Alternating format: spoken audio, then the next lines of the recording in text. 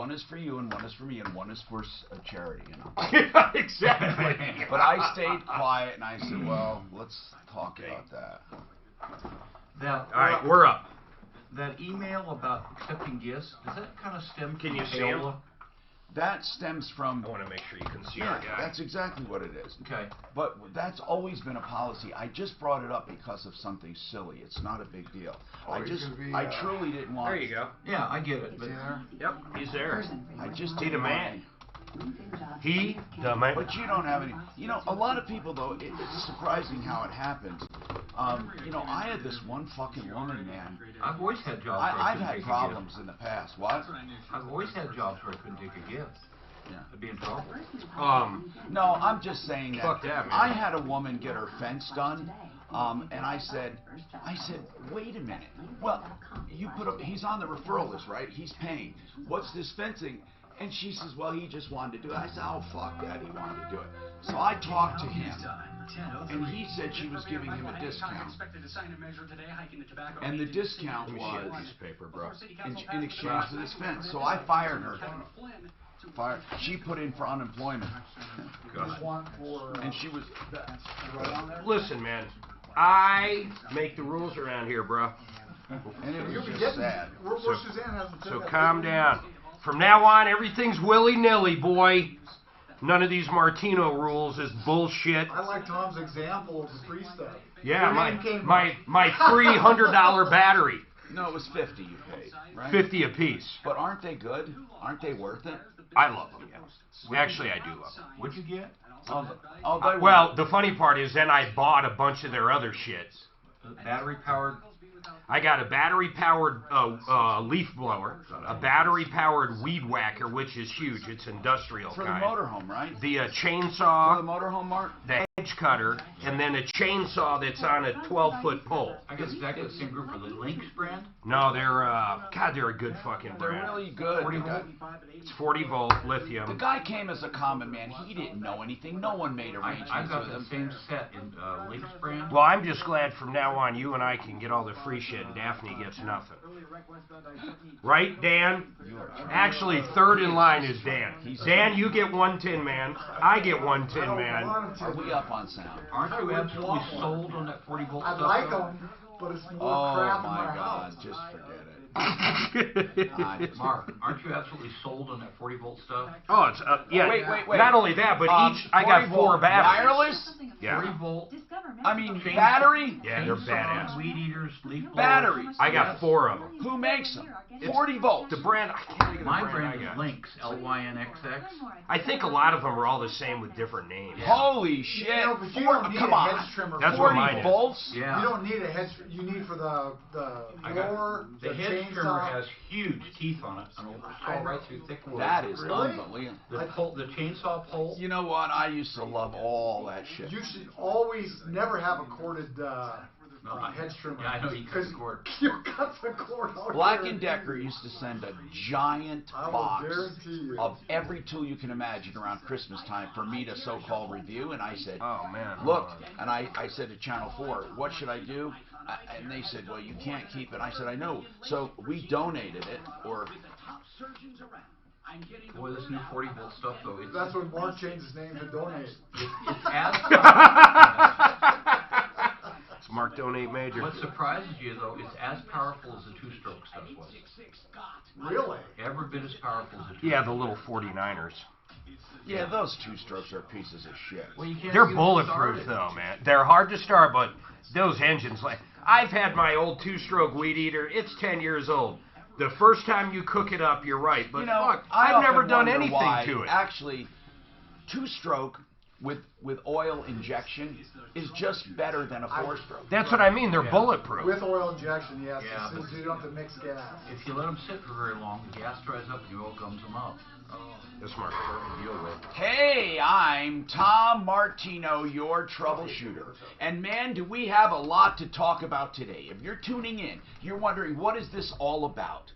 Because this is the longest running show, not just in Denver, but in the country, with the same host currently on the air. Really, the same show, same host currently on the air, longest running, and it's about nothing, or it's about everything. That's really what I say. It's about help. So if you need help, information, referrals, you call us. Now, it's not, I used to say consumer. A lot of stuff on drug addiction.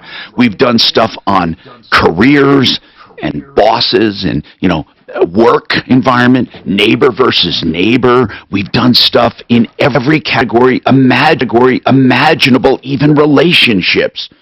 And of course, then that gets into divorce and all of that, where people need help, navigating through divorces. And really, if you don't know where else to call, I like to say, call us. We can, if we can't handle it, we'll tell you and say, call somewhere else. We're live on Facebook and live on YouTube. Of course, our flagship is KHOW, Denver's talk station of local live talk. 6:30 on the AM dial. KRDO in Colorado Springs we have, and we also have other people around the country and podcasts. So wherever you're listening, remember this, 303-MARTINO is a number that gets through 24/7, 303-627-8466. Let's go right to Linda and talk to her, and then we'll talk about some follow-ups. We found out something about this roofing company and the people involved that'll just shock you, but it won't shock long-time listeners. It's basically a free-for-all when it comes to civil theft. I said this off the air, I'll say it now. If people knew how easy it was to get away with civil crime. I mean, that's an oxymoron, civil crime. It's either civil or criminal, but not really. We have people under the guise of a civil dispute taking money and just stealing from people. And there are no authorities that will do anything. That's the sad truth. The sad truth is, if I go to your home and I say, I will do your home improvements, $30,000 down, and you give it to me, and I never come back again, there is a more than not chance that nothing will happen to me, nothing, and I get 30 grand. You might think, oh no, Tom, is this like the nuisance abatement law? It's so wild and outlandish, I can't believe it. You can believe it. Civil authorities, they don't do anything. The district attorney, he won't prosecute. She won't prosecute. You will not get punished, except there are rare cases. Here are the rare cases. When you do more than one in one jurisdiction, and it's easy to put together. You see, district attorneys will not go cross jurisdictions to prosecute, and they won't coordinate. So, really, you should be distressed about it. That I can steal money from you and get away with it. Linda, let's talk about your problem. What's happening? Are you there, Linda? I am. What's going on? Yes, I am. This sounds pretty serious. What's happening with you, Linda? Well, I'm calling on behalf of my son because because he's of work. He cannot partake in the show. What's his first name? So, Karsten. Karsten? Karsten. Karsten, got it. I got it. Okay. So, okay. Karsten, what's happening with Karsten? Okay. So he rented an apartment starting July 1st, and a few days after moving in, he noticed he started having breathing issues. He notified the apartment. It's a basement apartment. Wait, he notified who? Well, let me tell it more. Okay, I'll be quiet. Go ahead. Okay. He after being there a couple of weeks, he realized he realized before, but that the carpet seemed to have a urine odor, and so over time, between people coming over and verifying the urine odor and also getting a black light and looking at it with black lights, you can see traces of urine. The previous tenant did have a dog, and when him and his roommates went to look at the house, the triplex, and they've got the center middle of the triplex, then the previous tenant had the dog. And so he started having breathing issues and respiratory pain. So through the time, say July 23rd is when he notified his landlord that there seems to be an issue. And the landlord said, well, why don't you get a black light and look at it, which he did. So the house was built in 2014. It's a concrete basement. We couldn't find a sump pump. If there's standing water anywhere for mold or something, we can't find it. The two in units might have an issue. I don't know. But his issue has been breathing and respiratory pain.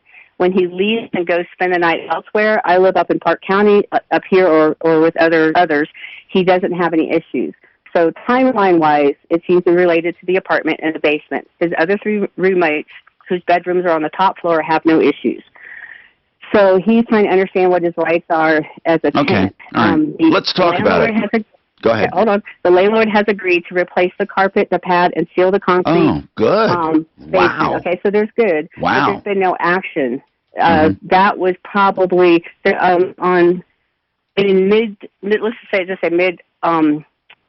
mid-August is the landlord and Karsten went and walked the basement, and they relooked at the urine, what appears to be urine stains, and that's when he agreed verbally to replace the carpet padding. Right. Okay. So, but nothing has happened as of yet. All right. That's a good summation. Linda, let me give you I like to tell people what I tell you as accurate information is to be taken as information, not how I feel. Because, I feel a certain way and certain things should be done, and so do you. But there are certain things that will never be done, or we hope that's not true. But here's the bottom line. Your son and his roommates, does he have roommates, right? Yes, 3. Okay. They are responsible for that place from the time they move in onward. Now, I understand that it was there, and let's say for argument's sake, absolutely positively was there when they moved in.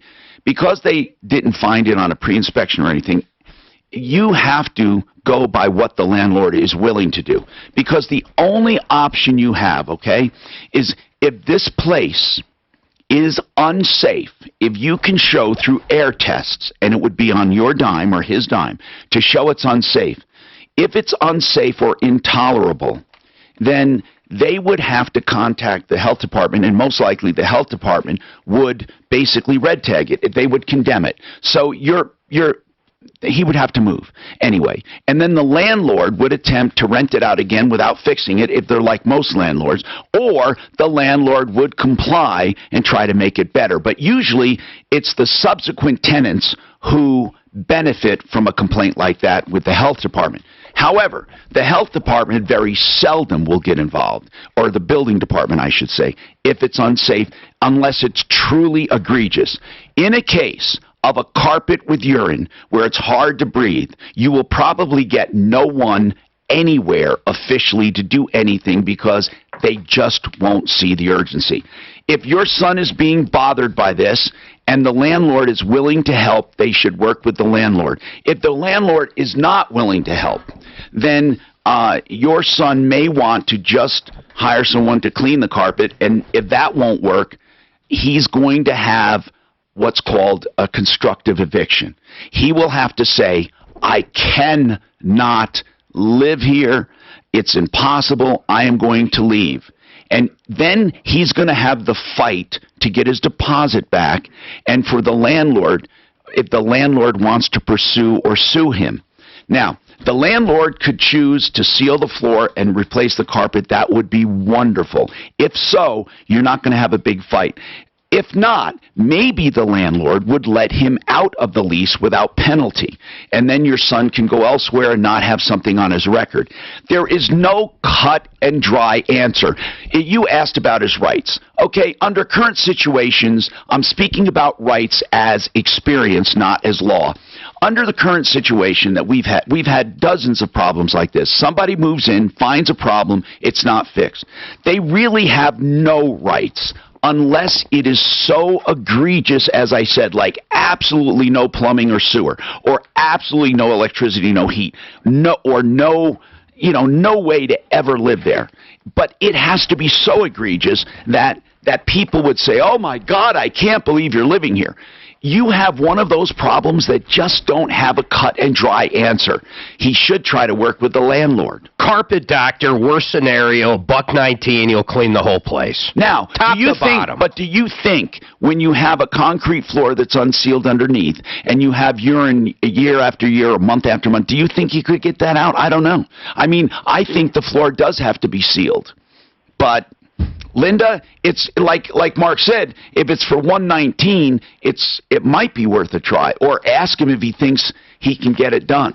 I suspect the entire underneath is just saturated, along with the carpet and the concrete floor. That's what I suspect. What do you think? Yeah, the carpets were clean one time. I forgot to tell you that, and then it was after that they did the walkthrough. Well, they did the walkthrough. So that's wrong. Yeah, and then what happened is it wicked up through the concrete floor again. It'll just keep coming back. So Agreed. he has to find a way to get this landlord to work with him. Will his roommates move out if he moves out? Doubtful. Then he's going to have even more of a problem because that. Yeah. Well, hold on. Are they all on the lease? Yes. Okay, hold on then. That brings up another point. We have more. Right after this, I'll address this. Plus, there are lines open at 303-713-TALK. Sometimes you can't get through. There's so many people. Sometimes you can. This is a time you can at 303-713-8255. Guys, listen up. I want to help you make smart. Everything to get rid of that. Nothing more. A coat of Rust-Oleum on the floor. No, cement's easy to seal. Yeah, well, we had OSB down, and then carpet padding on the townhouse. There's always the upstairs that the cats went on. And we pull it up. Put a coat of Okay, we're gonna Rust-Oleum, use, got rid of it. And this is a dog. how do I forward? Hey, do we know, if I get you a phone number, do you know how to forward the help Call that 866? landlord, talk to him, see if he- Didn't you read the email? I don't know if he needs a push. Fix it 24/7. see? FixMyHome.com is the website for that company. Get your furnace cleaned, checked, refurbished, revitalized for just $39 for new customers. They want to brag about what they do and show you firsthand. It takes them 2 hours or more. They go through every part of that furnace, every part, and truly they clean the dirt out. And I mean individual fins from the blower motors. They take it apart to the extent they can. I had this done, and it's unbelievable to watch. It's a great introduction to a great company and a no breakdown guarantee for your furnace. Of course, they want to be your company. That's why they're doing such an outlandish deal. You won't believe the amount of work you get done for $39. If you're having any furnace issues, $39. That's fixmyhome.com, 720-526-3939. Do it before the rush, 720-526-3939. Did you read Tom Snow's response? I didn't, I guess, get into When it. the Tin Soldier ran away. I love What that is it? song. I love know, that so song. do I. What show was that on? It was an old Billy Jack. western. Billy Jack. That's Yep, right. Billy Jack. I remember What, that. Did you read Tom Snow's Wasn't response? that the No, theme what is song it? to Billy Jack? Well, Yeah, it looked like we, Billy your Jack, podcast, wasn't that a right? fun Billy Jack. show? Or No, Tin no, Soldier. I mean, you should read what he said. I mean, it's helpful to what you're asking about forwarding. I'll read it in a You minute. won't know. What's it about? It's Well, did he basically All I say care we about own is that? can we forward it Where or does it not? come from? Where do we own Read that? his response. He can forward it from, if it just needs to be forwarded, he can forward it right from the account it's at. If Okay. we need it in a new one, you just gotta read, because we need to let him know. Oh, So, yeah, okay. Suzanne, do we own that through what? Through Troubleshooter, it's- we've had it for years, right? Since I was syndicated. Easily. I don't ever remember you not yeah, having it. That's when I If had you it. Google it, it comes up in 2001. So you've had it since 01. It's weird, it's one digit off from an electric company in Florida. I know. And We used to have a it problem. calls about that. And maybe there's been other stories, but that's what it's I remember exactly that story because they find a treasure and the treasure is peace on earth or something like that. something like that, yeah. Yeah. Because as I said, peace on earth goes all. Yeah. But you would think one Tin Soldier. I didn't know where that came from. Have you followed the Hobbit? The Hobbit that they found in the island of Forest? Oh, no. I thought What are you that's talking book. about? The real Hobbit. What do you mean? They found people. The People bones or are one only about person? 20 well, so I think it's more than one now. An archaeological find Yeah, an you're talking archaeological about? find. They're less than 20,000 years old and they're tiny. They're under 3 feet tall. Where are they at? Flores, the island of Flores, F-L-O-R-E-S. Where's that at? Somewhere. I can look at it. Yeah. Where is it? At first they thought it was a midget, you know, they were finding midgets, but then they found all the people. Well, the island people say that the little people used to live in the mountains, and they used to come down and raid the people down below all the time. That's what it said. Peace on earth is all it said. Yeah, anyway, when they came down one of the raids, they took a baby. And when they went back up to try to get the baby, they were eating it. So they burned them all out. They killed them. But that was only 300 years ago. So I think that these people were still living only 300 years ago. These tiny people. And from the bones, they're not human. The DNA is not human. So Indonesia is where Flores is at. Yeah. What? The Hobbit?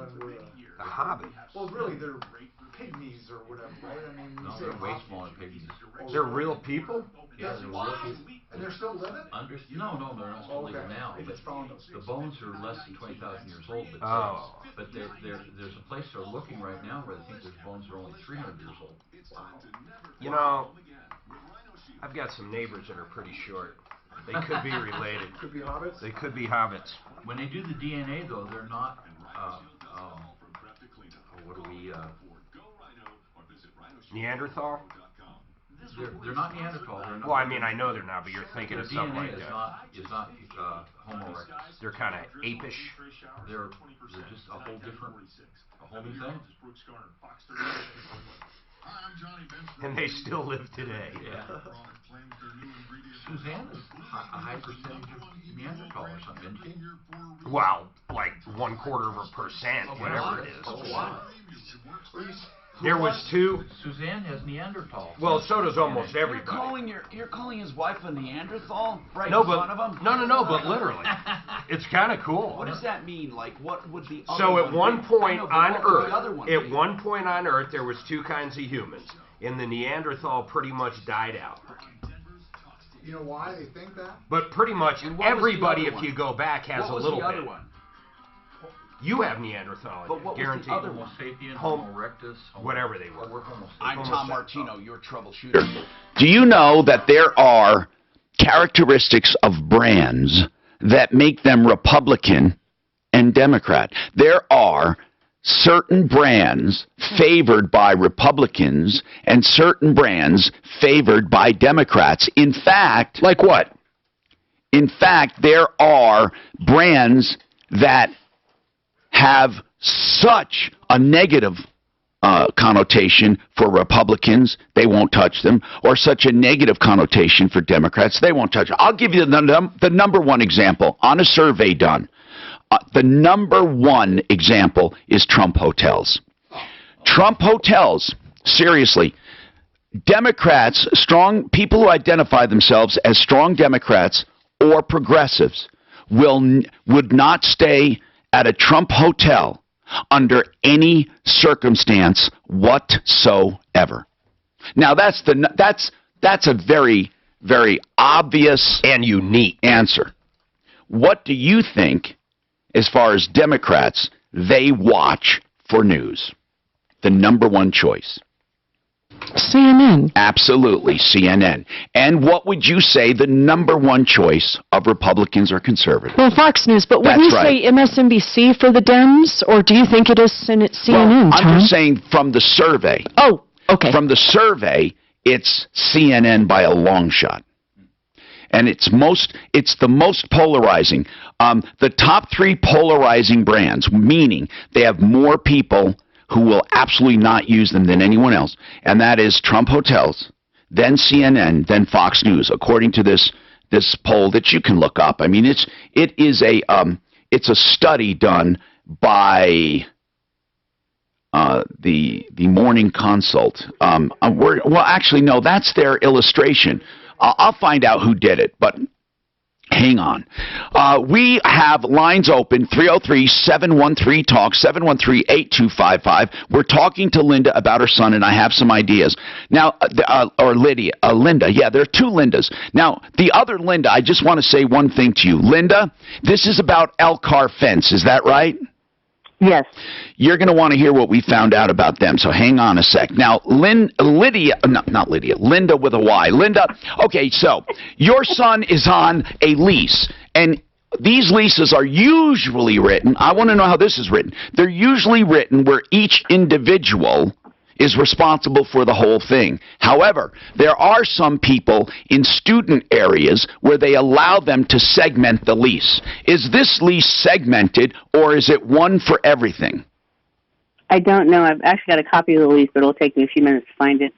If you send it to us, we can analyze it or have our attorneys look at it. Here's the bottom line. Okay. Either way, your son can move, and if it's one for everything, they most likely won't go after the son. Landlords do not care what happens if one leaves and 3 are responsible for everything. They will go after the 2 that are still there, and it would be up to those 2 to go after your son. If your son says, I simply cannot live here, and if they say, well, that's tough, he could say, well, switch bedrooms with me then, or whatever. But if he finds it impossible to live there and it's unhealthy for him, he leaves and then works it out with those 2. Those 2 will come after him. The landlord will almost never come after him. The only time a landlord will come after an individual is if that individual is really stronger than all the rest. It's low-hanging fruit.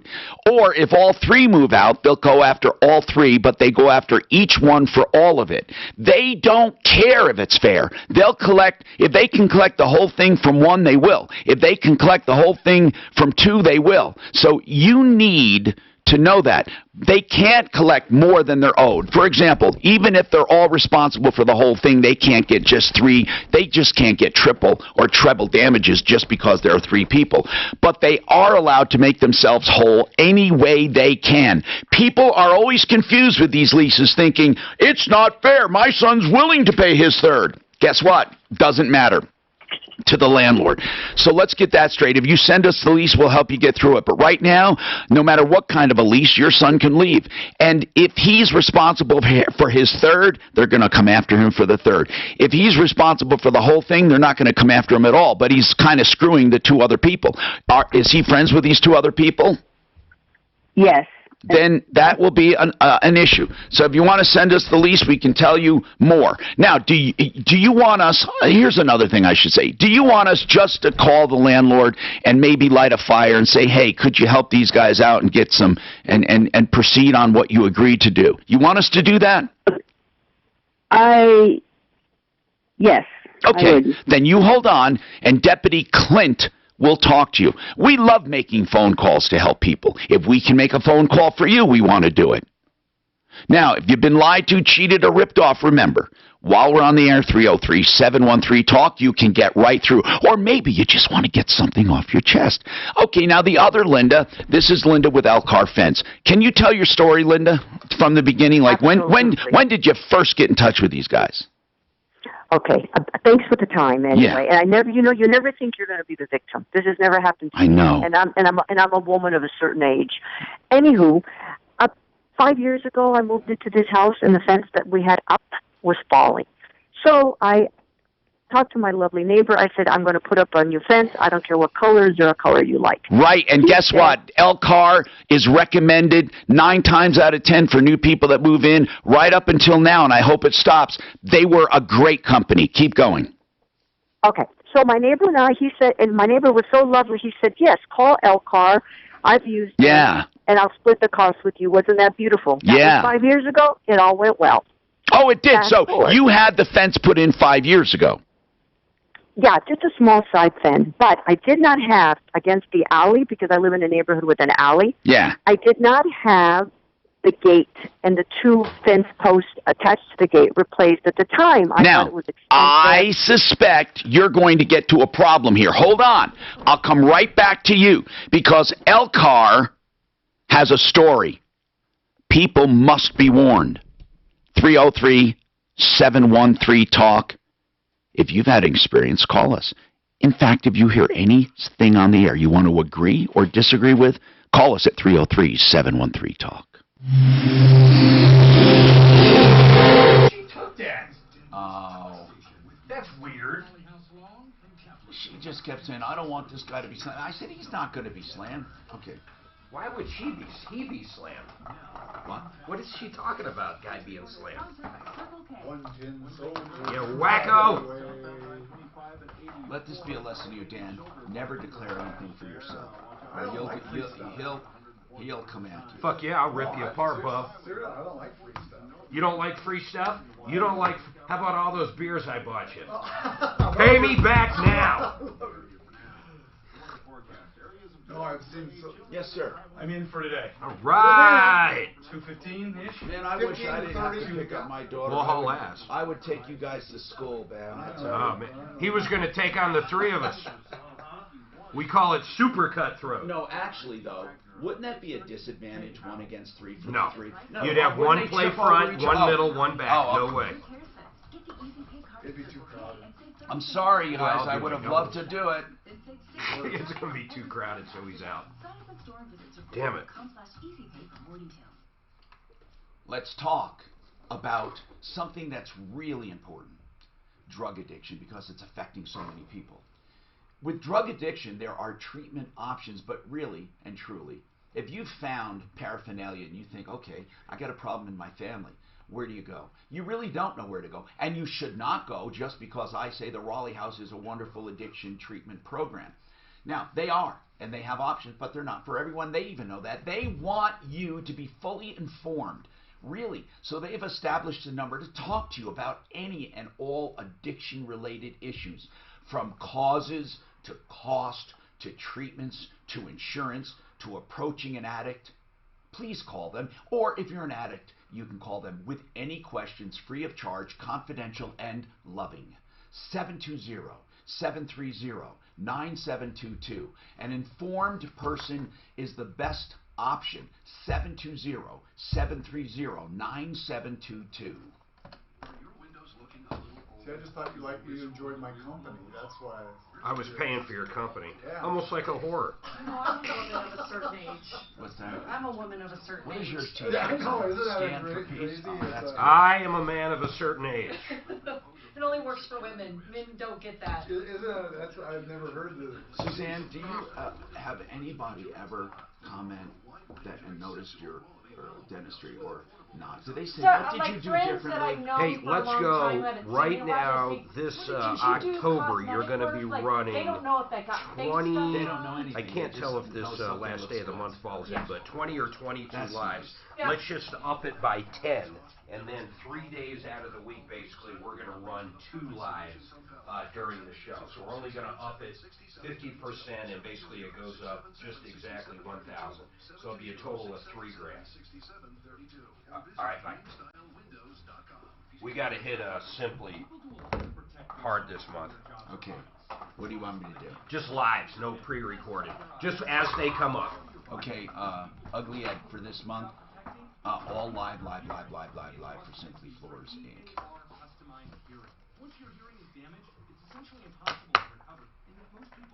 And I really don't like how he calls you Ugly Ed. I don't find you, that ugly. Didn't you tell me that's your name? Didn't he tell me that? You're not attractive by any means, but to actually say ugly. Really? Well, I understand fully why, but I still don't find it nice. They call me Handsome Mark. Who should we call free stuff? The Neanderthals calls them. We call Daff free stuff. Oh, Daff, don't take it personally. You're stirring the pot. He's just kidding. We're all kidding. Nobody cares. By the way, I'm missing my Tin Man that was hanging. Yeah, we wanted the Tin Man. Where We the were hell going to did it sell go? him some Tin Man. Where did it go? Daphne, seriously, bring it up. We're going to give the guy a nice plug how cool they are. They are cool, aren't they? I bet he You know was. what? How long He do you was think saying- it makes him one? You An know, hour? I thought, well, now that he has it down, but I thought he just used cans. These are all new, aren't they? Well, that's what I was going to say. To clean that up, they'd start rusting. You So mean like if it had food in it? If food and you clean them up, I think I they'd bet he, start I rusting. bet he buys the cans You're from a probably right. canner. You're probably right. He is really good.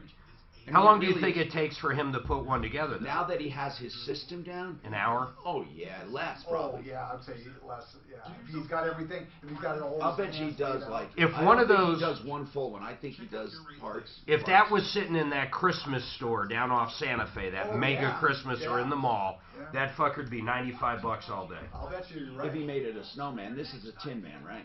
Yeah, but it looks Christmassy, kinda. I mean, it does. He should make it a snowman. You know what? That's smart. A snowman, too, just during the holidays. A tin snowman? I wonder if Daff would try to take one of those snowmen too. I've never heard of a tin snowman. Can she see me laughing? I'm not laughing. They are really cool though. Oh, what was his charity? I don't even know. I forget. We got to remember what his charity But he was. said not one dime goes to suppliers. No. I think he said that. No, that would be. He'd go broke. I mean, Well, maybe not. I don't know. maybe not one dime of profit. This guy lost his wife, and he Yeah. started looking for something to do. Well, I think that's what people need to do, is just keep busy like that and then do good. Find Does something. good, does good, and give it for charity. Do you know, if you found the love of your life, how long would it take you to get divorced now? Did you ever file and wait the 90 days, or did you do nothing? Me? Yeah. Nothing. Did she file? No, But if you win the lottery, you're fucked. No. Yes, he is. Is he really? Oh, yeah. Hi, Tom Martino, your troubleshooter. 303-713-TALK. Elkhart Fence. Okay, so now, we know you had a fence replaced, a portion, back 5 years ago. So if we speed up to today, Linda, what is going on with Elkhart Fence, if anything, like right now? Do you have a problem? Oh God, yes. What Okay, what's the happened problem? is the problem is I wanted the gate and the rest of the fence fixed, right? All right. So I called Elkhart. They put up the first one. Right. I did at the time call a couple of other fence Sure. companies. Everybody's got work. No one got back to me. When did you One of them call, did. most recently, when did you call them after that 5-year period? Was it a year ago? No. I have an estimate from them, and I give them I have an estimate. When did they from give you July that 3rd. estimate? July 3rd. July 3rd. Okay. July What 3rd. happened, let me just say what happened with Elkhart. Okay. They were a long-established company here in Colorado. People loved them. What a great reputation. The dad died. The son took over and ran it into the ground. He's a bum. That's my opinion. We've had nothing but complaints since then. And in fact, you should not even bother to try to get them to do anything. Unless, of course, they took money and did nothing. Did they already take money? They took money. How much money? So is Mac Ellerby the son? I don't know right now. He may have sold it. I have no idea where they stand. All I know is we had a fence guy in here who knew the family and knew the whole story. And He owed so much money to the suppliers around town. It's outrageous. now, it doesn't matter. I would say that company is insecure. How much did you pay Mac Ellerby? My deposit for the gate was $829.46. So I gave that deposit. He gave me the estimate on July 3rd. I signed it when I arrived on July 8th. At the time, I did not put a check with it because I wanted to give him a credit All right, so card. right now, where does it stand? Did anything ever get done? No. So Okay. what stands since then is, wait a minute, so this Saturday of this week, after many phone calls and them not responding to me, I get a knock on the door. I was at work. My husband was home. 2 gentlemen were here, and they said they were from Elkhart Fence. They were going to start the work. But we had read online to not let them do that Right. because then they don't finish it. Right. So my husband turned them away and said to them, your boss is a crook. Right. We want our money back. Right. And they said to my husband, we haven't been paid in 2 months. We have to put Elkhart Fence on the Sleaze Brigade. Really, we do. Let's try to get that bum on again. Suzanne, let's try to get something from Elkhart. Hang on, Linda. Charlie's got a problem here. Uh-oh, Charlie. What's going on, man? Hey, Tom. Greatly appreciate the show, as always. So out of the blue, I get a phone call from a process server that's trying to get a hold of me. He finally gives up some information. I call this law firm called the Falcon Group, which is part of the Kaplan Law Group. They said that they're suing me. I go, what for? Because I haven't done anything. They said, oh, well, we're suing you for $2,358.46. That was a credit, or that was charged off in 2013. Okay, hold on. Who was it charged off by?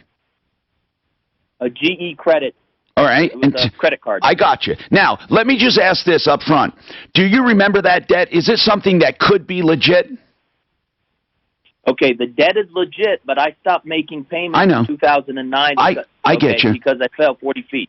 All right. Okay. So the credit is invalid. if that makes sense. Well, no, I'm going to tell you what it is. People, there is a statute of limitations on debt, but I just want to know what their game is. Keep going. So I called and spoke to a Mr. Robert Anderson at this Falcon Law Group, and he told me what the credit was for. What the, by the way, they can file a lawsuit. About. They can file a lawsuit against you. Yeah, they can file a lawsuit against anyone for anything. That's exactly. You're a smart guy. Go ahead, keep going. And so, I stopped making payments after a 40-foot fall. Yeah, you said that. Fractured my leg and femur and all that. Right. So, at this point, it's been charged off, and the statute of limitations been reached. Now, okay. And charging off, we need to talk about because that's important. But I mean, for those listening, charging off has a very specific connotation. Okay, so keep going. You're on the right track. I'm listening. You're telling the whole story. What else? So when I told Mr. Anderson, he said that I needed to lawyer up. To which I told him I'll go pro se, and that I've pro se'd myself in several different suits throughout my life. And he immediately hung up on me. Okay. I called him back and told him that we got disconnected. He said, no, I hung up on you. And I said, why? He said, well, clearly you're not, you're going to fight this. Right. And we'll just see you in court. Good. Is that where it ended? That's where it ended. Have you been served yet? This happened yesterday. Have you been served? No, I have not. All right, here's some important things. I want to just tell people one thing at a time because we're going to address you specifically, but people listen to learn. Charged off debts. People are very shocked when something is charged off, and what that means is a creditor has decided it is uncollectible. They charge it off so they can take a tax deduction against income. Now, this is really important to know. A charge-off does not relieve a debt at any time, ever. Unless, the debt could be invalid, but not for that reason. When something is charged off, they can sell it to another collector who can collect on it. So when you know and can prove something's been charged off, it means nothing. You don't know how many people have called and said, I can prove they charged it off. Doesn't matter. It's still a valid debt. In-house, in their bookkeeping, they charged it off. But it's still a debt. Now, we have another thing, and that is... first and foremost, statute of limitations. You have in this state 6 years to file a lawsuit and get a judgment. After 6 years, that option is closed to you. It does not mean they can't try to collect. They can still try to collect, but it cannot. And the only thing that survives 6 years are judgments that survive 6 years, once they get the judgment. But you are right in assuming that this is past the statute of limitations. However, they still can try to collect, including a lawsuit, just like you said. They can sue for anything. It's up to you to challenge what's called jurisdiction, meaning there's no jurisdiction because 6 years have elapsed. There's another thing that you brought up that's really good, and that is they were trying to see if you were going to fight. Why is that, Charlie? What would happen if you made an agreement with them to buy even $1 a month? What would happen? It would open the whole thing back up for another 6 years. That's what they want. They want to trick people. And here's another thing. They go farther than that. They say, I'll tell you what, we'll settle the whole debt for $200. First of all, they'll take the $200. That makes the debt valid for another 6 years because you have a brand new agreement, and guess what they do? They say, forget the settlement. We're coming after you for the whole thing. There's all kinds of tricks, but you're smarter than that, so you've done everything right. What were you hoping we could add? Well, I want not much, really, to be honest with you. Yeah, you want to let other people know, right?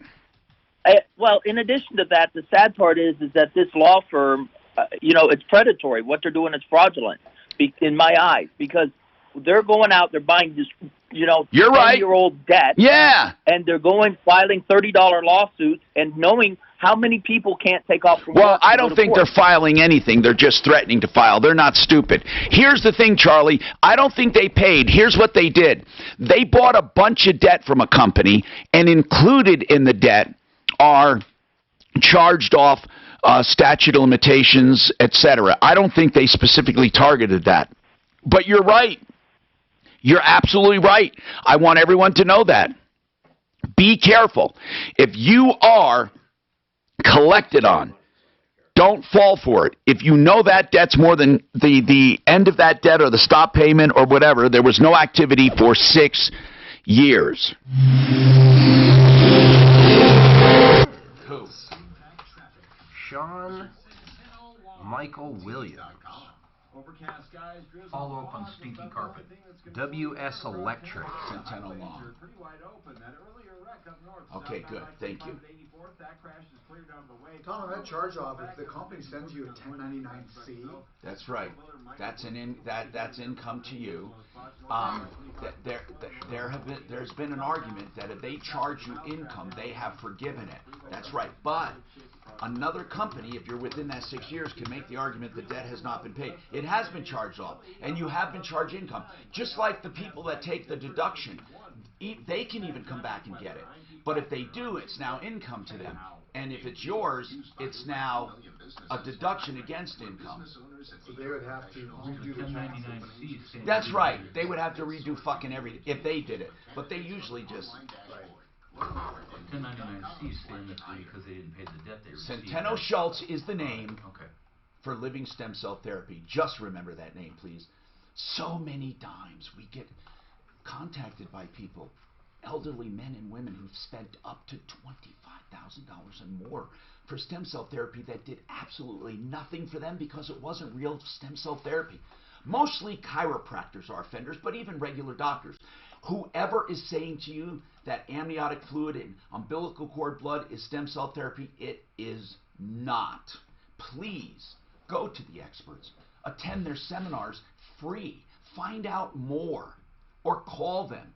Get an evaluation. Evaluations are usually covered by insurance. And then stem cell therapy, you make your arrangements. Or if it's not stem cell therapy, they have other therapies available. The experts on pain, Centeno Schultz. 303-963-9201. 303-963-9201. And the website, avoidsurgerytoday.com. Hey, did you get that check out to Scott? My sister looked up torn meniscus online, and it said, do not operate, it took her to Centeno Schultz. No, you know what? You're right. Nowadays it's not indicated. Yeah, she got an appointment with them. She's going to have them do it. Hey, Mark? Did you call Elcar? Should I call? Yes, I left a voicemail for them wanting a status. They got on bad reviews. Yeah. Mark, so I have this check already for the attorney, and then I went to go see your email to tell you I got it done, and I see there was a link to pay with credit card, so I took the check out of the mail. So do you want me to pay by credit card on that, or just send the check for Thomas Howard? Credit card. Oh, you prefer it on credit card? Yeah, why not? Yeah, right. Then we get 2%. Yeah, it's all one. Did you pay Scott, though, is what I was Yeah, I asking. put his check in the mail this Okay, good. morning. He doesn't take card, huh? No, he doesn't. Is it raining here yet?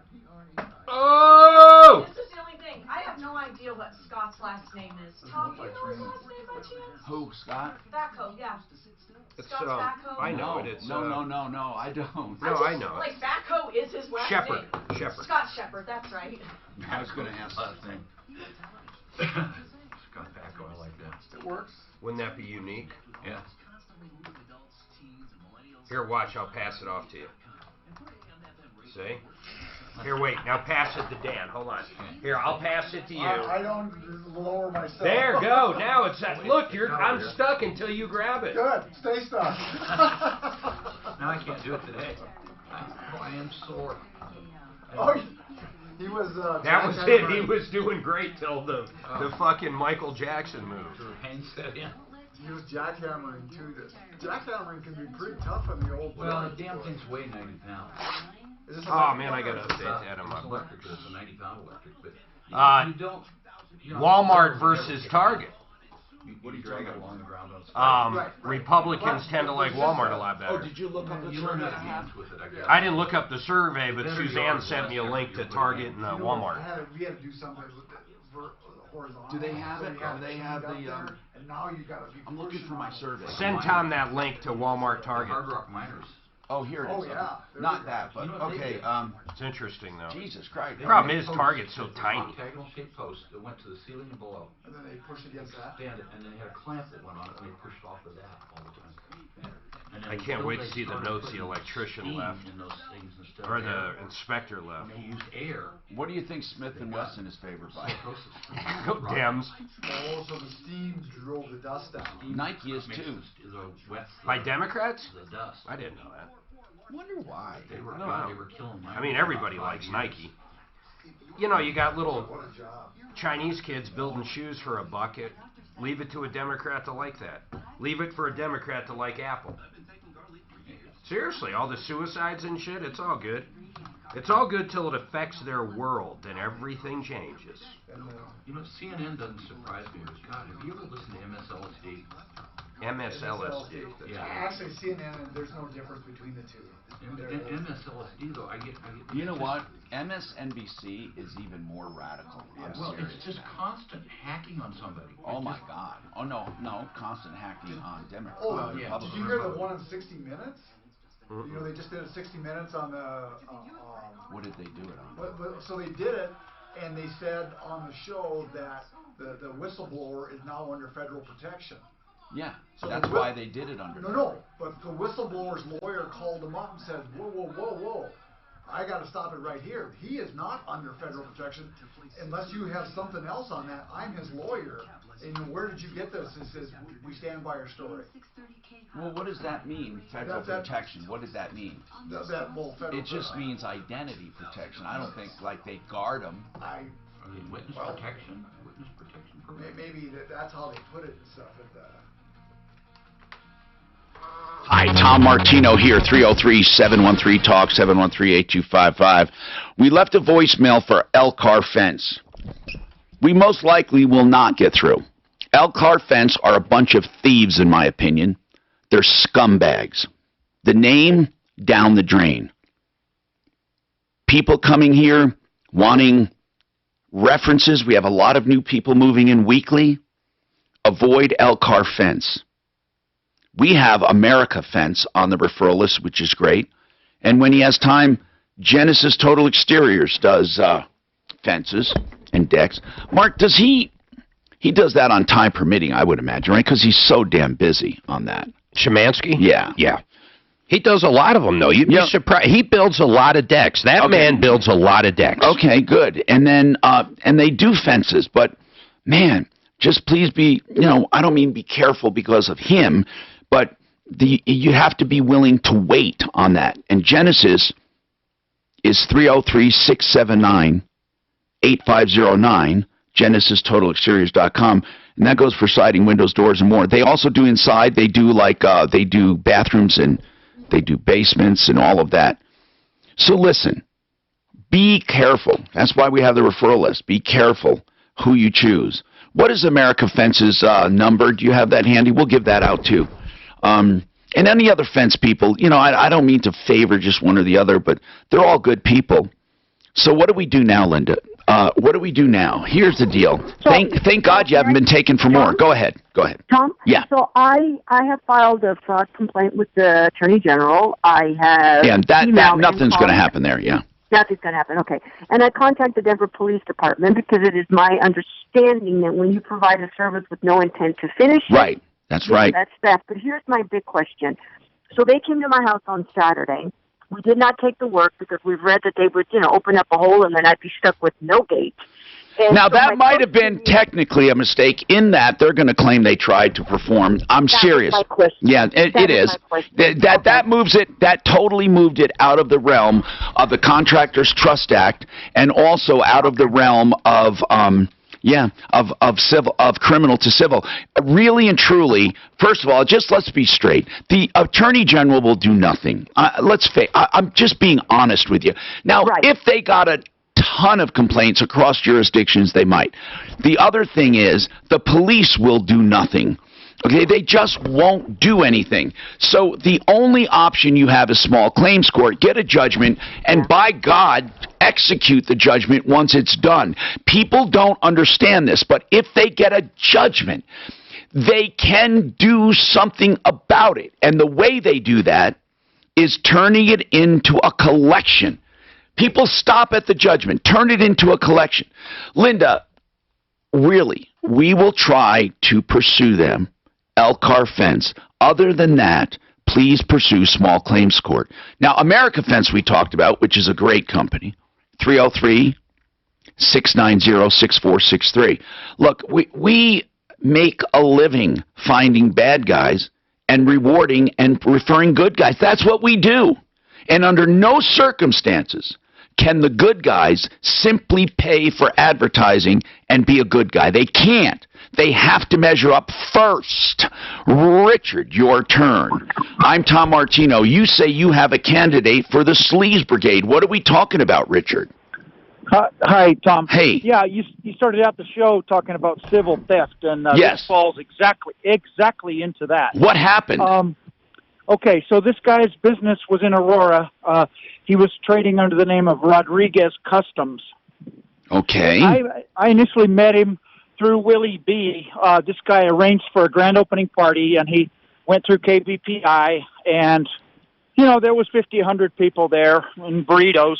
What was Rodriguez Customs for? What do they do? Well, when he was in Wheat Ridge previously, he traded under the name of Rodriguez Auto Body and Paint on West 44th Avenue. Okay. But Rodriguez Customs, I saw some trucks in his shop. They were like these buggies. They were Jeeps that they take the fenders off of them, and they put giant. So what's the problem? What's the problem you're having with this guy? Let's get right to that. So I agreed with him verbally that he would do some work on my Jeep. Sure. And he said to me, "We require half of the money up front." So I put $1,000 in an envelope and took it over to his house and gave it to his wife. Do you have a receipt? No, but I have enough emails. No, wait. You don't have anything to show that? Text messaging. No, I hear the music. So are you going to come back to me? Oh, absolutely. This is important. That's fine. Now, you say you have emails. Are they showing that you paid? Text messaging. Yes. Okay, yes. hold on. I'm trying to get my money back. All right. You hold on. I'll come back to you. 303-713-TALK. We have open lines. Get right in. 303-713-8255. When you I think I'm switching all of our stuff from Ameritrade.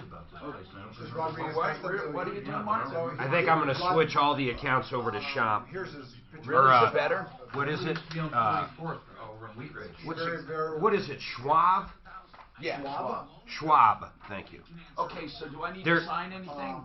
I'm just going to start it. Eventually, you'll have to, yeah. Actually, you'll probably just have to wire. I don't know. I'll go set the accounts. Tell me what you like better. They're free. There's no charge. Why did they do that, Mark? They just changed it today or yesterday. Why do you think they're doing that? To get exactly what I'm doing, to get everybody's business over there. You know, they make money on that. You know, whatever cash is there, they're making money on interest. So. I'll remember it. God damn it. This guy kept on sending emails and he said, I'll call when you call these people. I said, no, that's not the way it works. He sent it to me. I wish I could remember. I think you would have. He's had several companies. What was his name? Here,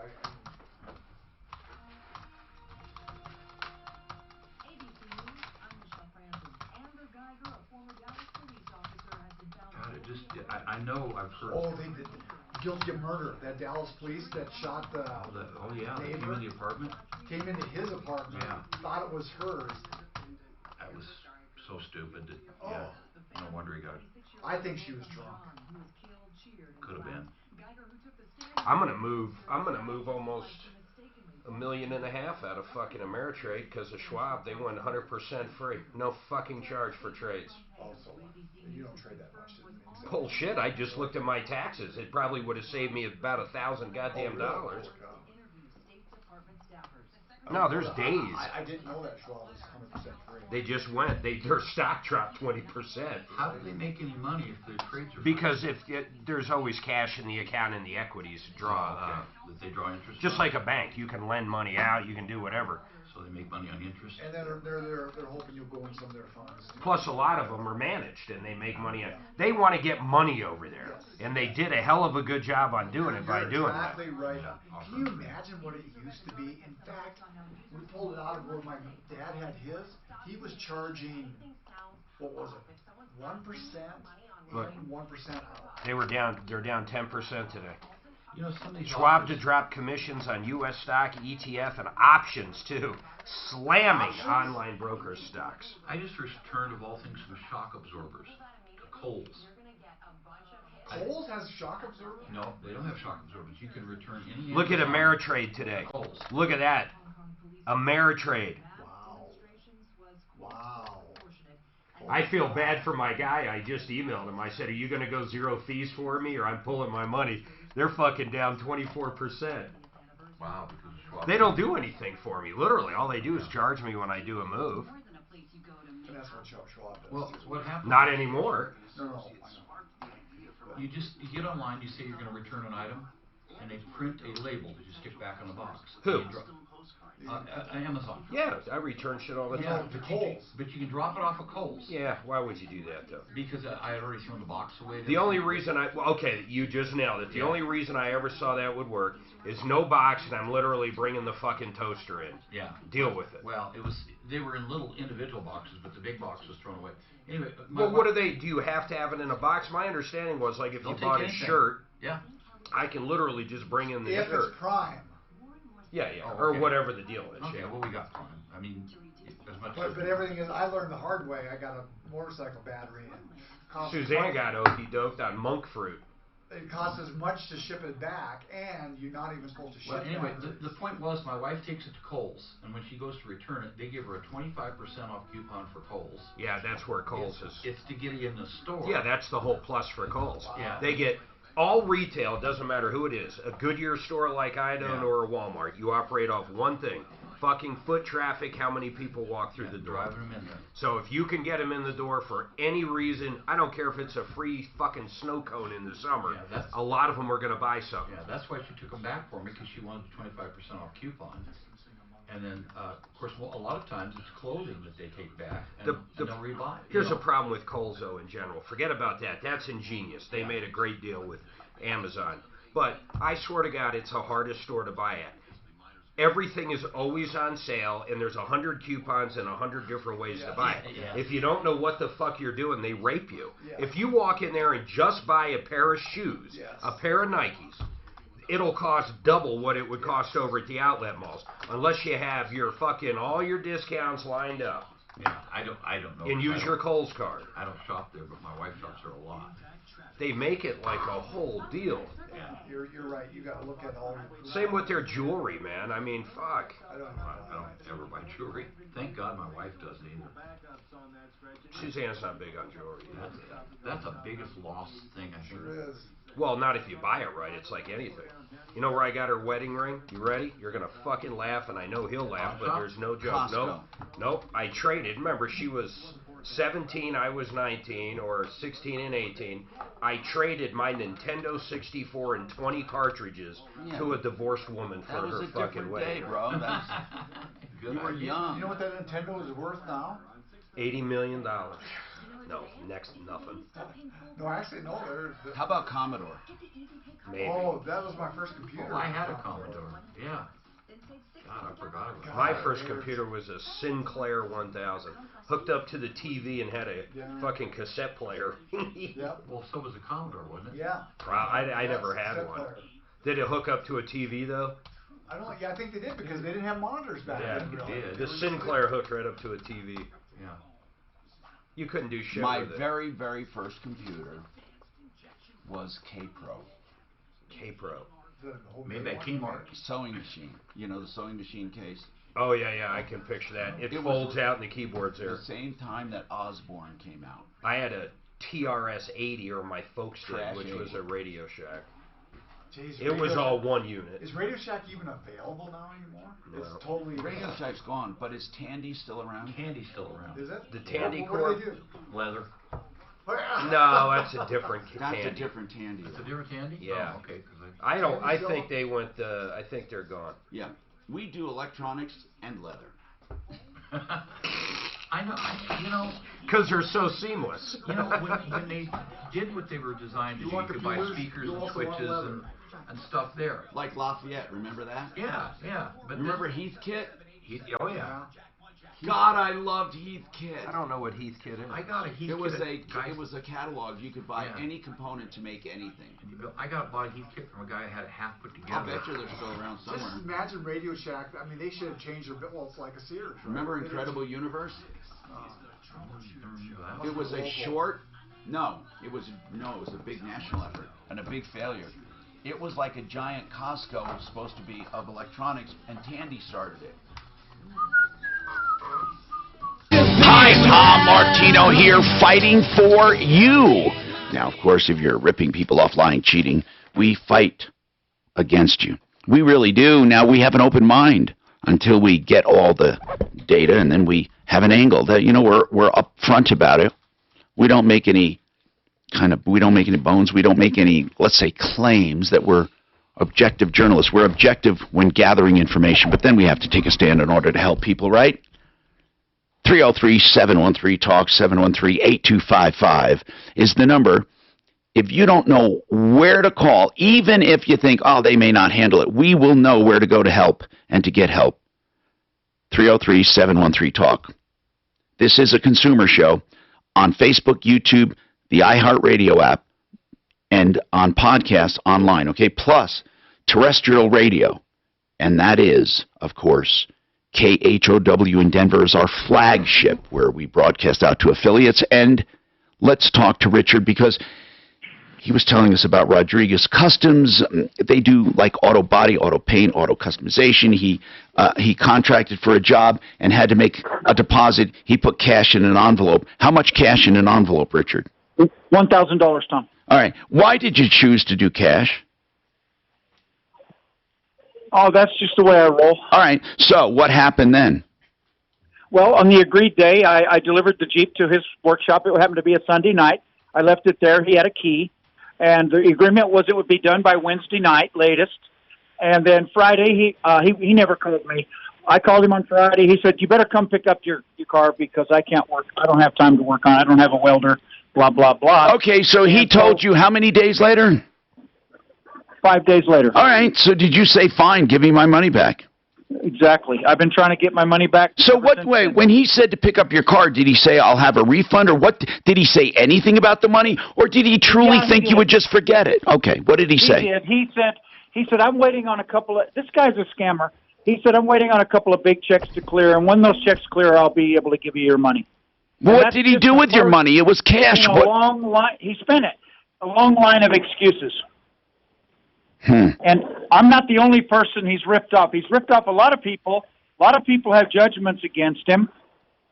He's done time in prison, and his middle name should be larceny. Why people aren't stealing? He's not still in business, is he? Yes, his landlord there in Aurora was my old boss, Andy, who I drove a limo for 6 years. He has since rented a new premises in Wheat Ridge. I gave Dan all the details. I took a picture of his front door with the sign and everything.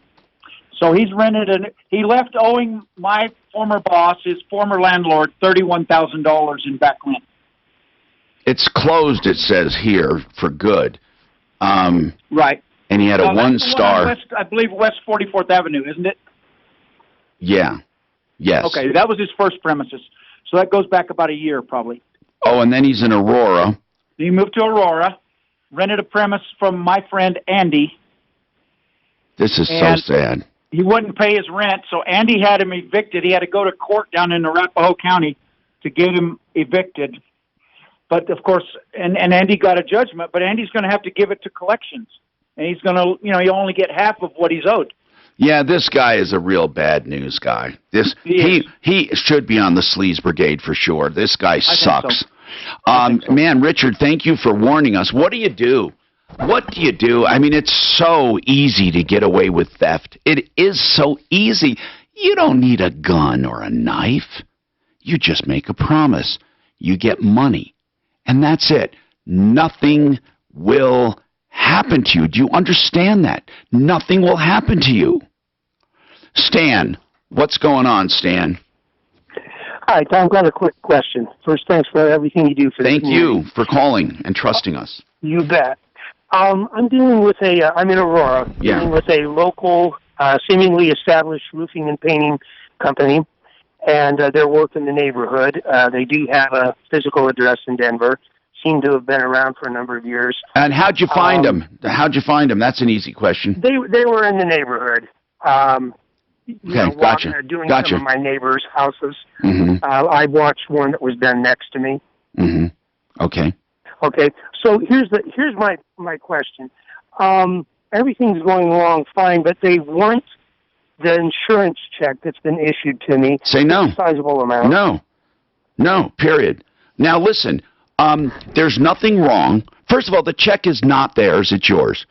If you want to deposit the check and then make a deposit with them, I don't mind making deposits when work begins, materials are delivered, or something, not just because they signed you up. No, absolutely not. Now, if they have to order materials, write out a check for the materials. But listen, I like it better when they take nothing up front. That's the best. However, it's not a strict requirement if work begins. Or what do they say they need? How much money?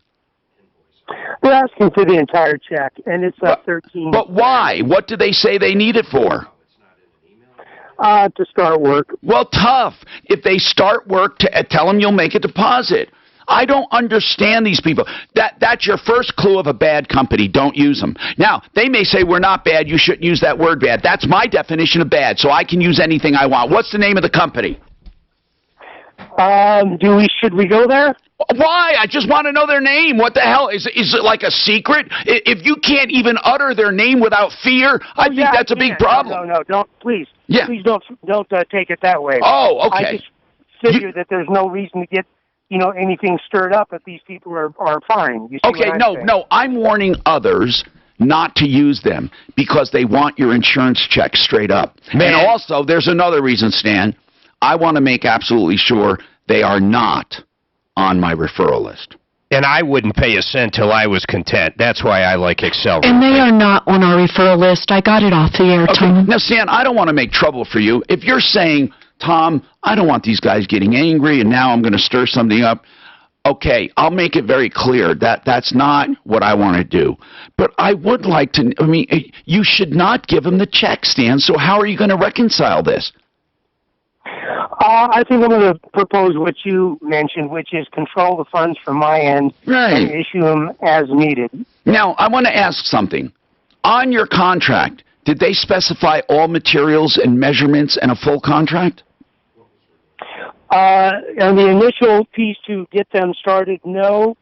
There was no money exchanged, and then they met with the insurance adjuster, and they worked it out.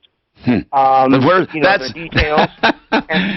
So you see, let me explain something for those listening. The roofer went and gave Stan nothing as to what he was going to do, then met with the adjuster. Now, Stan, what if a roofer thought you needed A, B, and C, and the adjuster said, we're only going to pay for A and B, and you said, you used the words, they worked it out. Now, how do you know there wasn't something negated or left off that you really need? There's no way for you to know. I've got a detailed list. Now you have a detailed list. But you do understand what I'm saying. You have a detailed list now after he met with the adjuster. What I'm saying is this. If you get a roofer to tell you what you need and how much it will cost before the adjuster, then you know if they left anything out. Adjusters don't always agree with roofers. The adjuster tries to cheat you, not to help you. So when you said they worked it out, it was not to your benefit. Do you think if the adjuster says, I'm sorry, Mr. Roofer, we're just not approving that. If you want the job, this is it. Then the roofer says, oh, okay, then we'll do that. You don't have any way of knowing. I'm not saying it absolutely happened. I'm saying there's no way for you to know. You must understand the difference.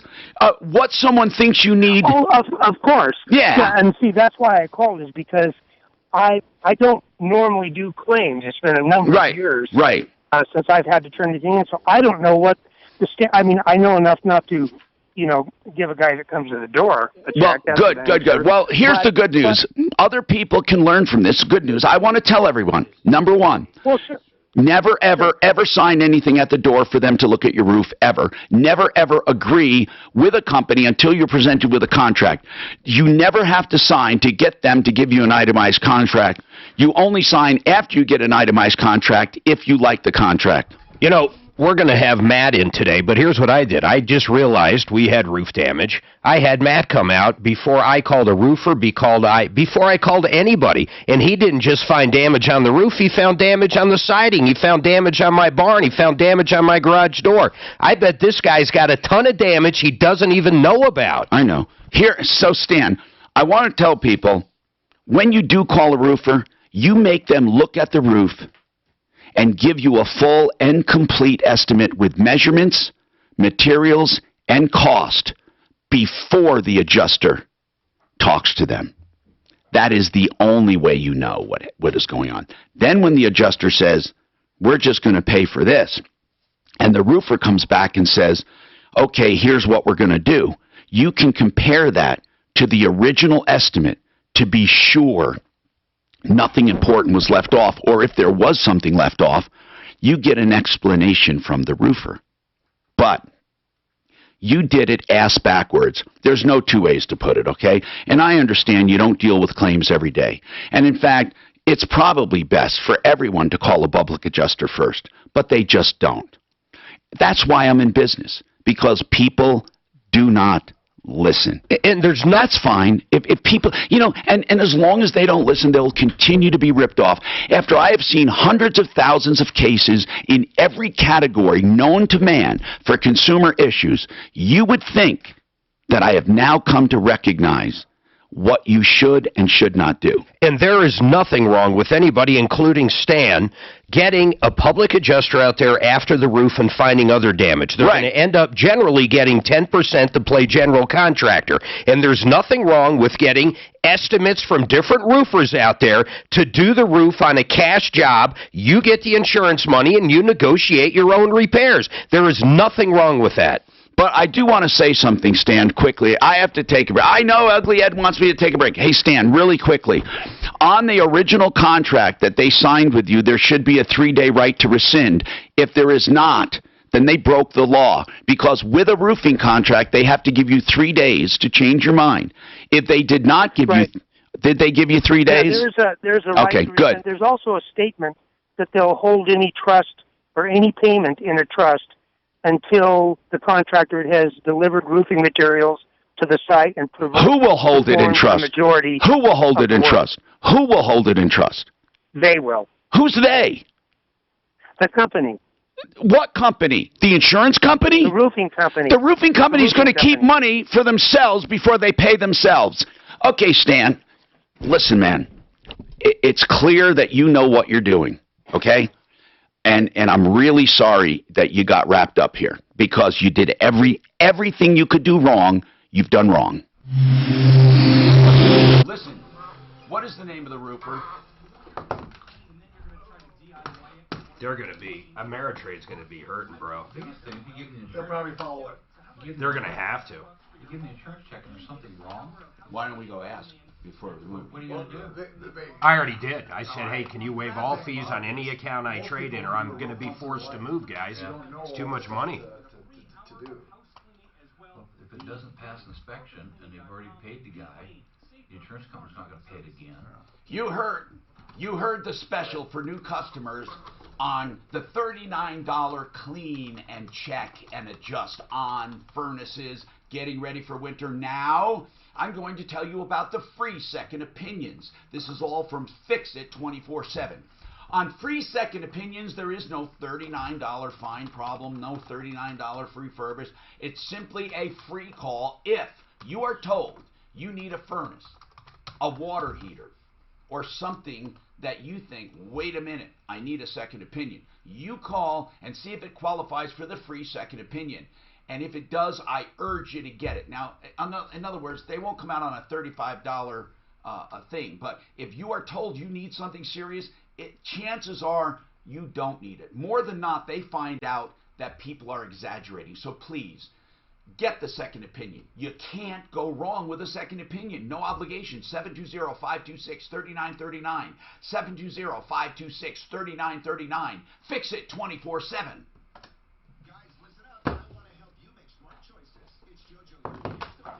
I think you're right, Dan. I think they're going to be forced to. Yeah, but if they don't do it now, then we get to we have to move, and then, not that I give a shit, but. It's just amazing what some of these, I guess they call them, when they manage your money, what's that, who are those people? I mean, there's out there people that still charge a full percentage point of everything you trade.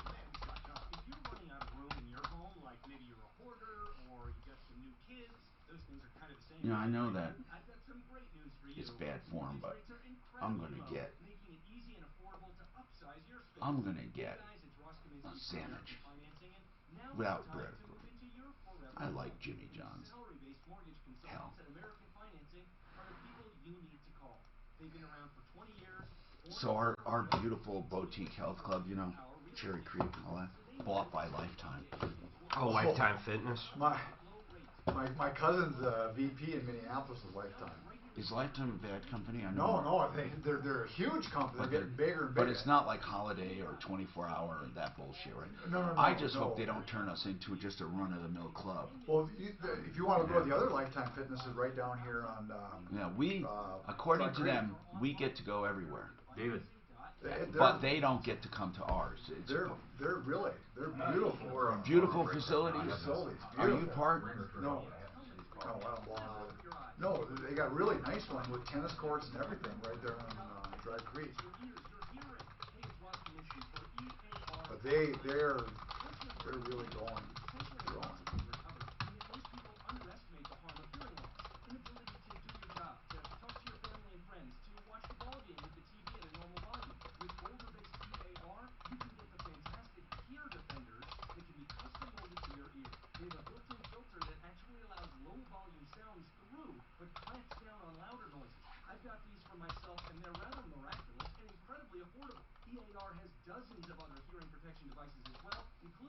Oh man, I keep forgetting this. I'm just gonna call this lady. My name is Do the Hokey Pokey.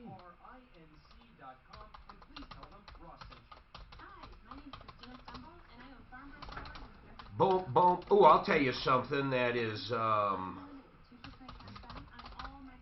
service please. I'm going to have, I know something that's big time Democrat, Republican. What's that? Trump hats. Trump 2020. No, really? You're kidding me. I never would have thought that. Hey, Madison, Mark Major, can you please email me that receipt? I need it for a reimbursement. It's a Mark, M-A-R-C, at Troubleshooter.com, if you would be so kind.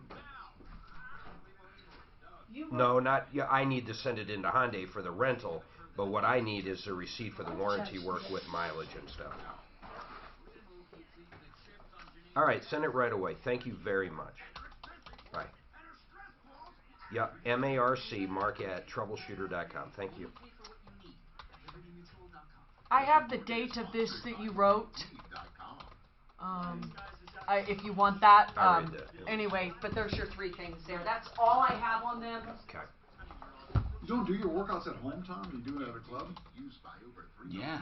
I have you gotta be motivated by it. I have a great home gym. But I'm not at that house that long. And it motivates you in front of other people, I right? like friends. It's nice to have a group. Do you play racquetball at home? The Peloton, I want one of those. I'm going to talk him into it. Now, it's supposed to be a blast at home. I'm like, I want to get rid of that interactive.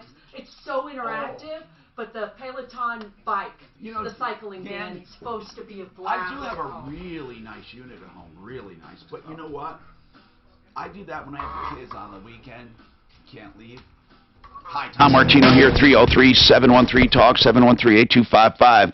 Listen, I don't mean disrespect when I talk to you people about problems, but I want others to hear not to make the same mistakes. So,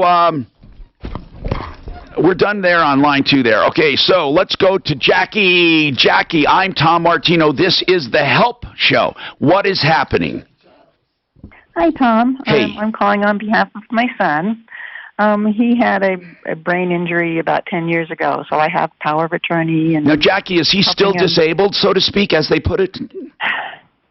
Well, on communications and able to getting points across and asking questions, it's difficult. What kind of brain injury was it? From an auto accident. Oh, okay. It's one of those things where he broke his back, and oh at my the time God. we knew he had the TBI also, and we were more concerned about getting the back fused and getting that fixed, and we didn't think about how old is the he? effects it had on the brain. He's 34. Okay, so what's going on? And he had his truck broken into while he was at his girlfriend's apartment in Denver in July. A police report was filed, so when he got up in the morning and got ready to go to his new job, he had all his work tools in there. He was starting a new job and found that the door had been pried open, the audio equipment taken, and his work tools taken. So we have a police report filed. He has Progressive insurance. Now, they're usually pretty good. What's the problem? Well, the problem is that they're claiming that the damage to the door was normal wear and tear. What? They don't think anyone broke in? Well, no. They said that it was normal wear and tear to the door. Wow. Like, how did you look at it? I mean, just tell me from your perspective. What did it look like? Somebody pried it open, or how did they get into it? The bottom of the door has pry marks.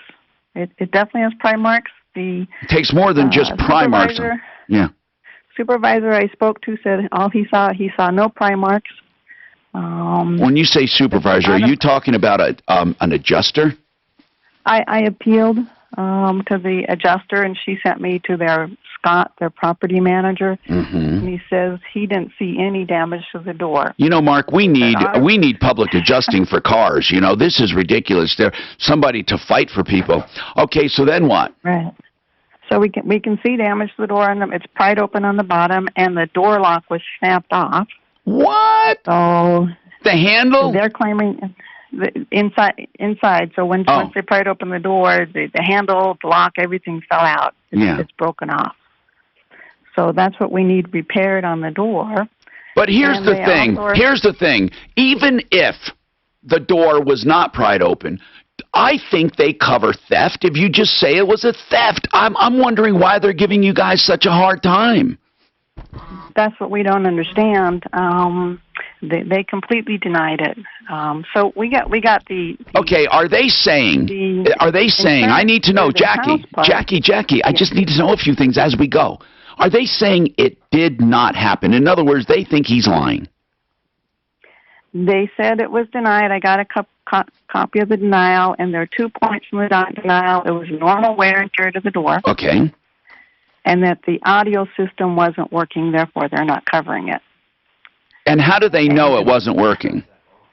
Well, we had Car Toys do an installation in June. Yes. And part of the installation, they put in a splitter. They said, okay, we'll install this part of the equipment. And my son wanted to put in more, so they put in a splitter. But how did they know it wasn't working? They said Car Toys told them the amplifier wasn't working. And we just had this installed in June with all our receipts. Now, was only the amplifier taken? No. Man, this sounds weird to me. Hold on. Let's get one of our experts. By the way, they deal with Progressive, and they'll tell you Progressive is a pretty good company. And I am not, biased toward Progressive, just so you know. I mean, Brian Burns, Compass Insurance Group handles like 25, 26 companies. They don't, so I just want you to know, though, they deal with Compass. Right, and we use Compass for our home insurance and our auto insurance, and they're great. Okay, now, Brian Burns, this is weird. This is weird, Brian. They're saying, first of all, he gets out to get in his truck for work, it had been broken into, the audio equipment and tools were stolen.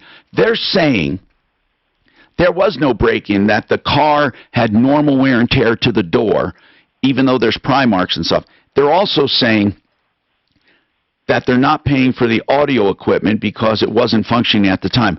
But wait a minute, I'm hearing something now that's confusing, Jackie. I just realized this. Why would they bother saying they're not paying for audio equipment if they're not going to pay anyway because it wasn't broken into?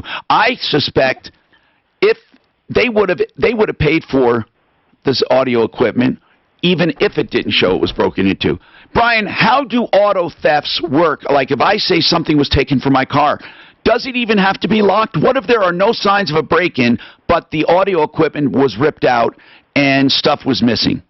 What would happen? Yeah, no, you're exactly right. There doesn't have to be an element. I mean, she could have left the doors unlocked and the keys in and the car gets stolen. It's still covered. Okay, so, good. That's all I need to know. That's great, Brian.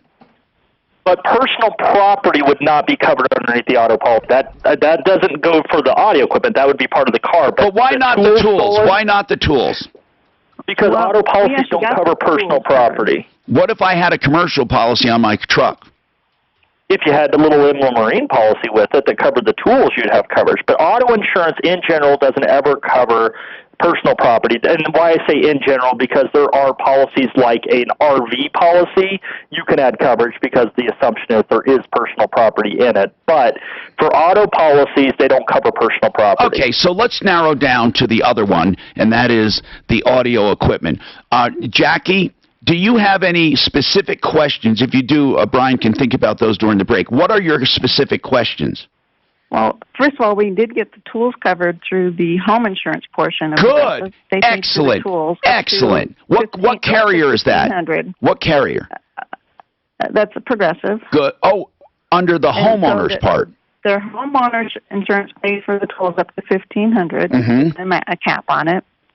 And so we got that paid. And Good. So we were trying to get the auto repaired, because we can't use the driver's side door. Unusable. All right, hold on. We need to maybe get some expert opinions. Listen, we don't have public adjusters for cars. We should, but they should be held to a standard as well, and not just be able to turn down a claim just for the hell of it. Your equipment was considered high-end and not covered, and the rest is under deductible. The door damage is under the deductible. So I got a question on that. What's this? Is that two separate deductibles that are going to have one for the homeowners, one for the car? If there's two like that? I think so. Would there be two deductibles? Yeah. And if it's high-end audio equipment, I think it's supposed to be listed. Maybe it wasn't listed. No, that's not why. You don't think They're so? saying it wasn't functioning, period. Okay. That's their reason. And high-end audio equipment, it would be covered. If it's like, I got to ask them about that. What if it's like one of these like $2,500 audio? I'm going to ask them that. Maybe the damage to the car is under deductible. They're saying it's not damage to the car. They're saying it's normal wear. Do you happen to have a picture of our registration? Clint, they said the auto just fell apart. They said it was normal wear and tear. And why would they call car toys up?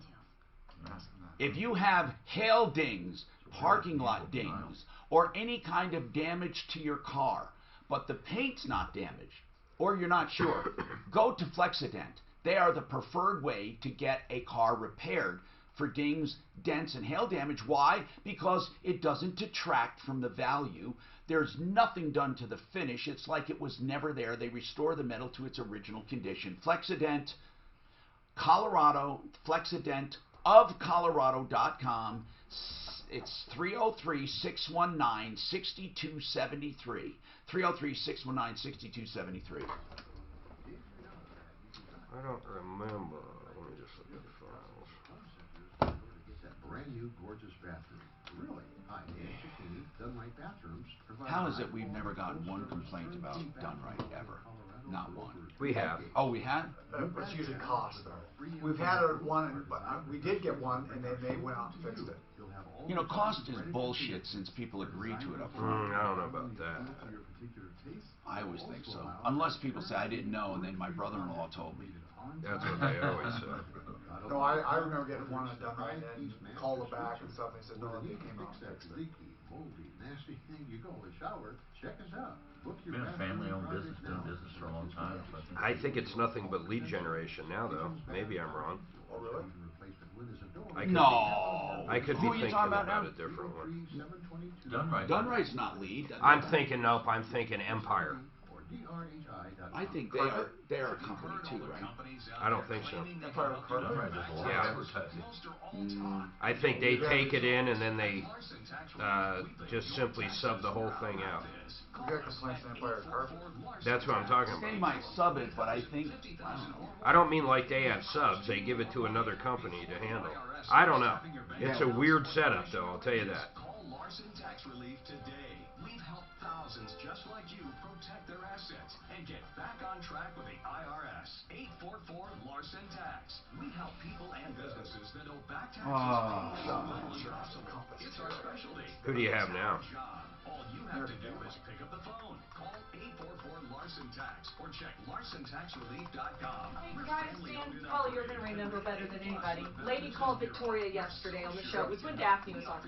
In the end, we gave her 4 or 5 contractor names for roofing and beyond, like Genesis. She got Genesis, but she didn't get the other ones. But she said Genesis hasn't called her back, so she was just going to try other ones. Son of a bitch. She wanted an extension for her roof. Yes, do you know of the other companies Tom mentioned, so I can give those to her? Something construction. Johnson was one, but then there was another construction. Was it AAA Torres? Well, that's home improvements. I might have said them as well, but hold on, there was one specifically that came up a few times. Oh, yes, he's a GC. There's no commission, no Here, obligation, I'll get no him. pressure, and never any upfront fees, just a loan customized for your needs. You might Johnson? delay up to 2 months of the mortgage payments. I'll remember. You have nothing to lose except a bunch of interest expense. I'm going through them. High Plains. High Plains. Ooh, I remember that. Was there any more you guys remember? Todd at High Plains. Yes, Todd Kerrigan, High Plains Contracting. Johnson. And, yeah. Because it does have to be structural. Genesis. I don't think there was 5. I don't think she did 5. We got the kids. Okay, that worked out. Okay, we'll see how that works. Checking off all the boxes. But there's one box we haven't checked off. There's one box we haven't checked off. Are you saying there's only one box? That's why now's the best time. Life insurance is more expensive the older you get. But I don't have time to do the blood test. Such a hassle to meet with someone just to get a Gee, we haven't played 3 for a while. Kind of life insurance. It's been like 3. Haven't played what? 3, and get free for racquetball. 3 people. Ross hasn't played for we haven't gotten a cute sound effect for quite a while. But then what will we do for the rest of the night? I tell you, it might be a pain in the ass, but let me tell you, you do lead, you'll definitely get better. When you play different people. I won't. I'm bad at it. That's right. I suck.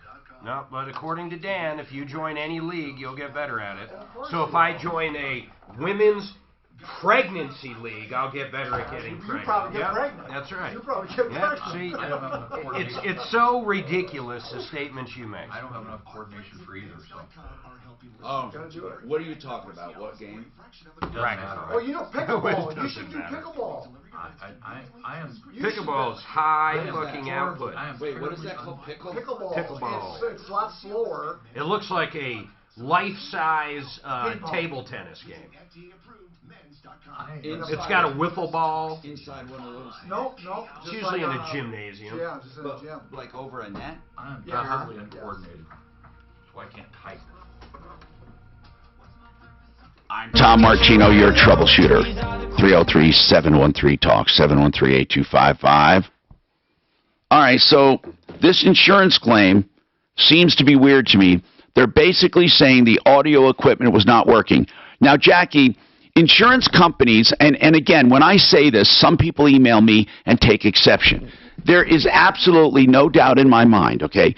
The job of an adjuster is to try to find a way out of a claim and then to minimize it if they can't find a way out.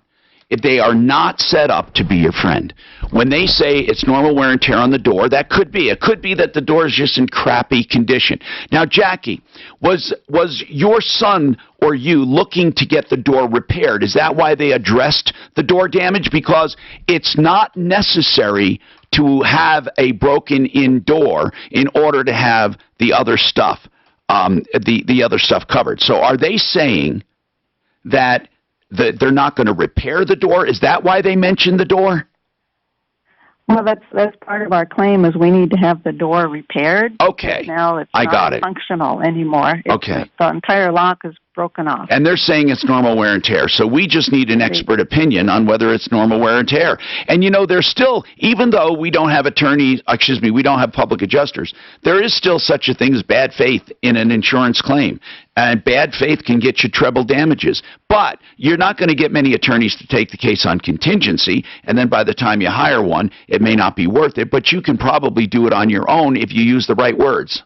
We've got some great attorneys coming on soon. Denver trial lawyers. These guys, that's what they specialize in. Just bad faith, period. Bad faith.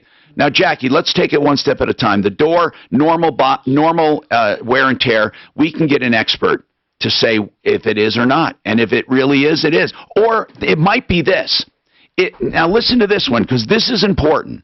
Jackie, it may be that your door does need repairing, but they're saying the condition of the door was such that once they deduct all that damage, the normal wear and tear, you're not going to get anything. For example, they do not have to put your car back to original condition. They only have to put it back to the condition it was before the incident. So if you had a quarter panel, for example, that had been hit with a baseball bat or a bicycle or something, or previous hail damage, any claim to that would have that subtracted from it before they pay a dime if it wasn't repaired. So I have a feeling that even if we could prove that it's not normal wear and tear, that the condition is such that they might say it's not worth fixing. Let me ask about this truck. What year is it? This is a 2008 Jeep Grand Cherokee. 2008 Jeep, okay. Yes, they asked us for all of our service records. That's right.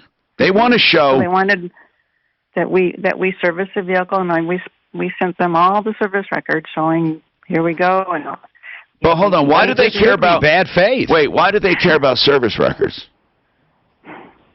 Because I think they wanted to deny the claim. Yeah, but what does that have to do with it?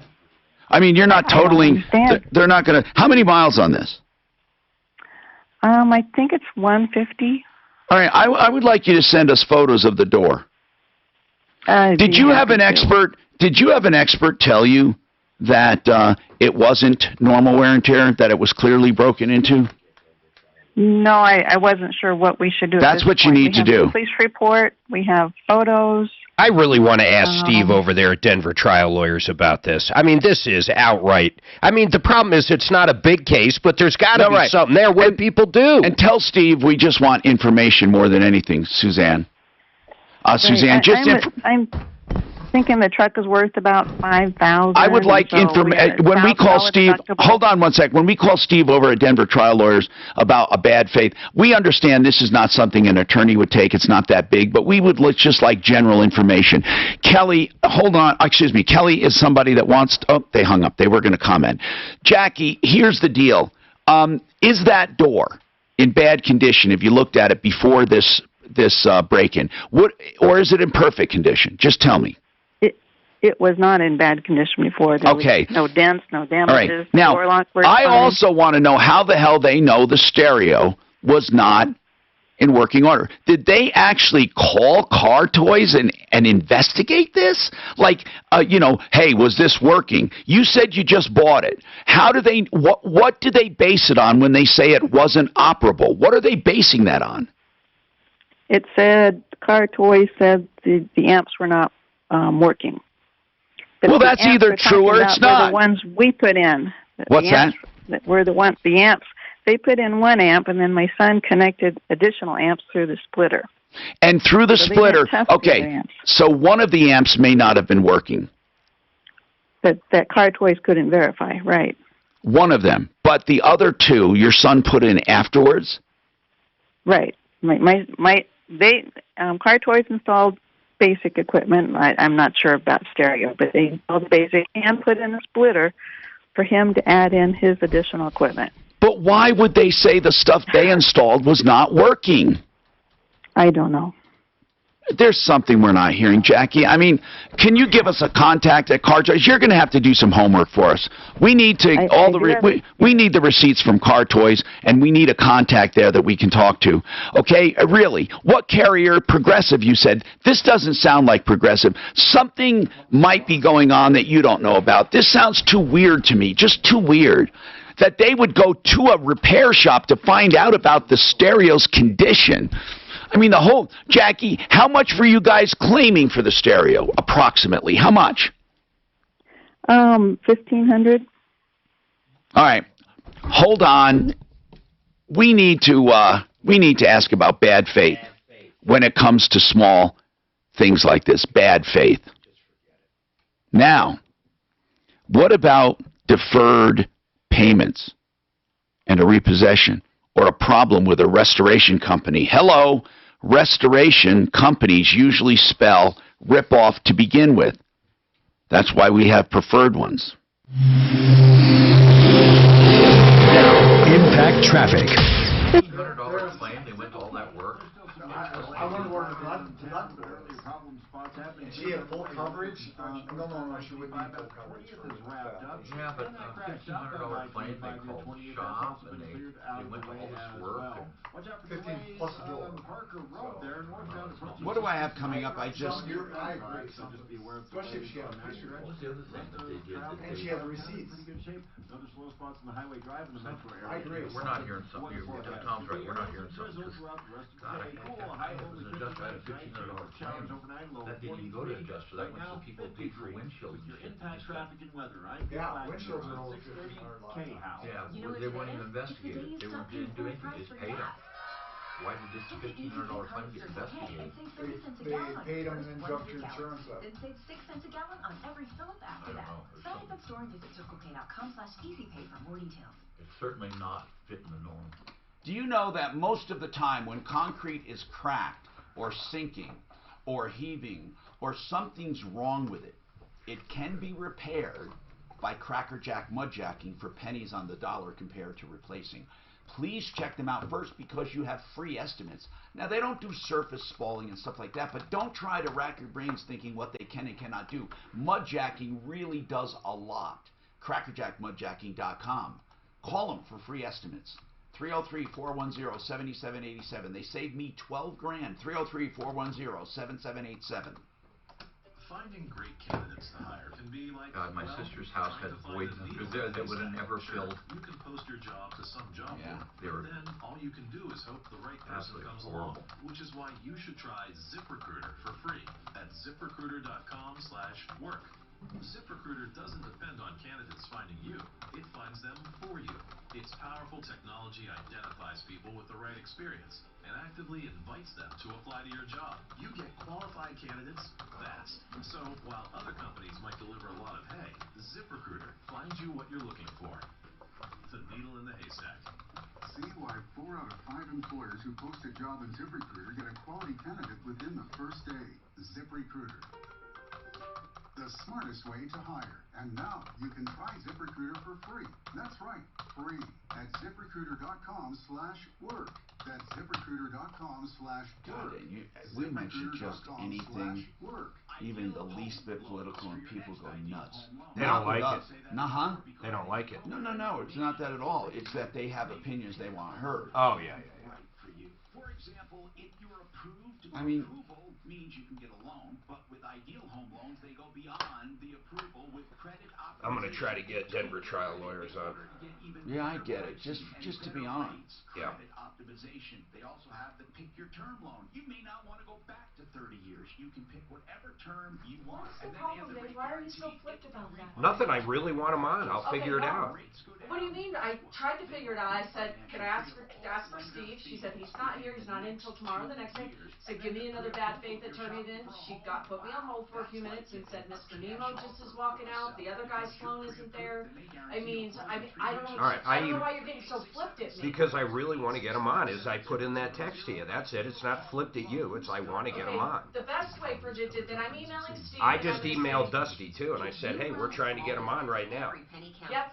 And they said all three of their bad faith attorneys were not available, just so you know. But I will say this, most of the time, those attorneys want a little more information than bad faith. But it's all general. It's all general. It's not a specific Who wanted that? Did I ask for that? Carpet doctor referral? Did you send it to him? I'll send it to him. I'll send it to him. What is it? A carpet doctor referral you wanted? Oh, just when I mentioned it? Yeah. Is that what he's talking about? Maybe you want to show him or something. Yeah, that's exactly right. Here, you got it.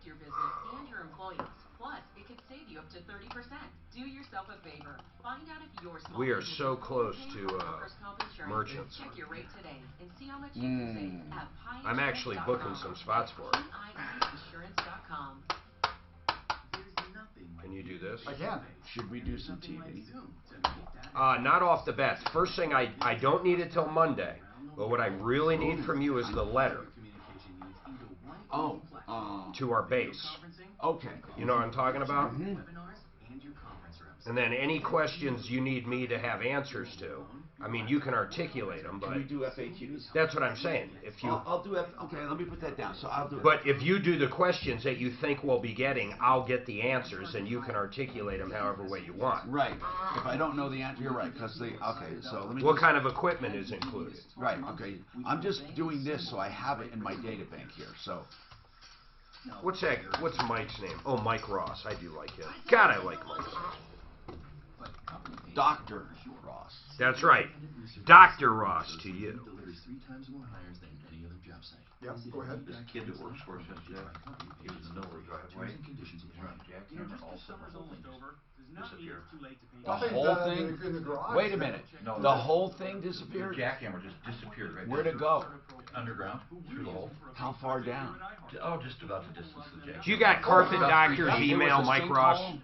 3 feet hole under the Just driveway. a void, you mean? A void. Yeah, we had to take, when we took out the garage floor, one side was okay, the other side went back and dropped 2 feet.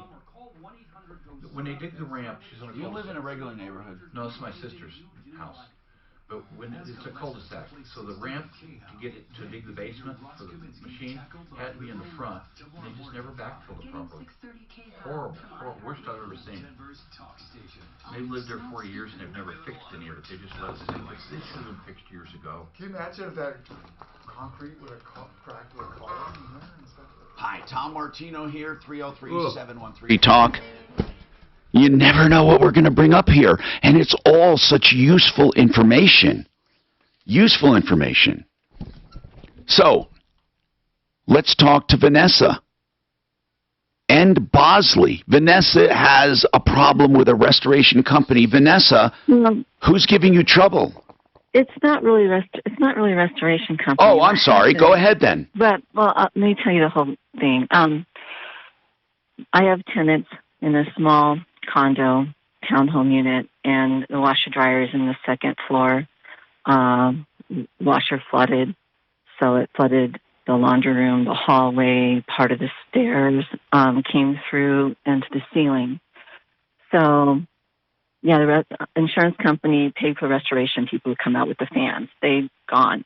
Okay, now the repairs are supposed to be done, and so they never contacted me. I called them and said, this has been 2 months. Why haven't you done this?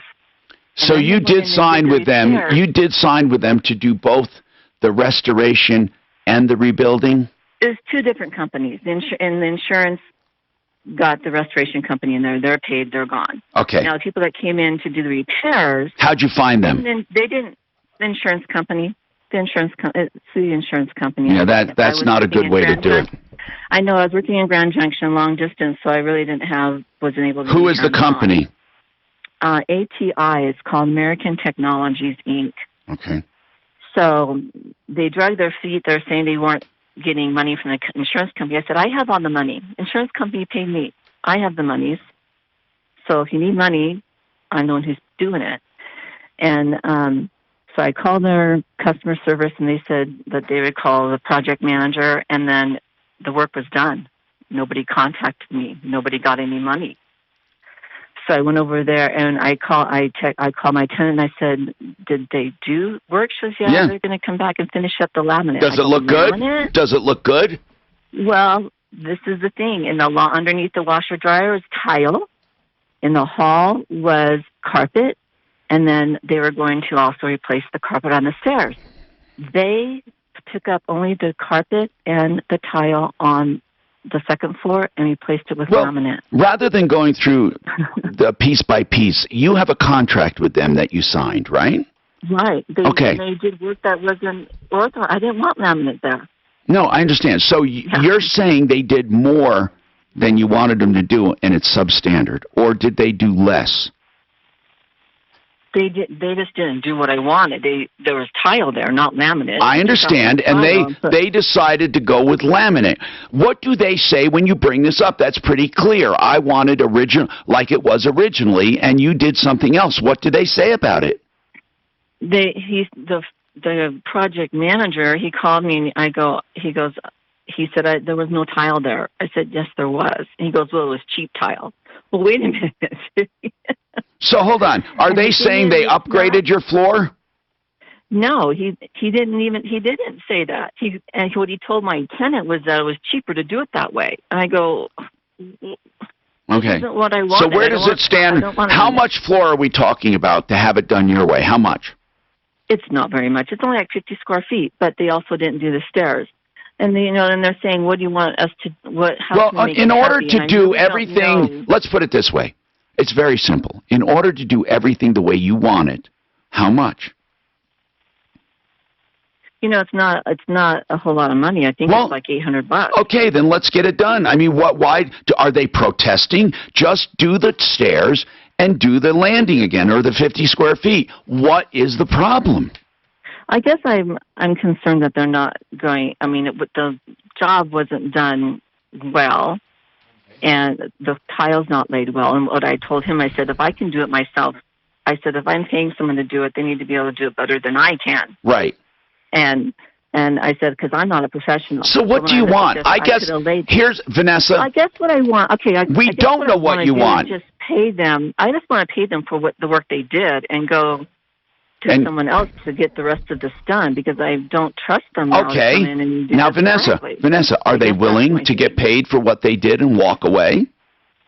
I haven't gone that far yet. I think that's reasonable. I kind of was wondering if that is something that I can say. It's very reasonable. Now they're saying, okay, now you need to go and pick out the carpet, and you need to go. Now, just hold on, okay? I clearly need to give you exactly what to say. I'll help you word this. I think you can do it. I don't think it's unreasonable. So stick around. I'm Tom Martino. I will take Bosley, and everyone else will also talk about that insurance claim again from a bad faith attorney. There's a lot of information you can learn to protect yourself coming up. You hear a lot of celebrity endorsements in town telling you who you should call for your next home loan. I don't think so. She's so boring. She hasn't paid him yet. She's got all. It's a golden rule. She has the gold she rules. They picked up the phone and called us for their own personal home loan. To find out how we can help you, call us today at Ideal Home Loans, 303-866. Some guy in Colorado Springs has the carpet doctor now. I thought that was his. Hey, Mark. Yeah. You need me to compose the email and what else for Merchants First? Yeah. Well, that's it. Never have. We're having them in Monday or Tuesday. I forget what day. Our partner. I didn't hear what happened. And we're also. Oh, the other thing. I think we add to the website. I don't know where you want to put it, but they have the option of adding the fees onto the consumer side if they want. You follow? We might want to do a whole section on that. And they can do, what do you call that oil? Who knows what the tenant told her? Cannabinoid or CBD oil. Why is that unusual? Because no one could do it up until a couple months ago. I haven't been paid, so I don't understand why they would. Yeah, they can't do marijuana. Down than what was there. It just didn't make sense. Yeah, I don't see anything. But that farm bill did all that. 6 hours of deliberation before a jury in Dallas came back with a guilty verdict in the case of Who's this? This is the girl that murdered that. What was it, a guilty? Yeah. Murdered who? What's the Cop sentence? that walked in and shot somebody. Oh, went into the wrong apartment and killed somebody. Yeah. Just walked in and fucking killed him. No, I know, but she said, why didn't she say, see, he was confused. She then. said she thought it was her apartment. There's no premeditation, though, so what? Right, that's what I'm saying, it must be third degree or manslaughter. But she's going to go to, let me hear. She's got murdered. Oh my God. 99. See, I wonder if there's shit we don't know about.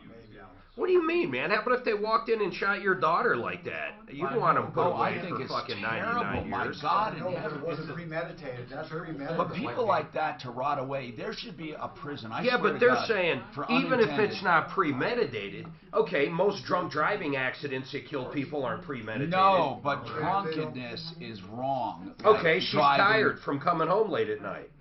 I'm just saying, fuck that. If that was my relative, I'd want to see her strung up, Of course you too. would. Yeah, but 99 years for... Well, that's just what they're asking. When they let meditated get out in 15. Hey, Mike, Mark Major, what the hell happened to your website, dude? I was talking about you today, and I went to look for your website. Where is it? I don't. I think she had to be drunk. Yeah. Okay. Some of these people All right. shootings are not serving very much time. Yeah. I just told some lady to call you, but no big deal. I couldn't find your website, though. You better get one up soon. I would have All right, later, bye. I really would have. You're welcome. See ya. Thank you, hon. Appreciate it. That's nuts. It was not involuntary manslaughter, actually, even. What'd you take the dude for? We were going to talk about it. What gives one company advantage over another? Oh, yeah, swap time. Oh, she's ignoring me. I see. I'm choosing not to engage. I see. Ah. Yeah, don't engage. I'll be engaging. Convey the right image. They serve as fire protection equipment. Deliver and stop No way. War. and make sure Fucking declaring everything hers. I couldn't fucking believe it. together. You're in business. Oh, I'm ready. Get Cintas and get ready for the work. What is CME? Let me see. Know here. your ideal job candidate. For starters, have a good idea of who or what you're looking for in a potential hire. CME What kind of characteristics, stock. skills, background, and even personality What's are up, you Mallory? looking for? And when you do meet them, are they highly adaptive, No, Yeah. enthusiastic, and focused on the position? And If wasn't they are, it a you different might have a floor keeper. too? Are you hiring? I think it was like an upper. You know, I told you I had those two firemen. Well, yeah, that's how she got the wrong apartment. Right? She went on the wrong floor. Okay. I thought that was the whole thing. Oh, so she just took the elevator. I can go look. How It's did- sitting in my was it car. open, or was it I don't key? think so because I remember that 470 Must have been unlocked because her key wouldn't work. They're so. Yeah. I'll double check. We'll see what the number one thing by far is. But I, All right, I'll it can't call be you. First degree murder. It must be like third. Also have overall. Yeah, I'll check You know, in the although next. it's the Give me same about time she got I don't know, on a half floor, hour. you I'll realize text that you if there I have was. something that's So I can see how this can happen. These places look all the same. You go down the hallway and it's apartment number 14. And she said that, or you should say like 214, right? What's I don't know. the Battle of the Bulge? Mark, I think I got. But she I also think I got she Denver smelled Trials calling marijuana. calling in a minute. He's checking. You're He went over the air, guys. Why did they say if you're going to shoot, empty your gun in Because if they're in your gallery, the money amount would used to be a lot worse. And they can testify. We're off to see the wizard, the wonderful wizard of That's the Oz. only reason? Yeah, that's true. There's a reason. Holy glory. Oh. I can't wait to see Joker terrible. Thursday. Well, actually, too. Do you have tickets already? That's like saying Oh you're man, home we got like we got really good seats, outside, but drag him in the it was like 80% full on Monday. It's all perception. But you know, Won't see Joker? I don't know. I thought she liked say that guy. Guys coming No. at you tonight. Why don't Well, you shoot him the in main actor you guys you know, were you see talking on about. TV, the Joker. leg or whatever. You know what the distance You're the one that told me about him. How good he was. story. 3 feet. If it's not rainbows and unicorns, If it's not what? No, I would have thought. Guy walks up to the car. It's definitely neither of those. Yeah, those. I think I'm it's serious, it's getting worse. I mean, there's like, if there's any, I said, well, step plot lines 50% of the time, the 3 feet they miss. or to at least make a movie and sell tickets. Well, no, like, there was one we saw this year with a little too They'll have heavy. shootouts 3 feet apart, It was both fucking minutes. insane. Well, it's because of this. It's not what you. It's not. Don't tell me it was like Amy, like no, not Downton what Abbey. happens is it's They went overboard with that whole fork thing. Because they got something. They got a weapon. Someone slammed down a book. You know what? You don't know how you react to what happens. It's really. I'll watch that when it comes on HBO or so. I'm telling you. It's just so sudden. Dude, we see, I bet we see 8 movies a month now. Shootouts like on TV just don't happen. You know, $20 a month per person. It's so cool. Robbed that place. No, wait. We go to that Chinese theater What do you do? sometimes You too. pay a monthly fee? Yeah, AMC. It's $20 a month. I bought it for my Do parents. you also have to buy the tickets then? No. Wait, You just $20 a month? Yeah, and That's 2 movies. no, 20. Yeah, exactly. Or one IMAX movie. One. You get 3 a What week. restriction? Wait a minute, you can go to up to 3 movies a week? Yeah, like right now, here's our favorite theater. So here's everything playing there. You simply choose what movie, what date, and then you choose your seat. Yeah, we do everything you do, but it's just all it's all done. Then when we walk up, they just scan your phone. No extra this. No, here's the other thing you can do. We never do it because we don't eat junk, but you can order food and everything right through the app.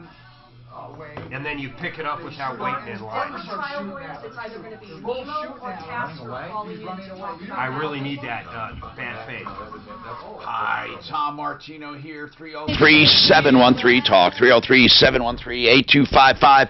If you've been lied to, cheated, or ripped off, if you're tuning in and you wonder what's happening, we're going to be on from noon to 2. So we're on from 10 to 2 all together, an extended Troubleshooter show. I like to treat this almost like a new show. It's from, we drop some affiliates, pick up more, live on Facebook, live on YouTube, live on the iHeartRadio app, and then if you're just tuning to us on the air, you know that this number means help, 303-713-TALK. We also have, of course, 303-MARTINO. You can call whenever you're listening. You're not sure when to call. If you leave a number, we'll get back to you. So, one of the biggest problems we have is when we talk about restoration. You know, we've had so many issues with restoration in general, not just the restoration, but the rebuilding. That's why I love having the referral list. But we're going to talk about the do's and don'ts. And Vanessa asked about a very, very reasonable situation. She was asking, I don't think she's being unreasonable, what she wants to do. She basically wants to terminate the contract and get someone else. This happens once in a while. Okay, this hour brought to you by who? By Frank Duran, therealestateman.com. I can highly recommend him for listing your homes or for going out and finding a home or a condo or whatever you're looking for. He's just the best, and his team is a team of experts. I know each one of them. And if you go to the website, you can see a little video and more about them and look at the frequently asked questions, frankduran.therealestateman.com. You will never do better, 303-920-1622. So, Vanessa, it all comes down to this. This company you don't really trust because really it has to do with one item. They installed a floor. They replaced a floor with another floor. And instead of putting tile back, they just went with a laminate. Okay, now I could go into why, it's not a big deal or it is, but it doesn't matter. It's not what you wanted. And the first thing you do, if you're going to change from the original, you ask about it. They didn't even ask. Not only that, but they left out the stairs entirely. Now, I need to ask, Vanessa, if your contract specifies doing the stairs. Yeah. And what do they say? When they left, what is on the steps now? What's on the steps? The original. They didn't do anything to the steps. It's just the original carpet. And the contract says exactly what they're going to do, that they're going to put tile. It has the tile, the cement board, the installation of tile. Are they willing to go back and do it? He says he is, but now I've got to go. He goes, now he goes, I don't know that if anything will do that will please you. And I said, I'm really reasonable to work with. But after this is just bizarre. What's the name of the rebuilding company? It's called American Technologies, Inc. I said, ATI. Talk to me. Okay. ATI, yeah. All right. ATI, So, Vanessa, American Technologies, Inc. Vanessa, what do they say when you say, I will pay for everything you've done? Now, you're even going to pay for that laminate floor you did not want? Or No. I was just going to pay for the main floor where they had to all right. repair the ceiling. What do they say? You proposed paying them and move. I haven't approached that with all right. them yet. So before we even get into it, I said I have to figure this out. Before we get involved, talk to you. Before we get involved, I suggest you try first. And here's what I would say. Listen, I would feel better paying you for what you've done to this point and moving on. I'd like to terminate the contract. I do not feel like going on. It will be no loss to you if I pay for what I've had. Now, what I will not pay for is that one little area of laminate, since that is not what was there before. Now, if they argue with you and say laminate was there before or it wasn't tile, do you have anything to prove that it was tile? Yeah, I got their own contract. and it says replace tile? Absolutely. Okay, good. I would do this. And the thing is the guy who did it, I mean, I've been talking to the project director and the project manager. And the project manager goes, well, I can just go down to Home Depot and get some cheap carpet and replace it right now if you want. It's not going to match the other carpet that's in the kit and that's in the bathroom, and not the bathroom, but the bedroom. All right. I'm thinking, okay, Vanessa, you know what, I would just do what you propose. That's it. I would just do it. Let us know what they say. But it happens all the time where people want to terminate a contract and move on and get another company. But know this, Vanessa, if they will not do it, you have an issue, okay? You have an issue. So they're going to sue for a specific performance, meaning letting us go through with it. You're going to say you don't want to do it. So please, please, please be careful. But I would ask first, and then you can let us know what they say. All right. Bosley, what's happening with you? I'm Tom Martino. What's happening, Bosley? How you doing, sir? All right now, what are deferred payments and how did it turn into a repossession? What's going on? So can you hear me? Yeah, I can hear you great. Okay, so I purchased a semi-truck, and I was doing well, and then the rates took a tank. And so I was thinking to help me be able to just compensate for the rates, I could just defer a payment and put it at the end of the loan. You're an owner-operator, and what are your monthly payments? Roughly $1,700.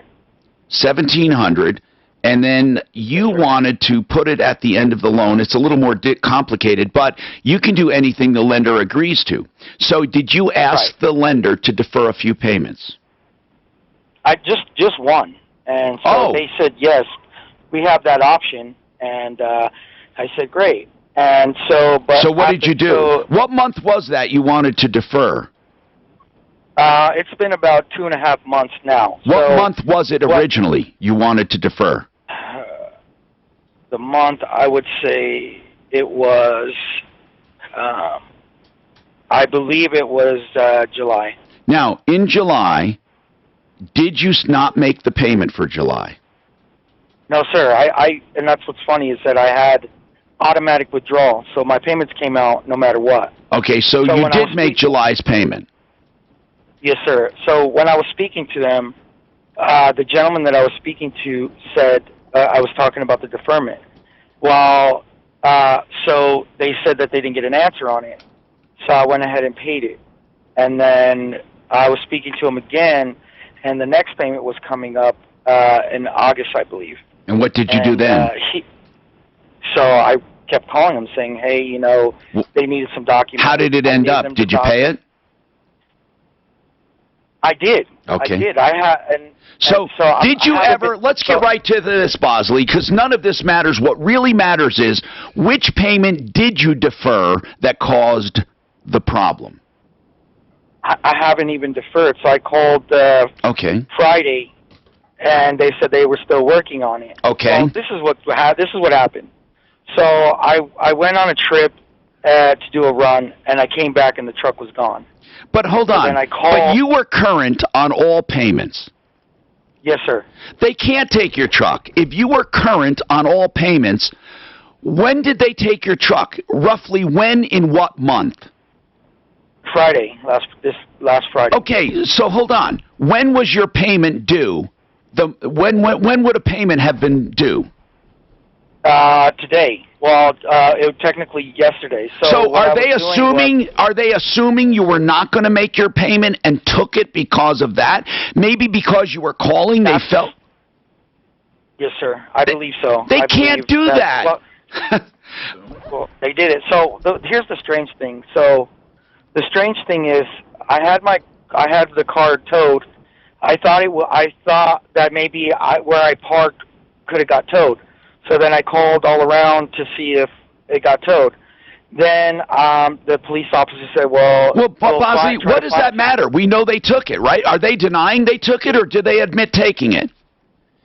They admitted taking it only just that on Friday, and the gentleman that I was speaking with that his customer service told me, he said, we didn't even know that they were going to take it. He goes, I'm in shock. He goes, I can't believe they did this.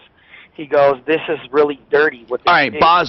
Bosley, it's not only dirty, it's illegal.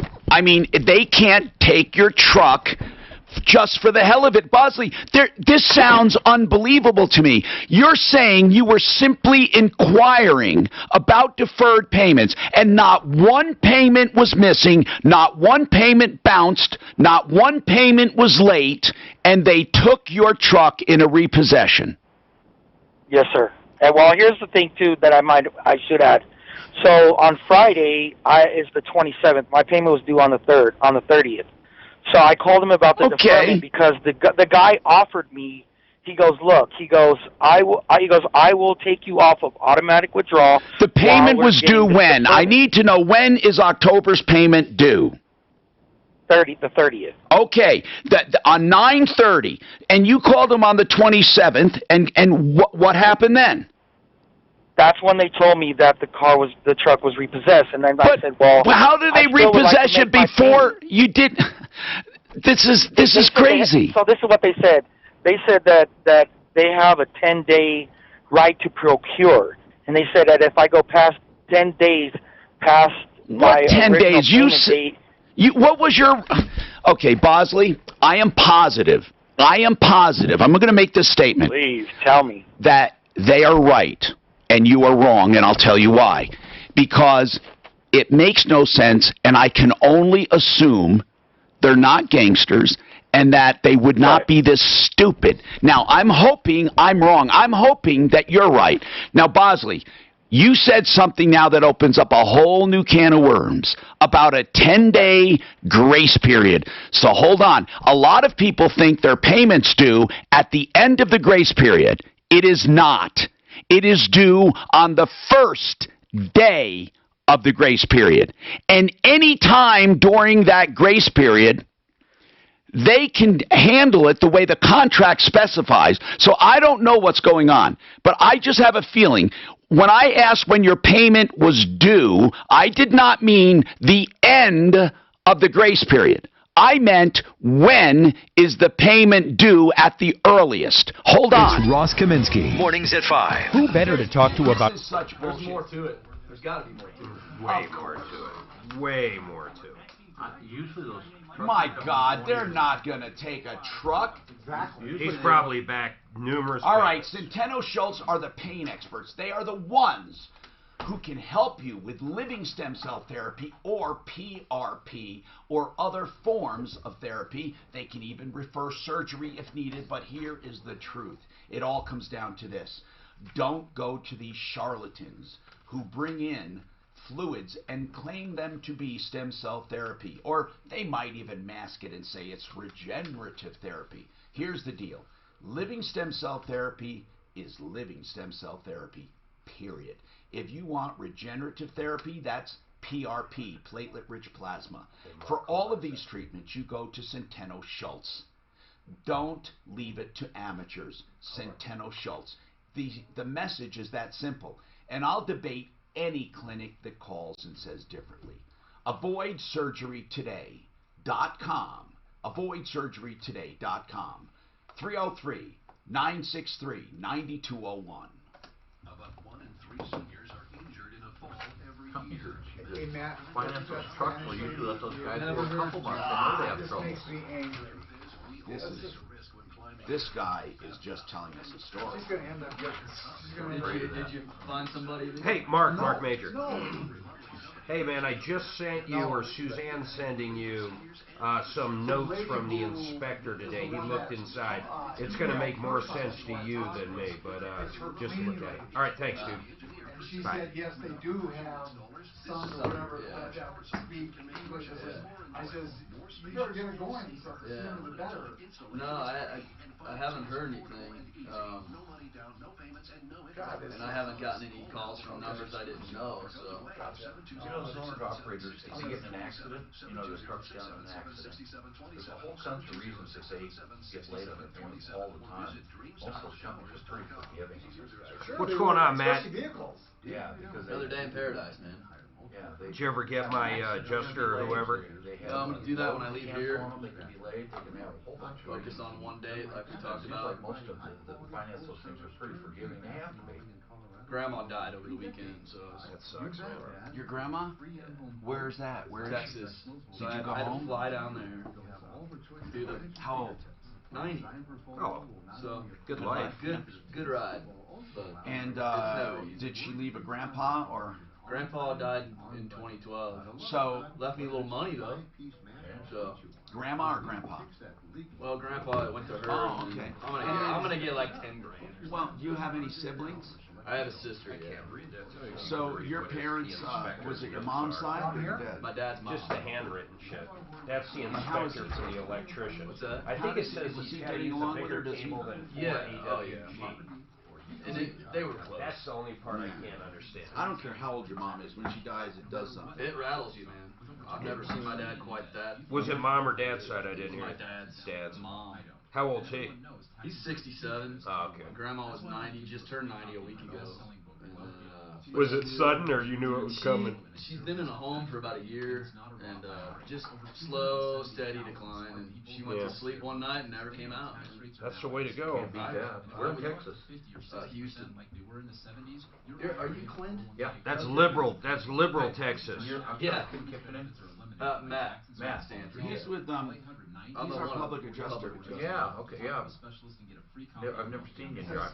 I think it says so that's a symbol for copper. Copper to I was an user adjuster for undersized. 20 years. I think I heard that for one of the insurance companies, right? Well, I worked for UAC for a long time doing To be heavy larger equipment stuff. than number And then I went for gauge USAA. copper.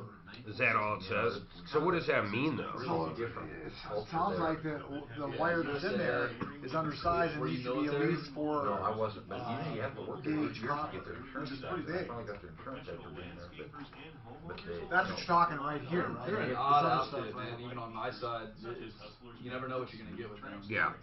they were, you know, they had a culture that was different. than It's I can't read. I had to Noticed deal with- that. I had to deal I'm with sure other they can companies read too. inspector's notes, Some you of know. them are Allstate. That's what it says. So is that the wire we just threw in last We night? had to No, God, no. Did subrogation. That better have passed, because he already reburied it. That'd be a real mofo. But Scott was there when the inspector was there. He had to look at it open. Well, whenever you're asking somebody for money, it's always a headache. I got it, I got Scott pretty good though. I put the inspector just emailed me, he's coming back to make sure you put the tape down properly after he covered the ditch back up. But so where do they put the tape in relative to the 6 inches, 6 inches above? 6 or 8 inches above. And do they leave that out now? That tape, they leave that out so they Yeah, can so hook if it up? someone's digging it, their claw will grab it. But they can put a current through that. I had a yellow in my house. No, it's literally Tape? it's tape. Oh. like not sticky but tape. Right. Oh, they fly. Like a bright Just color. says warning, warning, warning, warning. You Bright know. color tape, gotcha. Well, that's the thing. If you're not in a region, So there's where no you get hail, you location? don't know what you're looking at. Yeah. What's that? There's no location. I ended up tape or walking them anything, through but and they get- showing them all. No, because the wire itself is picked right up by everything. But they do. Eventually, it does get put where it is.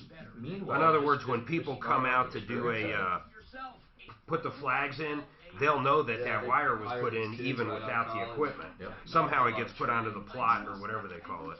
Yeah, when I worked heavy equipment, Plat. God, that was It's the for plot. EOC. We got claims from everybody because they had no way to how to handle a claim on the stuff. This report is sponsored by Discover. You can have two semi trucks that look identical, and one's worth 3 times what the other one, depending on how it's spec'd out. I don't understand what the.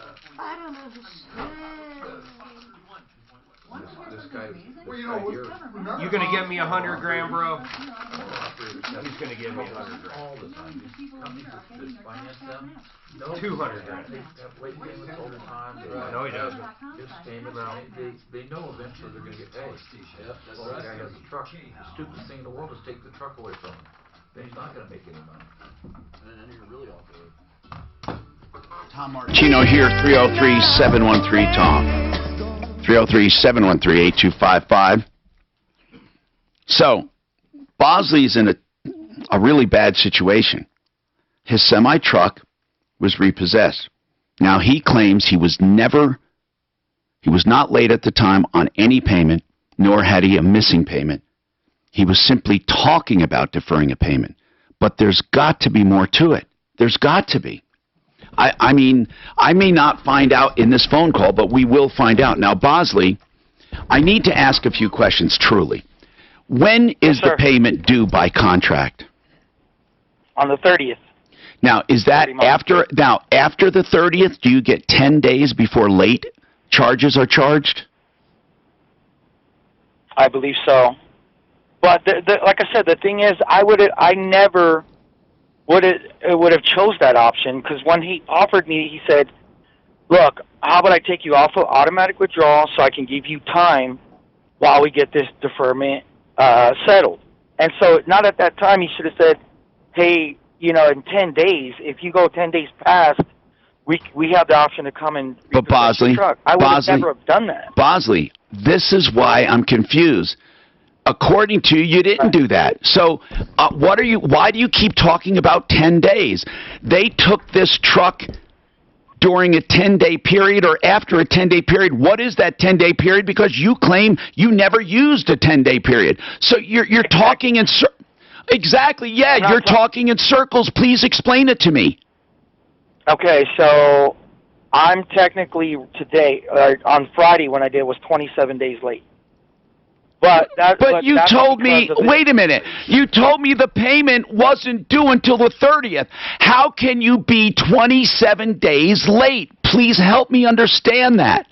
Okay, on Friday, that was the 27th of the month. You said the payment was not due until the 30th. Which payment? October's payment, right? Right. Okay, right. When was September's payment due?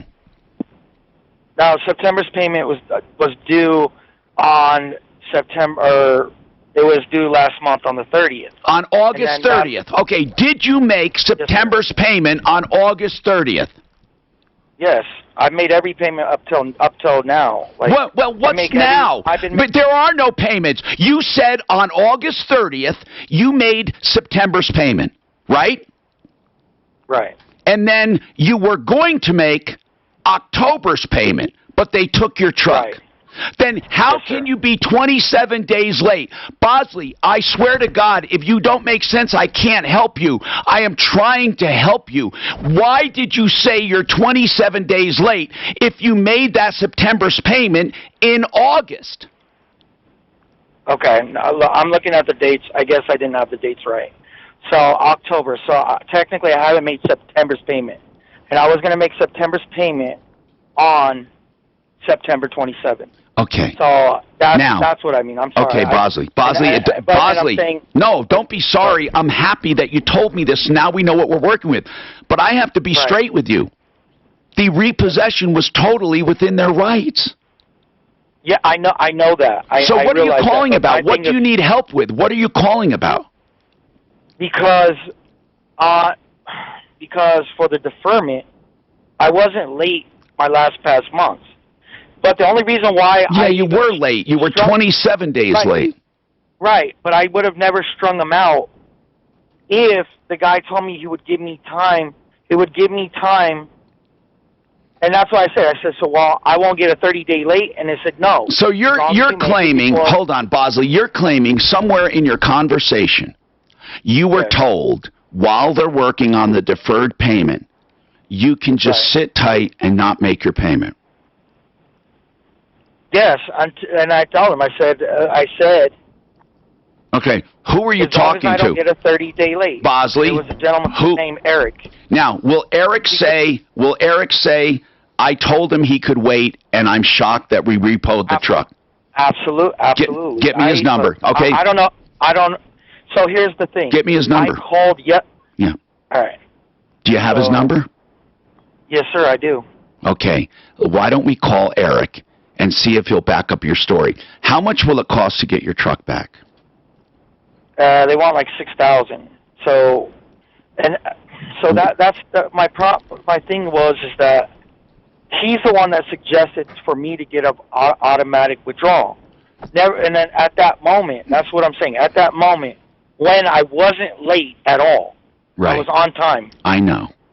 That's when he said, it'll give you time while we're getting this deferment taken care of. Well, Bosley, it was bad. At that moment, I know. I know it was bad advice, and I'm saying I don't know if that means anything. No, it doesn't. No, it doesn't. Because all over your contract it says this can't be amended without writing it.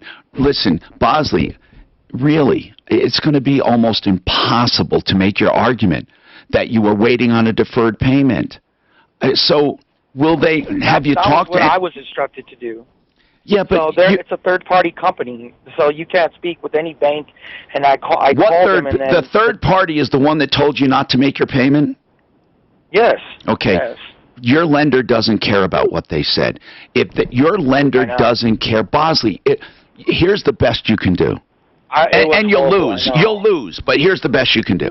The best you can do is pay everything and get your truck back, and then sue that other company for damages. But you'll lose. So it's stupid to even think about it. Right now, you've learned a terrible, terrible lesson, and I'm hoping you can muster up or get people to help you get your truck back. How much does that bill go up every day? She just sent me an email and just told me what I owe. So, I mean, I tried calling Eric, and I can't get a hold of Eric. Bosley, this third-party company is not taking responsibility for it. Here, I know. Let me give you a suggestion. Honest to God, this is a really good suggestion. When you retell your story to someone to try to get help or to try to borrow whatever, don't even bother. Don't even bother saying you're not late. Just come out and say, listen carefully, I did not make September's payment because I was under the impression I was getting a deferment, okay, and I waited a little too long. They told me, they led me to believe that I would be getting a deferment and I didn't have to make that payment. I did not make the payment because it took me most of the phone call just to find out that you really were late. And you are. I mean, I know you didn't want to be. I know that you didn't have to be. But you are. And no matter how you look at it, if I loan money to Mark, and Dan tells Mark, hey, I know I'm supposed to collect the payment, don't bother this month, they have no authority to do that without my approval. And no matter how unfair it seems, don't waste your time. Try to get your money together. Do you have anyone you can borrow money from? Pretty much not. Do you have a credit card? No, my credit's, like I said, I've been pretty much living. Bosley, trucking is going crazy. Hold on. I don't even know why you're not making money to pay it. This is Denver's Talk Station. Mark, you said something years ago. It still holds. You can't fight. Stupid. How's he owe $6,000? He must owe several. Yeah, that was my question. Must owe several payments. No, that's repossession fee. No, it came due too, man. To tow one of those trucks, what do you think it's gonna cost? They could have pulled the loan too. No, he probably would has. pay what he owes. I don't think that's the balance due, do you? No, it's gotta be more than that. $6,000. What do you think the It's truck's not worth? balanced. Oh, he's paying $1,700 a month. What's the truck worth? Well, I don't know. What kind of truck? You sure it's a big rig? Yeah. He said a semi is what He he called it said. a car one time, but It's just a tractor, right? Yeah, I assume. No one owns their own trailer, do they? No, some do. Especially if they. My cousin owns those trailers because But owner-op usually just have a tractor. Yeah, usually just have a truck with a sleeper. Is the refrigeration part of the trailer if you need refrigeration? Generally. What are you waiting for? Oh, man. Yeah, I think Walmart would. Do they do owner up there? Art of Granite is the art of doing things right. We love Mitch Floria and his team. On Facebook, you can find him, facebook.com/Art of Granite Golden. Here's how he operates. It's very simple. All stone material, because he's a direct stone importer, all of it is wholesale. He doesn't mark it up a dime. And if you buy it somewhere else, you can buy it on his wholesale account. Then he tears out and hauls away free, and he does the bathroom free when you do the kitchen. So the only thing you're charged for is the fabrication and installation, and if you get cabinets, a small markup on the cabinets. He'll give you a price on the phone. That's how great he is. Prices on the phone. He has a beautiful showroom in Golden. Go see him or call him. 6 days a week open, closed Sunday, serving Denver metro mountain communities as well. And that is Art of Granite. 303-386-5919. 303-386-5919. He's a guy you want to do business with. You'll love it. You'll love the experience and the shopping. And again, facebook.com/Art of Granite Golden. By the way, the website is down temporarily. That's why I'm stressing Facebook. 303-386-5919. You know someone with Don and his sister. This is Ed Green, and let me tell you about Arahant Mental Wellness. Yeah, we got him. Yeah. Which is a revolutionary, non-invasive, FDA-approved depression treatment. I've spoken with the I'll let Mark talk to him. Seen the TMS device. Who? Denver trial lawyers will not come on until you talk to him. Transcranial stimulation. You see, TMS targets the physical source of Don and his sister know how to do it right. We don't want them to take this case. We just want general information. Who's Don? The guy had his car taken by Denver. The nuisance law guy. Yeah. Had his car taken. Don Isn't Murphy. that Don Murphy. Yeah, Don and his sister that run that truck. Oh. That team. The teams do well. They make good money. That truck's always rolling. Yeah. Hey, whatever happened on that? We're working on it, and we went to a pretrial conference with Denver with the DA. He tried to call me during the weekend when I was gone. So he tried to call me Friday. So we're gonna talk. Is Ben Donnelly handling that? Oh, cool. I like him. Matt, And how about those doors inside your home? we are working on this app, and we also have engaged. Have you guys done some testing on it yet? Yeah, but it's all in-house, and there's a reason. I'm not even done with the algorithm completely. Here's the deal. The app is done. Now it's me. I'm trying to figure out when to kill the survey and give a letter saying, I'm sorry, we can't help.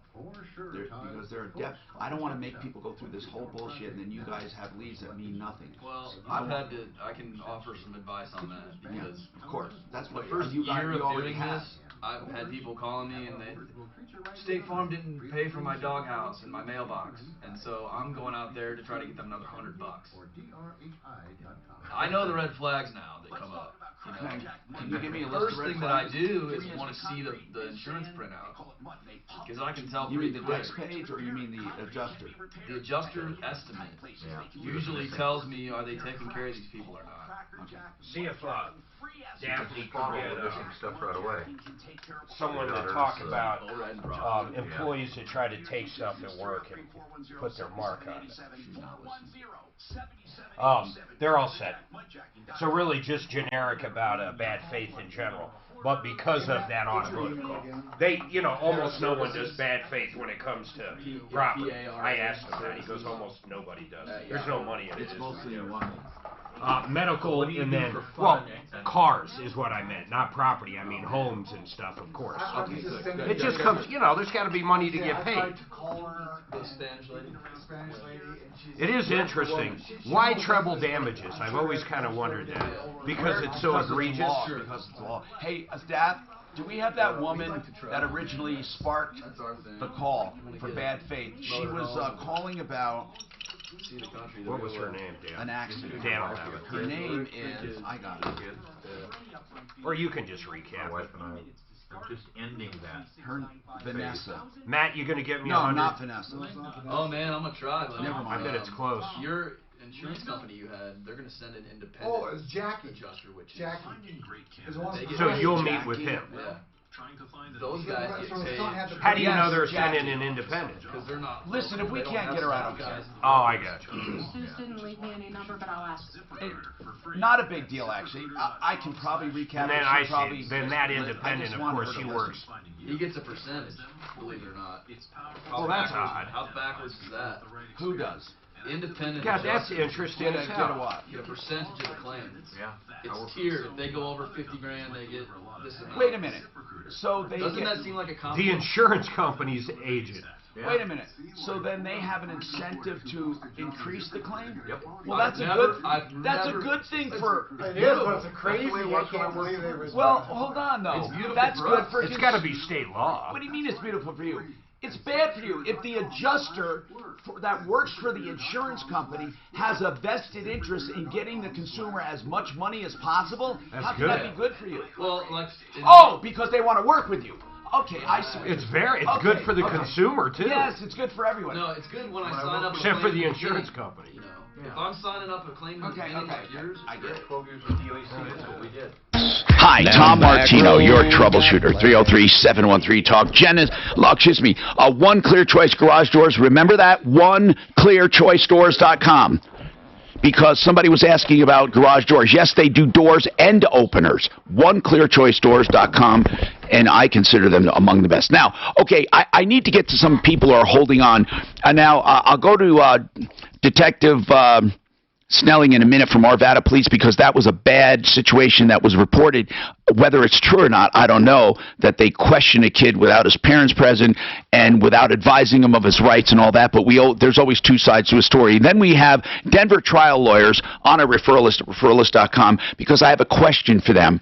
And again, I want to make this clear. Bad faith is an expression we use to go after insurance companies. It's called bad faith, meaning they're not faithfully executing the terms of the contract. It's bad faith. It goes beyond just a disagreement in how much, but actually denying people rightful coverage. Now, of course, attorneys only get involved if they can get paid, because, they take a portion of what's collected. Bad faith in commercial property, bad faith in homeowners can be profitable, can be worth going after. But bad faith with automobile, hardly anyone goes after. That doesn't mean it doesn't exist. Bad faith could exist with automobiles, I guess, unless the statutes deny it. Now, Mr. Nemo, Michael Nemo, Denver trial lawyers, may I ask in general, do the statutes apply to bad faith with automobiles and structures as well, or does it exclude automobiles? No, it applies to any claim that falls under a contract. And so your insurance policy that you have with your automobile insurance company is a contract.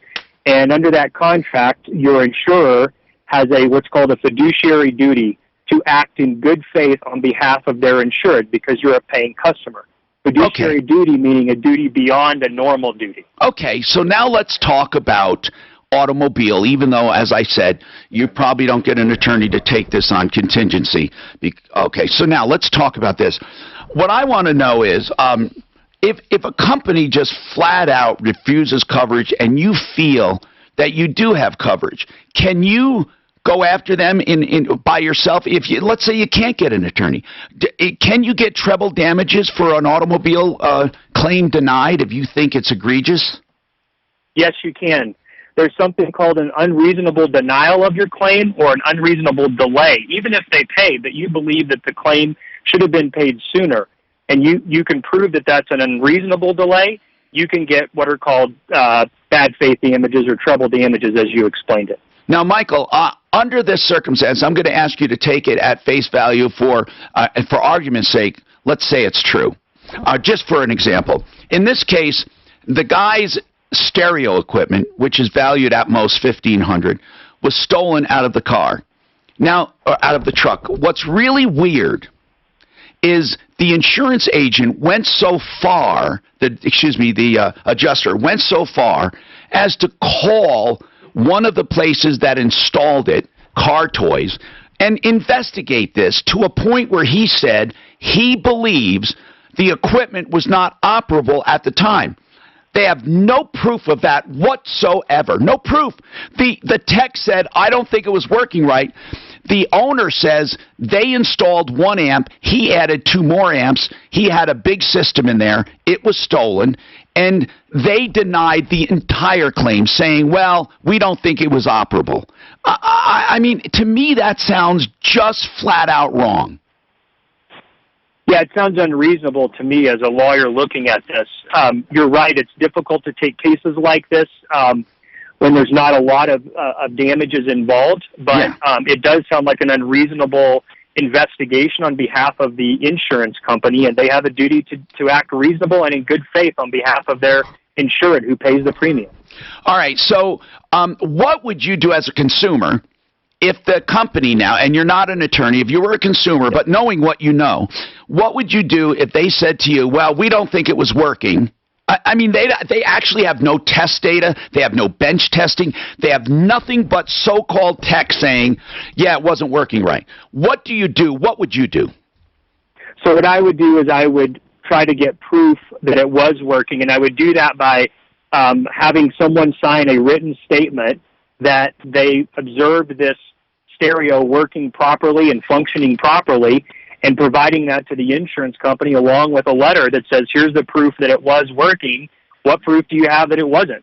And the more evidence you have and the more proof you have and the more documentation you have, the better. Now, do you go for the cost of the item or do you treble it yourself? Do you go, it's a $1,500 stereo, does he go $4,500 right away in small claims court, or would he go for the original $1,500 and let the judge triple it? So if he was going to bring the claim himself in court, he could go to small claims court, but there's a limit of $7,500. Right. This would be $4,500. Triple would be $45,000. Would he sue for triple right up front, or would the judge triple it? It would determine, well, it would come down to whether the judge believed that the conduct was in bad faith, or there was an unreasonable delay or an unreasonable denial, and then it would be tripled. Okay, so I would sue for, this is the way I would do it. I would write $1,500 and then ask the judge for triple damages on the basis that it was unreasonably withheld, and then submit it and let them worry about it. That's exactly right. What do you think would happen? Just out of curiosity, I'm going to also ask Matt, who's in the studio. He stopped by. Matt Stanford's a public adjuster. Do you think, Michael, from your experience, would that insurance just pony up a check, or do you think they're bold enough to go to court to defend this? Well, I would not think that they would want to go to war over $1,500. They're going to spend more money and more time than it's worth to do that. But there are insurance companies that, if they feel strongly in their position, will continue to fight. All right. Michael Nemo, Denver Trial Lawyers. We talked about bad faith. And we talked about one that would not be apropos for a law firm. What would be apropos? Give me an example. An example would be someone who was in a car accident and severely injured, and the person who hit them didn't have enough insurance, and therefore they had to bring a claim against their own insurance company under what's called underinsured motorist coverage, and their own insurance company failed to properly investigate the severity of the injuries and therefore denied paying the claim under the policy, or delayed paying the claim because they didn't do an appropriate and reasonable investigation in determining the amount of damages. That is a case where a lawyer would get involved, represent the injured victim, and bring a claim against their own insurance company for a breach of fiduciary duty under Colorado statutory law and common faith law. That's Denver Trial Lawyers, 303-571-5302, denvertriallawyers.com. Now, Impact Traffic. Call to there, just cut it for me. You know, I guess I never realized it. From where he started, It's right? an independent company. And then Yeah, how were you paid? I don't know how they were paid, Perfect. to be honest, but I know that it was... Just do it. Say when we say it. If I say jump, you say how high. And Tom's always talking about cutting the claim back. Jump I naked. never did that in my entire career. Oh, they do now. Well, I know, because I worked for that independent, then I worked for USAA. Right. Ed, who's your favorite character from The Wizard of Oz? Oh, and I agree. I had a Who's your favorite, Tom? $40,000 claim.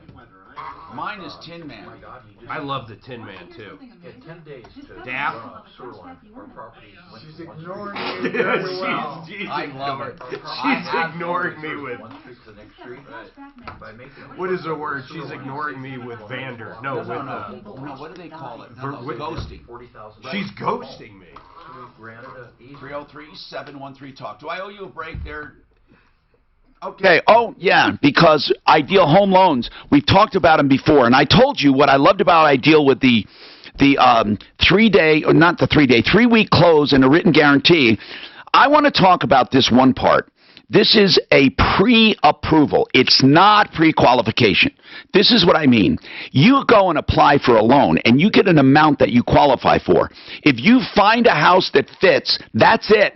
It's a cash deal, really, to the seller. You put in a contract, and you go right to the top because you're going to guarantee that you'll get in there and close. All they need is title work for the home. If it is a legal home and it's within your bounds, then you close because you are approved. One of the few lenders really willing to do this, they are direct mortgage lenders. That's 303-867-7000, 867-7000. The pre-approval, it's great for shopping. And, of course, you can do refinancing with them as well. And you always have that 2-year interest rate guarantee. If rates go down, they refinance you free of charge. 303-867-7000. Guys, listen up. I want to help you make smart choices. It's Joe. I don't know. What's happening? And it was a 20-inch main. Had to go What through went up? My wife and I, her brother died, maybe it was some mistake. She came back a month later. No need to cut back on red meat. Now there's a story. Hey, did you understand my question? I didn't know if you read his notes or not. It just looked like he wanted a little bigger gauge wire inside. I just didn't know if you eyeballed it Not or only did he not. put in a foreign sewer line, he put it into where it flooded all those people's Okay. basements. Nasty.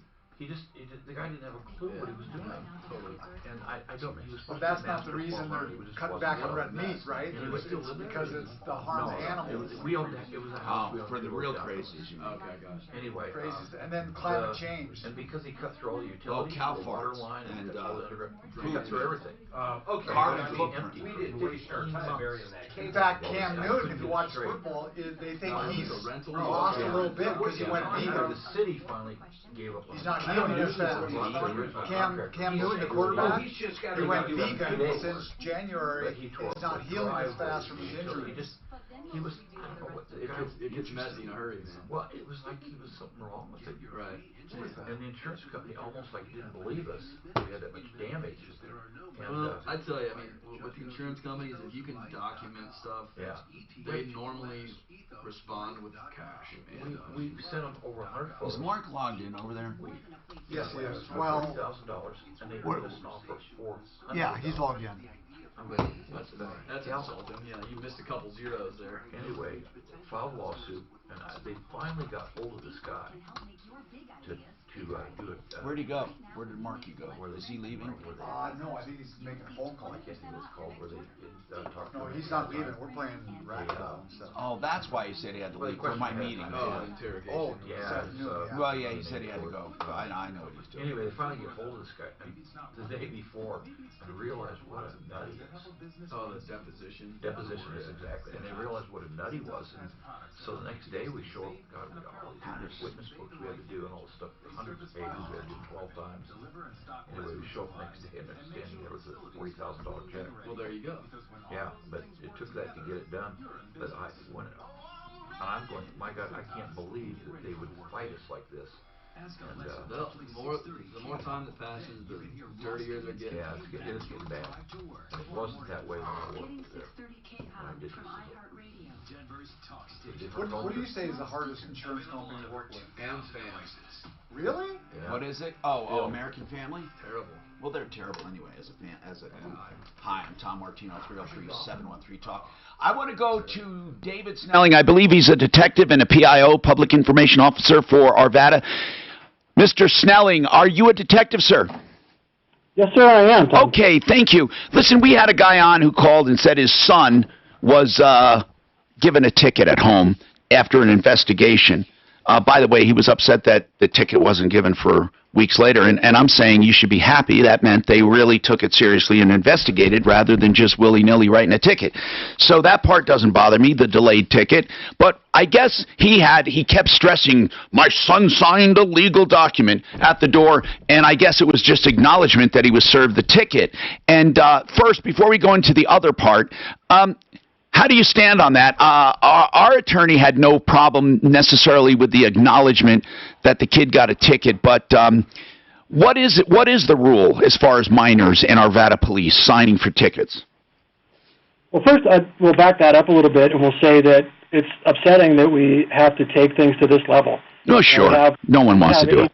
We have 8 SROs in our schools, and we come in contact with hundreds of kids a day. Yeah. If we can handle something and intervene before it rises to this level, that's the best solution right there. Sure. Now, when it comes to issuing a citation, whenever that happens, a juvenile can certainly sign and acknowledge that there's a court date and that they must get that information to their parent. But also, our practice is to contact parents almost immediately when an SRO becomes involved with a student or the school contacts that SRO to have them do that. Okay. Now, what about this? The guy said, now, I'm not sure if it happened, what happened. He said that the officer, came inside or sat at the door, whatever he did, or stood at the door, and he questioned the boy about what happened without ever advising the kid of his rights. He says, and that, our defense attorney did say, that's a no-no, and really he should have advised him of his rights if he's going to talk to him about the crime. So did that happen to begin with, or did your officer say it didn't happen? I've looked at that report, and it doesn't say anything about asking him questions about that day or the incident. And he took no notes on that at all? I gave the producer actually the case number, and here's the thing is number one, if it's going to be an interrogation reference to a crime, we're going to have the parent there, and we're going to have the juvenile there, and there will be a reading of Miranda rights. Now, if it's not a custodial interrogation, meaning that somebody's not detained, they're free to go, they're free to close the door, we can have at certain levels conversations about what occurred, particularly if probable cause has not been developed yet. Okay. In other words, if there's no crime yet and no charge yet, of course you can ask questions. Sure. We're looking to get to the bottom of things. And again, in a school environment, nothing happens in a vacuum. There's always dozens of witnesses, it seems like. And, these school resource officers are running around trying to gather as much information as fast as they can, because their number one mission is to ensure a safe learning environment in today's schools, which is a Herculean task at best. So would you say then, in this case, if an officer leaves a ticket, it's not appropriate to probe the suspect, so to speak, unless they're advised of their rights and there's an adult present? I think if you're going to be questioning them and there's a concern that there's a custodial issue in that interrogation, parents should be there, is our practice, and it's explained to the juvenile and the parent. Okay, good. And I'm satisfied with that. The parent was upset and said it happened. I'm satisfied if you said it didn't, especially if there are no notes, because they won't be used. Did you know that you do not have to hire multiple contractors? So we're going to go more on that auto claim. I just want to ask some opinions, even though you don't handle them. I just think there's a place for public adjusting. I swear to God, in auto. In auto, yeah. I really do. It's a different arena, but it's the same concept. I totally believe it. The money's just not there. Well, that's the thing. Most of them, like, there's just no skin in the game. I mean, like this lawyer was talking, oh yeah, we'll take on personal injury all day. Well, because they're going to make, $500,000 on it, instead of $1,500. The Aurora police chief just resigned. So you signed in there, Marky? Why? Why? I think we think because of they think because of the ICE deals that they had going on in Aurora. Well, what is that going to do with him? Well, he didn't handle it very well. What didn't he handle? Well, that's where they marched down. I know, but what did the guy do wrong? What did they do? He let him march? Well, he's got to let him march. No, what did he do then? I don't know. That's what I'm asking. They let them do there. They broke into the ICE and they took down the flag and ran up the Mexican flag. They really did that? Yeah, smart. What? Holy shit. What is that? The Aurora police chief just announced his retirement 2 days ago. Is that a big retirement or like resigning? And you really think it's from that? From what? From what? He allowed all these protesters to break into ICE, take the American flag down, and put up the Mexican flag. He didn't arrest anybody? He allowed him. Well, he didn't stop them. He told everybody to stand down. Literally broke in, closed, locked door. I don't know if it's through a fence or what they did there, but and there was no arrest. I don't think there was any arrest. God, Well, it was all Antifa people. Yeah, I know, but you can't just let. Right. They're the ones. They wear hats or masks. Hired an attorney. What's that? Trump's hired his own attorney. Okay. Yeah, he did. I like that. Giuliani hired an attorney, and that guy got his own. Well, he's got it because Giuliani's getting. He's got to. God, this is gonna go testify. Right, testify. Do you think there's any part of this that rises to impeachment? No. Clinton lied to Congress and he didn't get impeached. I know. Well, he got impeached, but they took away his license. They took his law license away. Yeah, but he never. All impeachment means is trial by Senate, really. Well, and when that happens, everything comes aboard like transparent, which means the other side too. Yeah, the Dems rules of discovery. Yeah. That'll be good. Oh, I think they do. I think they would throw Biden out if they could get Trump. You know, it sounds like absolutely. You know, it sounds like Biden's kid has been a bad actor for a long time. Well, but he didn't get that way until Joe, said, "Hey, do this." Yeah. I mean, he gave him a special to become an officer in the Navy. They had to get a special thing for him because he was older than the standard age. A lot of people in Texas think they're going to try to run Hillary again. I don't think so. I hope they do. You're right. I hope they do too. That would be funny. That would be funny. That would be. It's election night will be entertaining, for sure. I don't know who they have that right now. They haven't had anyone for the last. It's going to be Elizabeth Warren. That's what I said. I don't think it's going to be Warren. You don't think so? I didn't think so because she's so. There's too many Dems that won't vote for her or give her money. But it'll be Nancy Pelosi. How's that? Oh, gross. I don't think she wants it. No. I'll move to Canada with Rosie O'Donnell if that happens. I don't think she moved, did she? No. Hell no. None of those both threatened to, and then they don't. No, but no. So what was the Aurora police chief? Was he a well-liked, cool guy? So he did 30 years in Seattle, and then they hired him as the police chief here. And I think it was for 2 years they did that. And this is a liberal guy, and that's why he allowed that. And I think it's too much. They get too much heat. They get too much heat. Going after ICE is a stupid move. Of course it is. Well, sometimes you just go, is this real life? I mean, people are.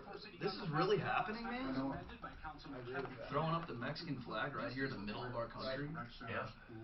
You'd be hanged for that 100 years Going ago. after basically a police department. ICE is a. Well, that's Arapahoe County. Arapahoe County does not. I mean, the sheriff is what was his name? Pat Sullivan. Yeah, they didn't have a good history. He went to his own jail or his own prison. Right, but they let him out pretty quickly. You know what it feels like is that they're letting him get away with more and more and more and more.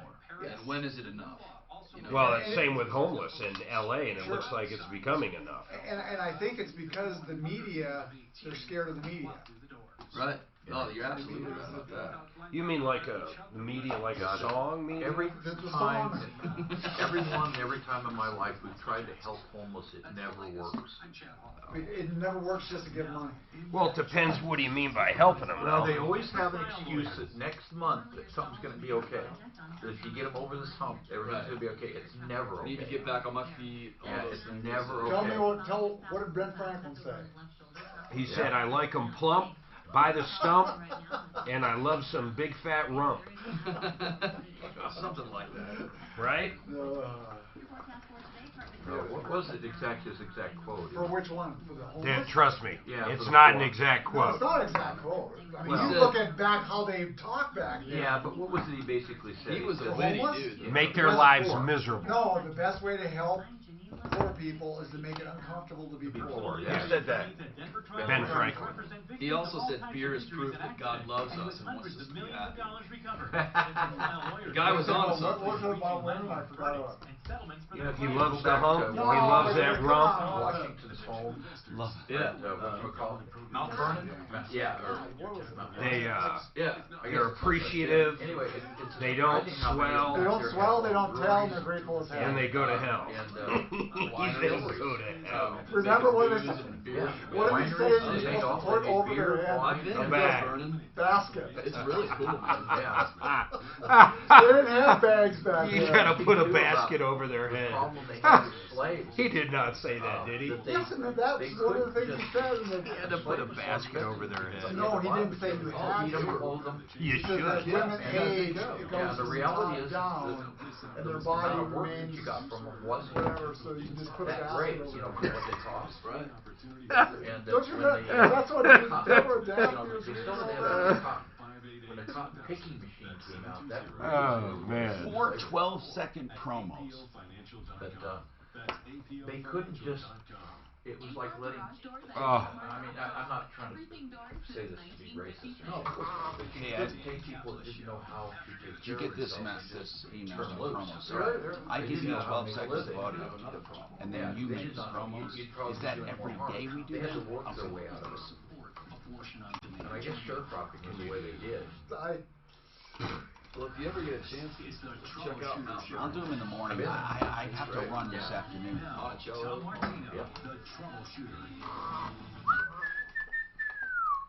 Hello, Tom Martino here, delivering the longest running radio show with the same host currently on the air, and we are all about helping. We talk about your life and things we need to do to help you. One of the things we always promote, public adjusting, meaning, you know, if you are told this is what we're paying for this claim, 9 times out of 10, did you hear what I just said? 9 times out of 10, the insurance company will try to cheat you. I don't know why. It's just the way it is. Now, this goes for homes and cars. Here's the problem. With homes and medical. In homes, there could be a big enough spread where you get someone involved, you can pay a small commission and still come out way ahead. We've had cases for $800 in damages, according to the insurance company, that turned out to be $80,000 with a public adjuster, or routinely 50% more. In fact, Mark, recently, I don't think we've sent any claims to an insurance adjuster without having them doubled recently. Easily doubled. And people say, well, how can that happen? I mean, I don't want to cheat the insurance company. Trust me. Just trust me. You're not cheating the insurance company. They're cheating you. There's a line item on their budget that is predicated on not paying 100% of the claims 100% of the time.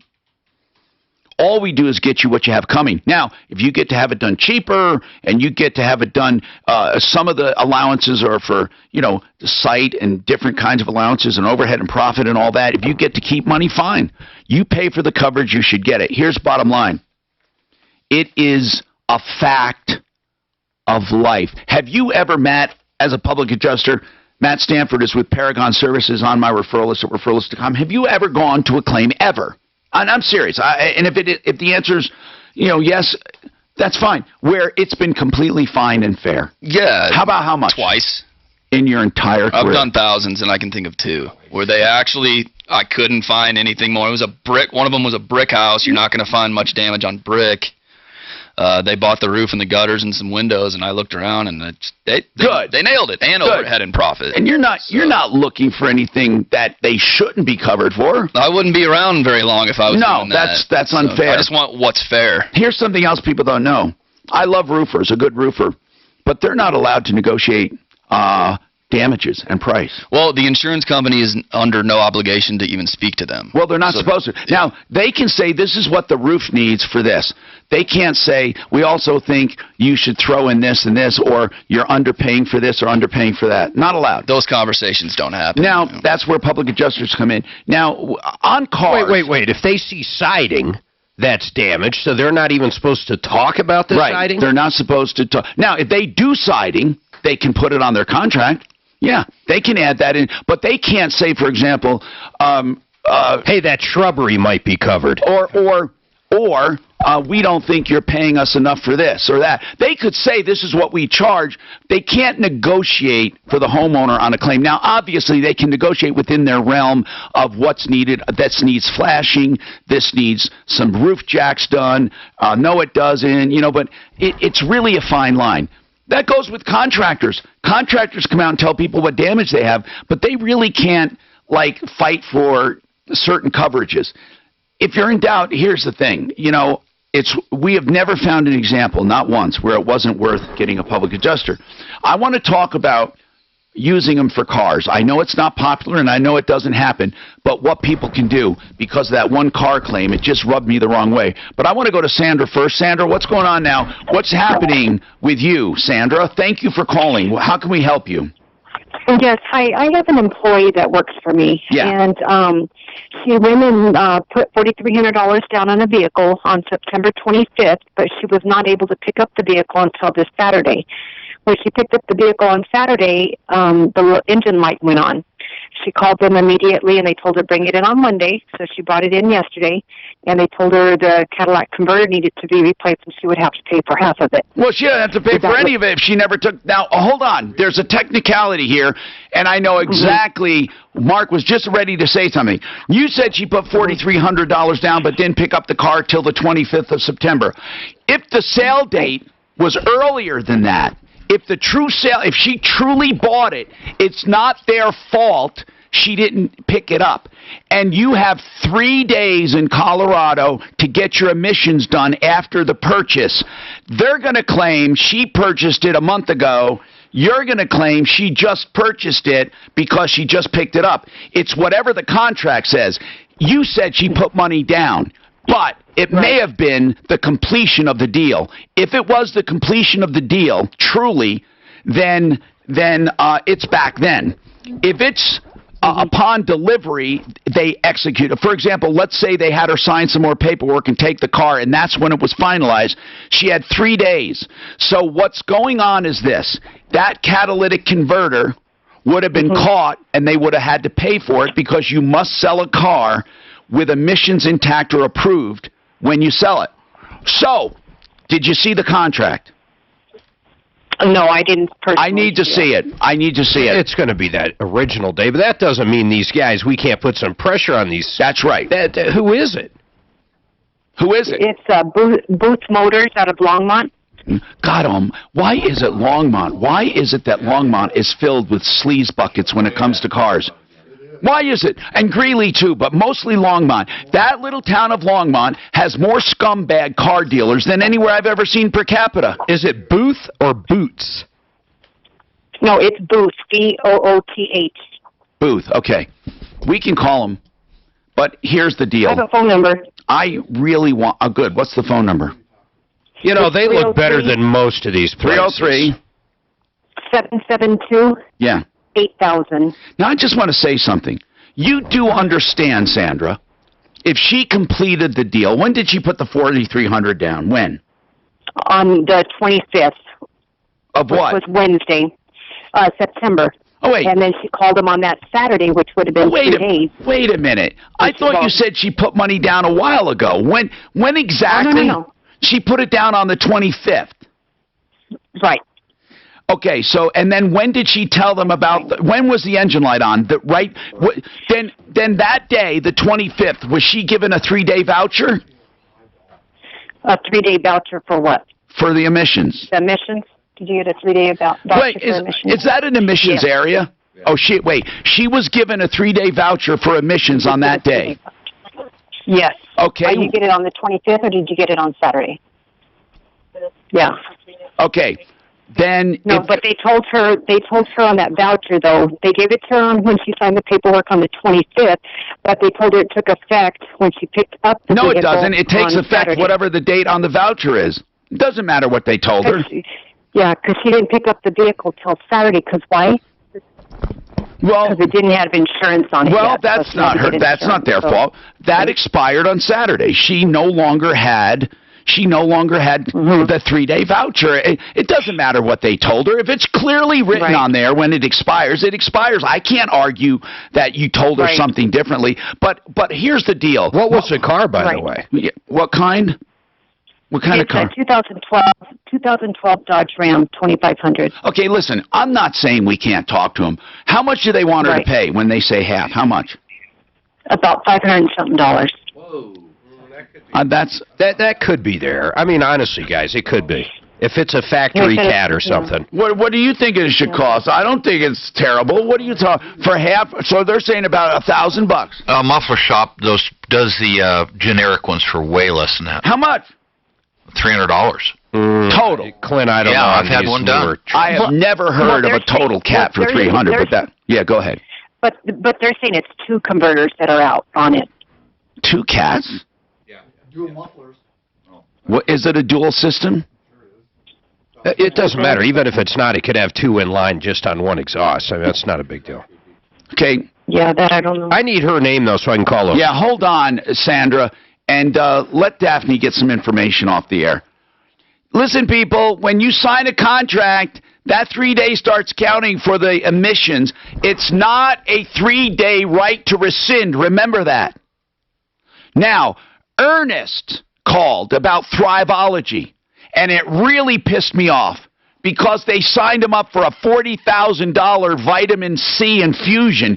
$40,000 because he's suffering from cancer. In my opinion, they took terrible advantage of him. In fact, they cashed in a loan supposedly that he took out for $20,000 as part of that 40. And he was worried about it. And we did talk to them. We did get results. Weekdays 2 to 4. It's Michael Brown.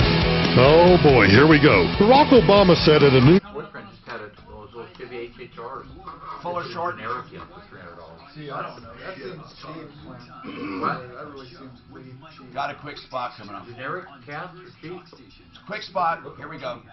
Let's talk about personal injury. When you are injured in an automobile accident, everyone comes out of the woodwork. They're all experts. Don't believe them. And please don't sit on your rights. If you're injured and you're not sure what to do, call John Fuller. He'll give you free advice in your initial consultation. He'll let you know if you could use his services. He will honestly let you know. Call if you're injured. PersonalInjuryCO.com is the website.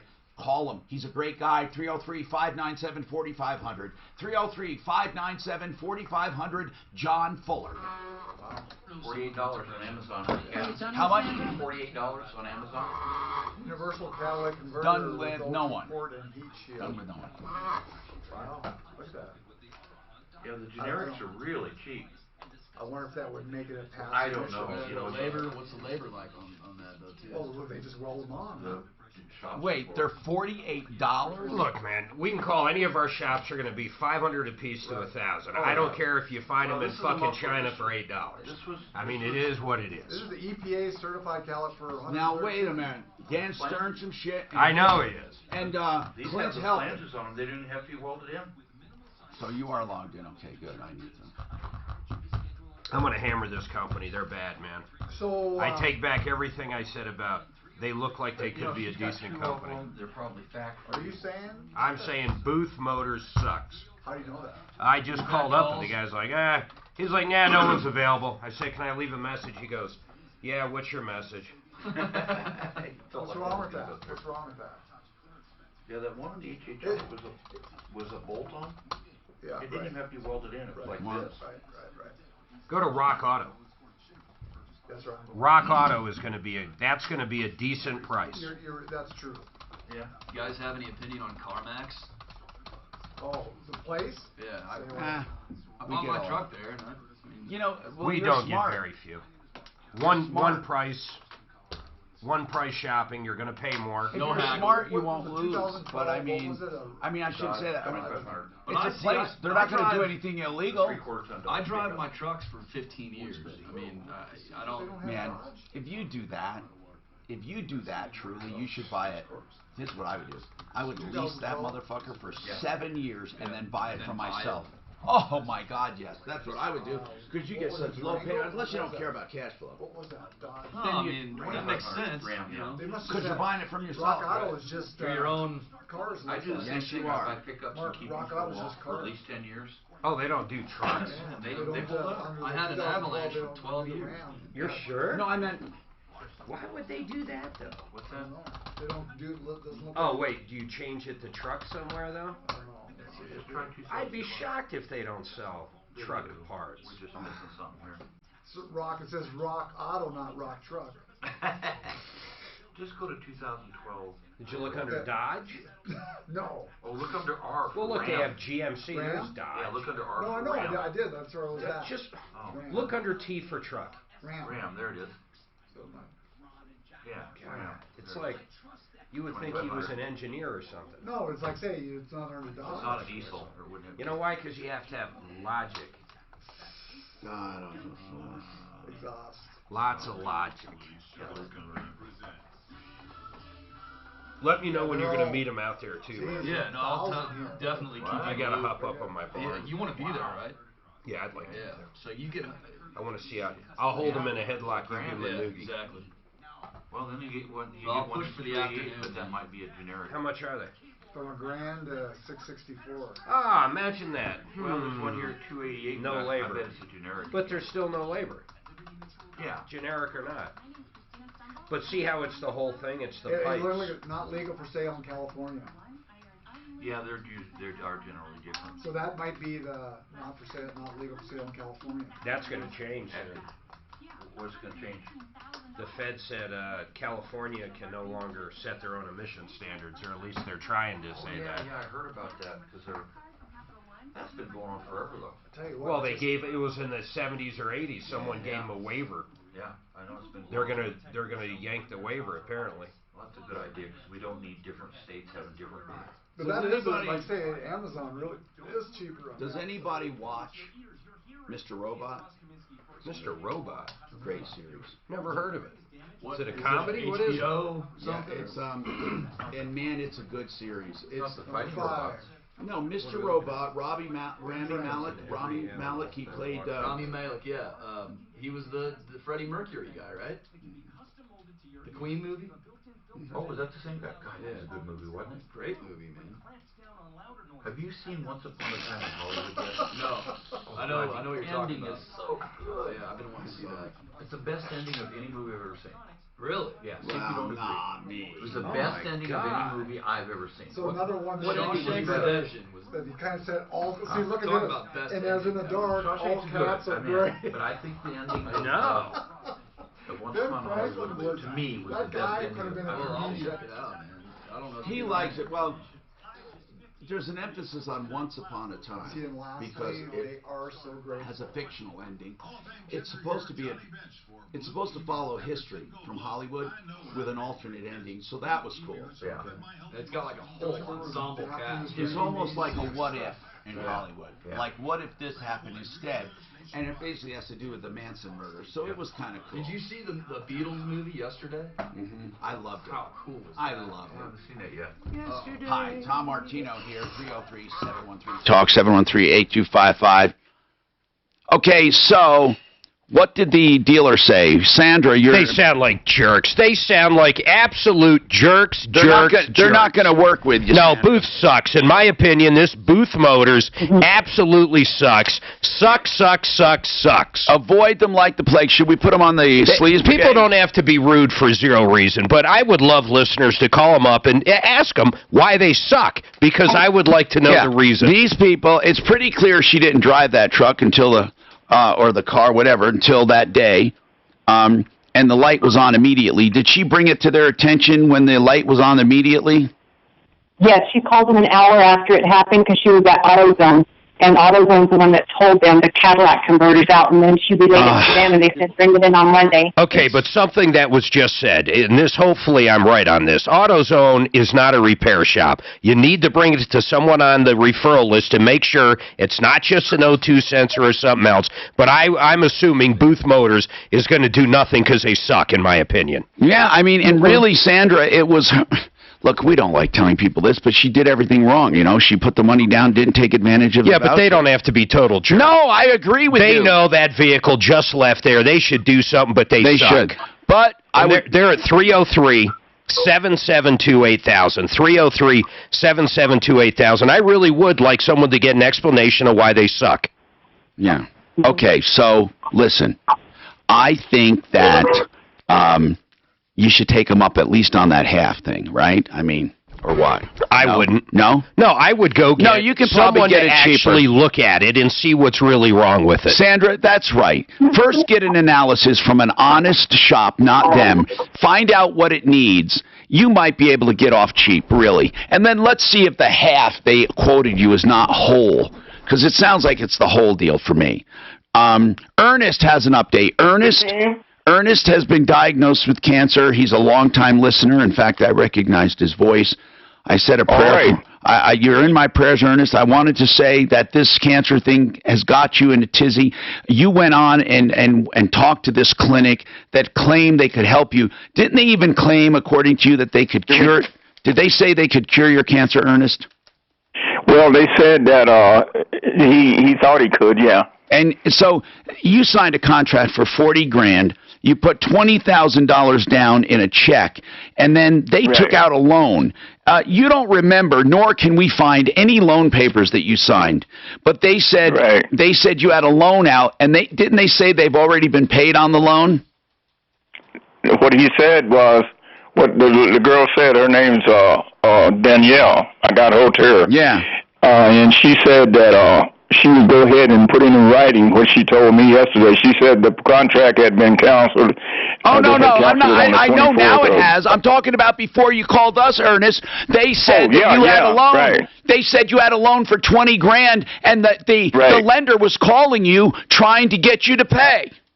Right. They said I was behind. I was late. Yeah, but where did the money get dispersed? To Thriveology. And Thriveology did nothing for you except flap their lips. But I'm going to say some good things now. At least they came through and canceled everything. So you don't have to worry about that loan, Ernest. And they canceled it the day after. You're I know. Buddy. The day after the show they canceled. Lifesaver. Well, now, let's talk about real life saving. What are you going to do, Ernest, right now? Do you have any treatment plan in mind? Well, I'm doing some alternative stuff. Okay. It's called a process where you're using semen, I can't even say it. I'm so excited. But anyway, now, I've been doing that about 2 weeks now, and it seems to be working somewhat. Do you have an oncologist that you're working with, too, though? Well, I'm going to go to the VA, try to get testing done that won't depend that I get put under. Okay. I had a bad experience with that process that I went through on the surgery back in March. Yeah, you said you had a tough time coming out of it, huh? Right, and I even had to go on oxygen for the whole time, and my memory is shot. Wow. Well, Ernest, but I've been feeling pretty good because I was taking this cesium chloride. And where did you find out about that? What's the name of the place you're going to now? I'm not going to any place. I got an appointment to go to the VA. Okay. But what's the name of the clinic with this?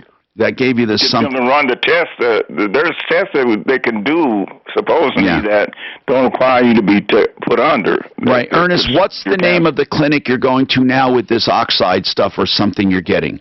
The chloride. I'm not going to any clinic, but they have a online thing, and this guy, he's like a advisor, a coach, and he's telling me the amount to take and how much do it. How much does it cost, Ernest? I can call him. How much does this online stuff cost? It costs like $100 and I think it's $120 for 3 month supply. Okay, so Ernest, I just implore you to always get other opinions as well. I feel so bad for Ernest because listen, he's got a scary diagnosis, so he goes looking for alternatives. He didn't like the conventional treatment. Okay, Ernest. Tom, I'd like to give a shout-out to Lending USA, Chris Simon, the customer relations. He was amazing. He's the one who did the loan for this.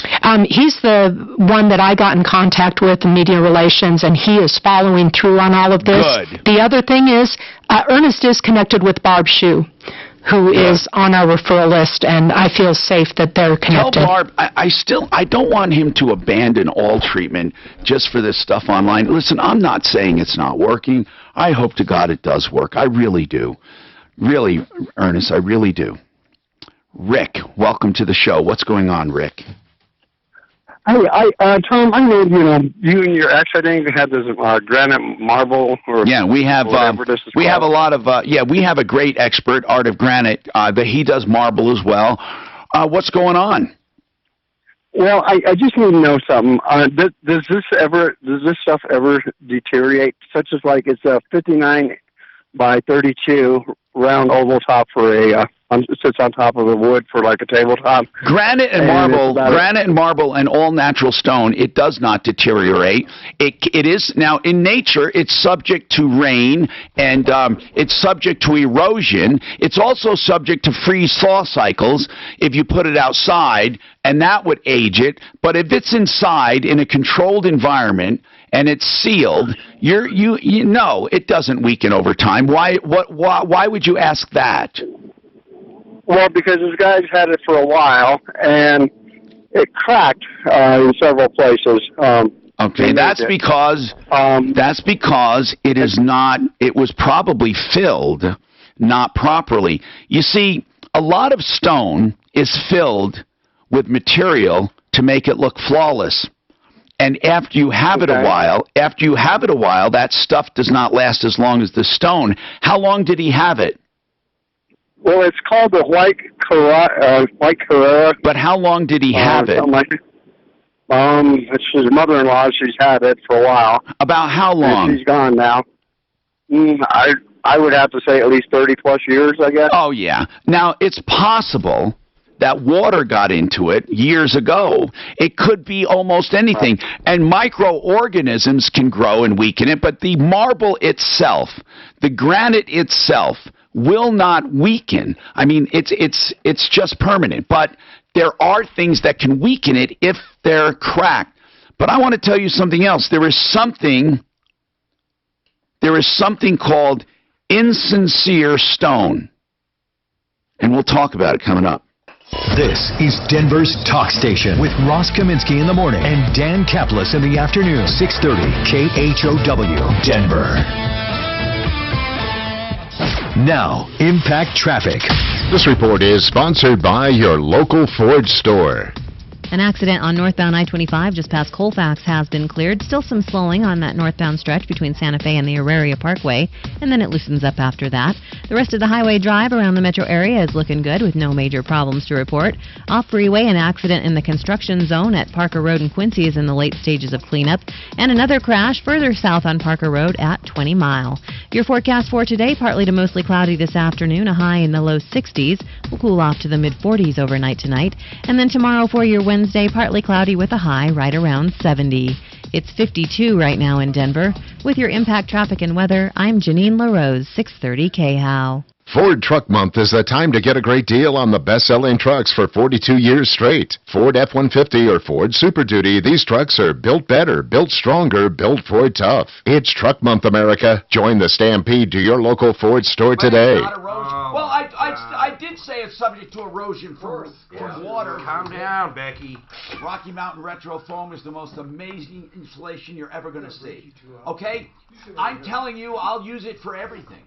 You have to go to this website and see the video, and when you do, you'll be convinced. If you are re-insulating, maybe you're building new, home improvements, whatever it is, you're going to want this insulation. Even if you have conventional insulation and you're pretty happy, you're probably paying more than you should in energy bills. If it ever concerns you, Rocky Mountain Retro Foam, a state-of-the-art injection foam they put into the wall cavities that fills every crack and cranny, every nook, and it even compresses the old insulation and takes its place in the important areas.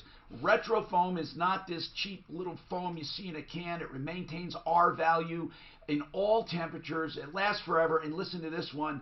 It doesn't have any off-gassing. It's environmentally friendly. Installation can happen in like a day from the outside of your home, and it makes your home even more quiet. 80% quieter, 50% savings on energy bills in many cases. 720-676-6333. The most amazing stuff you'll ever see, and I'll give you that website to look at. 720-676-6333. The website, foamyourwalls.com. Tom, do they make a 2-inch hole for it? Yes. And by the way, Mark, I did say it's subject to erosion. Yes, he did. I did say that for water erosion for sure. If it's in water. Well, it can. How about wind? Yeah, people that have granite That's outside erosion. in their outdoor kitchens, it doesn't. Erosion, but it's not internally. It doesn't get old and brittle. It's not. That's what he meant. Does it age? It doesn't frickin' age like that. Concrete. It is subjected to cracks and crevices and wind and, hammers. Yeah. Big people sitting on it. Shifting. Hammers. Yeah. The acid. The Fruhoff semi-trailers that are refrigerated. They made a 2-inch Yeah, hole I in the knew bottom, it. Granite 2 on the top. magma. They Yep. injected that stuff Over in. 4.2 billion years, zircon crystal, which is formed inside granitic magma, can break down. In your face, Martino. 4.2 billion. Okay. So, you know what? Once again, people talking. Oh, God, 4.2 billion. I got to find out what Ed and I are both getting all full implants. His new teeth are made. Ugly. I didn't know that. He's his fit, but he's a month ahead of me. Is he in Mexico? No, I don't think he's going to Mexico, but they're spreading it over a year like mine. His all in is like $9,000. Do you know what his quote was in America for those? For 60,000. 61,000. If you go to so are these they pull your teeth and it's the same thing they do here, man. They put about 6 implants in. Of course, I had to have bone graft. Actually, it depends where the rock is. Some of the same rock can break down in 2.5 billion. What is it? You mean like talc powder? Talcum powder? Really?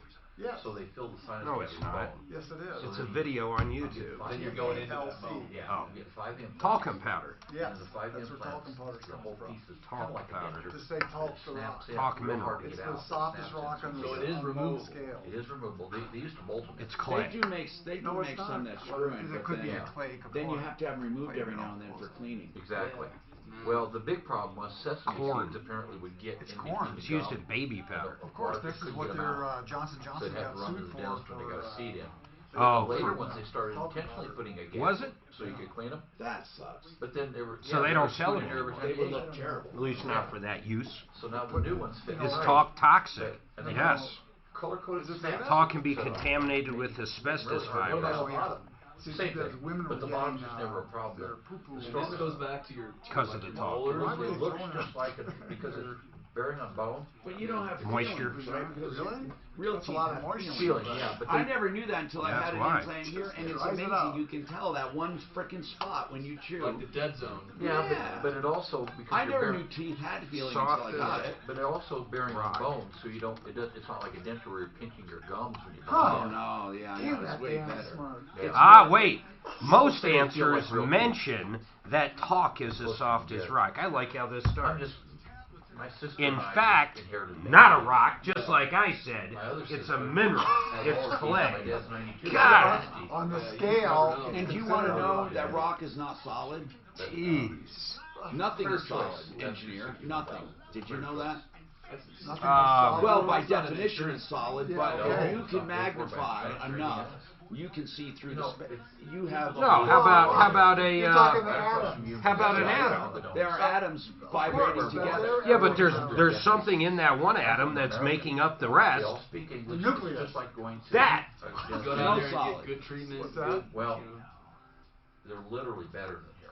And actually, they don't even. They're 20 years ahead of us.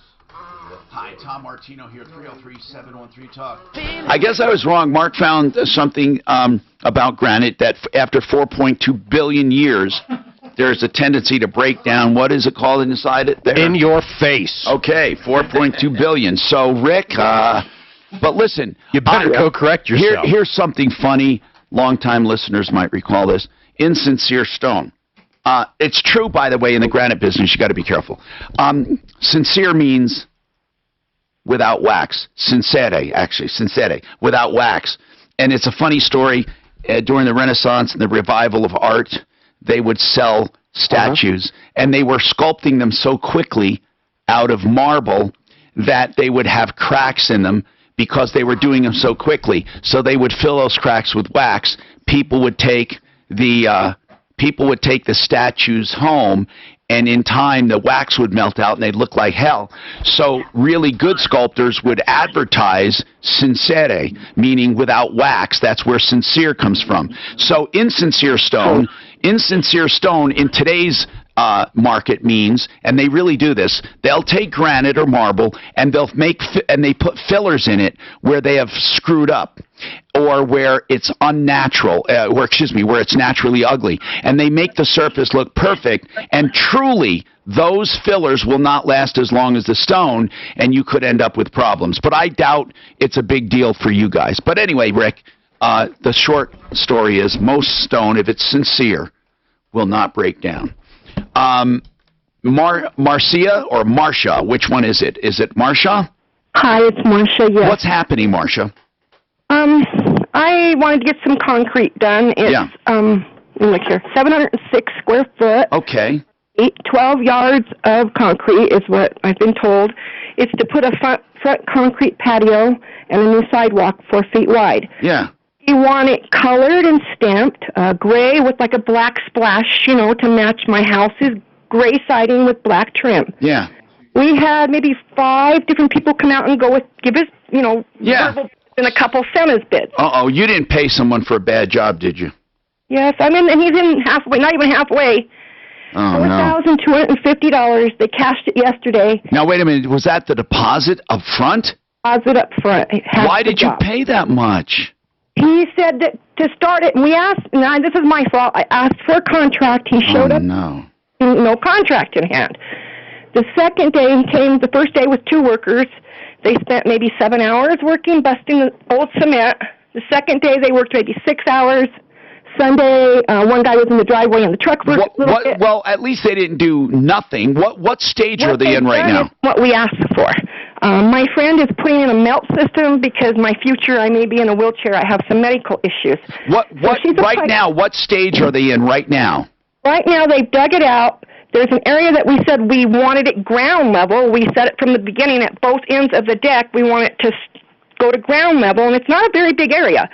But he wanted to do it higher, and we don't want it higher. It's not really supposed to be a ground level. That's why. I mean, I know it's not proper to put concrete, the grade on ground level usually. But hold on, I need to ask a few questions. Was this $4,250 half down? Yes. So it's going to be an $8,500 job, and you don't have a contract. Is that right? No, he showed up the second day. He said his wife was putting it together. That's a yes or no. Do you have a contract right now? Invoice. He brought me an invoice. And at the second day, he said, well, I didn't know you wanted gray color. I said, yes, we want. He says, concrete is gray. I said, I don't want regular gray concrete. I understand. He said that he didn't understand what we wanted. What are you upset about now? If they are proceeding, so what are you upset about?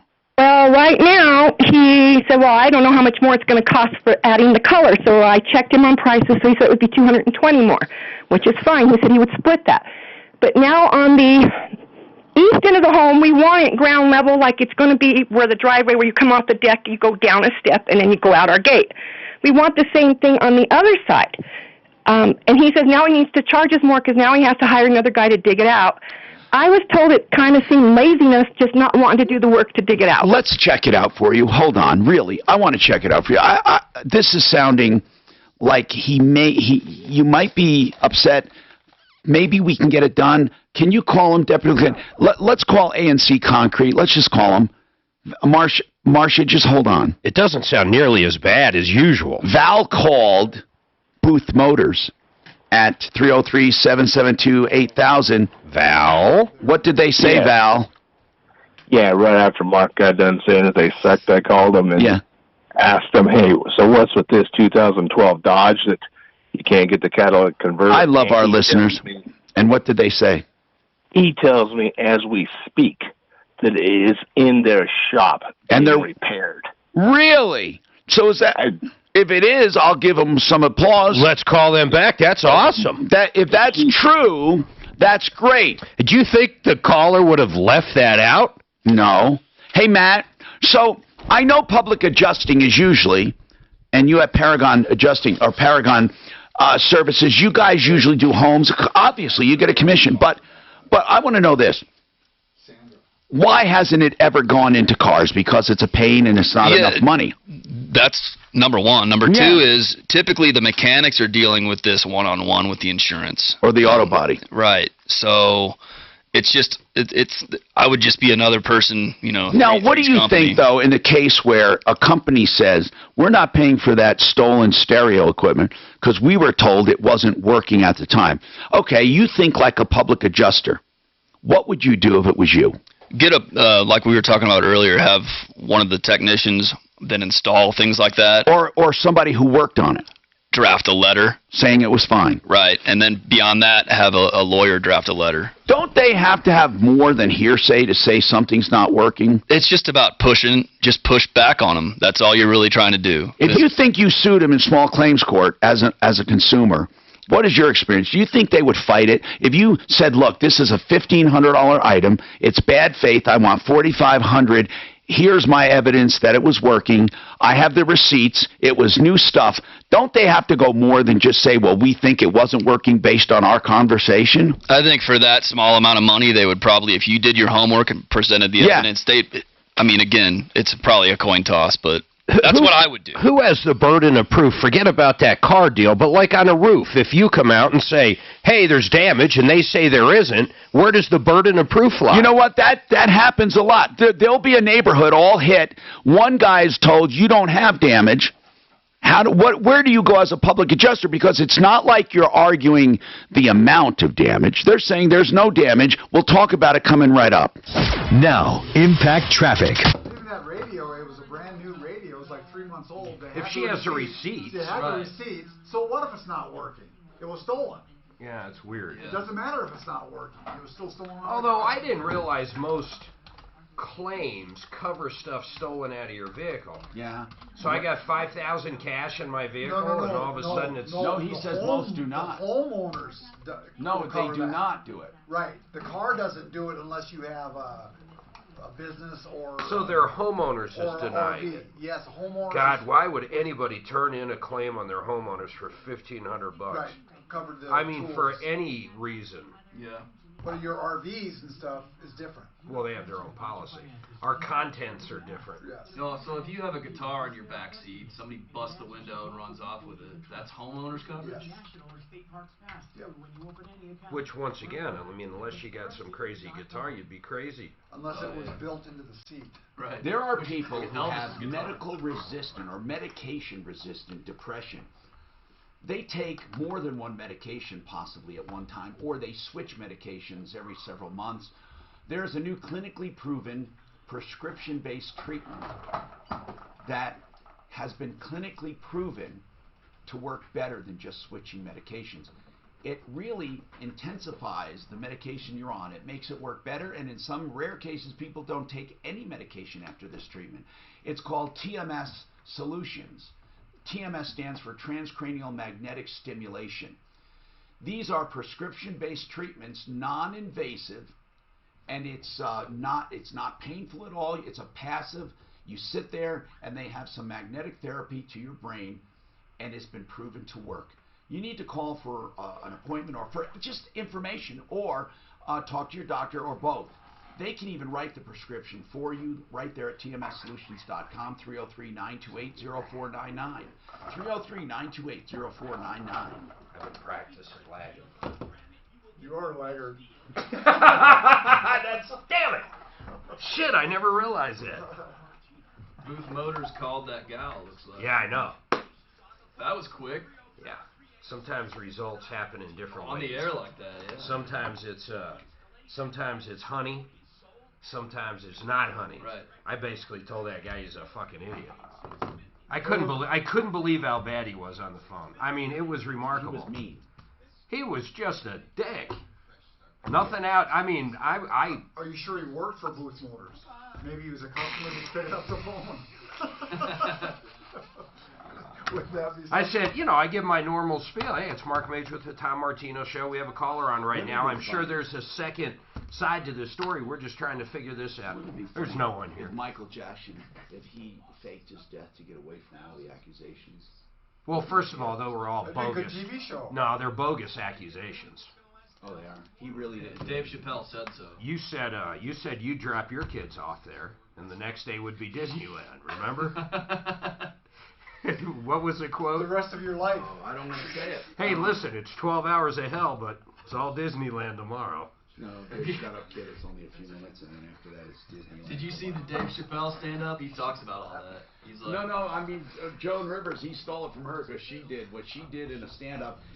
That was her first opening lines, or near opening. No, it was about the Haiti kids deserving to be punished by hurricanes and shit because how ugly they are. Joan Rivers had no filter. I'm listening to her and I'm thinking, I love her. And I'm looking around to see if people are laughing. It's like, she goes, "Did you ever see their commercial? No wonder God saved the hurricane." I mean, she's brutal, like, oh my God, is she brutal? Well, you look at the show The Office, how bad that would be. Totally The Office? The Office. He went to the restaurant, brought back 2 Asian girls. He couldn't tell them apart, so he marked one with the magic he marker. branded them? Yeah. I gotta call the country guy back. He says he just doesn't know what the hell she wants. I'm serious. He hasn't been able to get it in writing. Maybe I will start watching that. That is pretty funny. How old is it? They need to sit. I know I've seen a few of them. They need to sit down and get it in writing. What they sell paper products. Yes. Can you so help? dumb. Yeah, it's like working for Kleenex or something. See if you were that kind of a manager as he was with your Goodyear stores. Yeah. I never marked people. I just don't watch TV anymore, man. I binge it. I watched Ozark. Ozark was badass. You're a Seinfeld guy. Is there a third season? Okay. Or they kill it? No, I know a guy working on it. That'll be cool. It's coming out probably in November. Jason Bateman, that fucking guy can act, man. Dude. He kills it in that. He and then the old something. guy, the old guy, I forget his name. He does really good. He's ugly as fuck. The guy that's living in the basement or whatever. That's you. Tom likes him. That really ugly. I visited a website. Oh, he's ugly. He's got a good-looking wife too. The lawyer. I visited a website one time about this fat-burning pill or something, whatever it is. Okay, now I can't stop getting notifications on Google browser. Did they set a cookie that sends me stuff? Yeah, just dump all your cash. Just dump it 100%, but not pay everything. Everything. What is that guy? There's no setting. That was a different show, but he's the same guy. Oh, okay. That show I really liked. Same guy as me and you were talking about. He was in a different show. It was really good. Don't know his name? No. Breaking Bad, you should watch that. Hi, I'm Tom Martino. Let's talk. We were asking when there's no damage or damage to a roof, how do you prove it? But I need to go to Sandra first. She got a call from Booth Motors. Here's what happened. This woman mistakenly put a deposit on a car, closed the deal, but did not pick up the car. Mistakenly, I say. Her friend did that. And as a result, they did not take advantage of the 3-day grace period to get an emissions. Now, she picked it up on Saturday, and the engine light went on almost immediately. So we thought Booth should at least do something, right? And Mark said they were very rude when he called, and some of our listeners called. Sandra, you just got a call. What happened? Yes. So, of course, calling saying, why did we call you guys? And but anyways, he's saying that they're going to talk to their GM and try to get it fixed for free. That would be wonderful if they do. Honest to goodness, that would be wonderful. And I'm hoping that the person reasonable. I'm hoping the person Mark talked to had no authority and was probably some nobody's here is no one you can talk to. Maybe somebody lower on the totem pole. So let's find out what management does, Sandra, and we'll stay in touch. It does pay to listen, honest to God, and to help. We do help. Now listen. Follow up though, because I mean we don't know if they're going to do anything or not. Let us know. Yes, please. Now, Mike's got a comment on that stolen audio equipment in the car. What is your comment, Mike? Where the insurance company said it wasn't working properly. What's your comment? Well, my comment is, if it's new equipment, he could be in the process of installing it. Who gives a rat's behind? Yeah. You know, it's new equipment. It was there. It doesn't matter if it's operable or not. I agree. And our public adjuster agrees, Mike. You bring up a good point. And then that's what we're going to do. We're going to fight for this guy. Now, hold on now.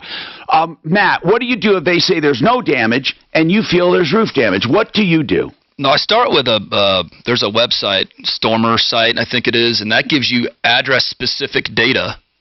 Literally, you type in the address, you pay, I don't know, $15, $30. And really, doesn't the law even say that a licensed contractor, if they give you a bid for damage, that they have to acknowledge it? Absolutely. And, you know, the other thing, too, is like we were talking, if a whole neighborhood got hit and they're trying to deny one house on Elm Street, it's not reasonable to think a storm missed that one house. Have you won those cases? Most of the time, yeah. And that's Paragon Services, man. They're on our referral list, paragonservices.com. And they work in the Denver metro area, too, 719-726-0020. I cannot begin to tell you how many thousands and thousands and thousands of dollars he's gotten for consumers. Stephen, you have an update. Yes. What happened? Yesterday something was installed. Give us the update.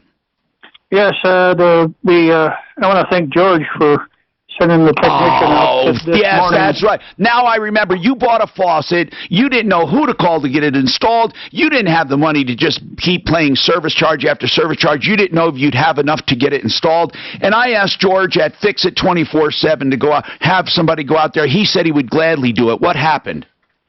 Oh, perfect. He sent somebody. They sent somebody out this morning, and they installed the faucet set, but the cutoff valves were not. They wouldn't fit. So, and the little extension, you know, the. So what did they do? What did they do? Oh, he got he had to go back to Home Depot and get the right cutoff valves, and I just gave him some cash, extra money that I had for that. So he paid out of his pocket for that. Well, Stephen, thank you for letting me know. You got your faucet installed. You found someone you could trust, and we're happy to help. Well, it's not just that. He found some more problems with. He gave me some estimates. So next month, Now, tell me what problems they found. Oh, the new faucets for the wash machine in the laundry room we put in. They're not code, so. But they'll work for the time being. So next month. Well, you listen. If they're working, I wouldn't worry too much about code unless there's a danger of failing. By the way, licensed plumbers, they want to make sure things are perfect. If it's not to code, the really important question to ask is, will they suffice, or are they going to fail, or why wouldn't they be to code? And again, I want to thank them for not charging you a call charge to go out there and to give you an estimate, and you had them do it. Just as I said, I'm not saying you shouldn't have things to code, but I'm saying code in and of itself is not a determining factor to me. Now, Matthew, Paragon Services, talking about code. If something was not up to code, can you fight for code upgrade, but only if it's part of the policy or what? It's got to be in the policy. Most homeowners' policies have code upgrade, and it's capped. But if it's not in the policy, nothing I can do. So they have to pay an upcharge probably to get it done? Yeah, and we've had people just say, I don't want to bring it up to code, you know, honestly. But haven't you found contractors, because you recover enough money elsewhere, that if they get the job, they're willing to do some extra stuff? Absolutely. Yeah. And of course, Matt knows these guys because he works with them all the time. And again, you can find him on our referral list at referralist.com. All right. So when it comes to that concrete, Deputy Clint, you're working with them. Okay, and we're going to try to get that done for the woman. We're out of time. Don't forget, referralist.com. We'll be back here tomorrow. Save all your problems for me. Imagine paying zero tax on your retirement cash flow, no matter what tax rates are. With over 20... Maybe the way it, are we off just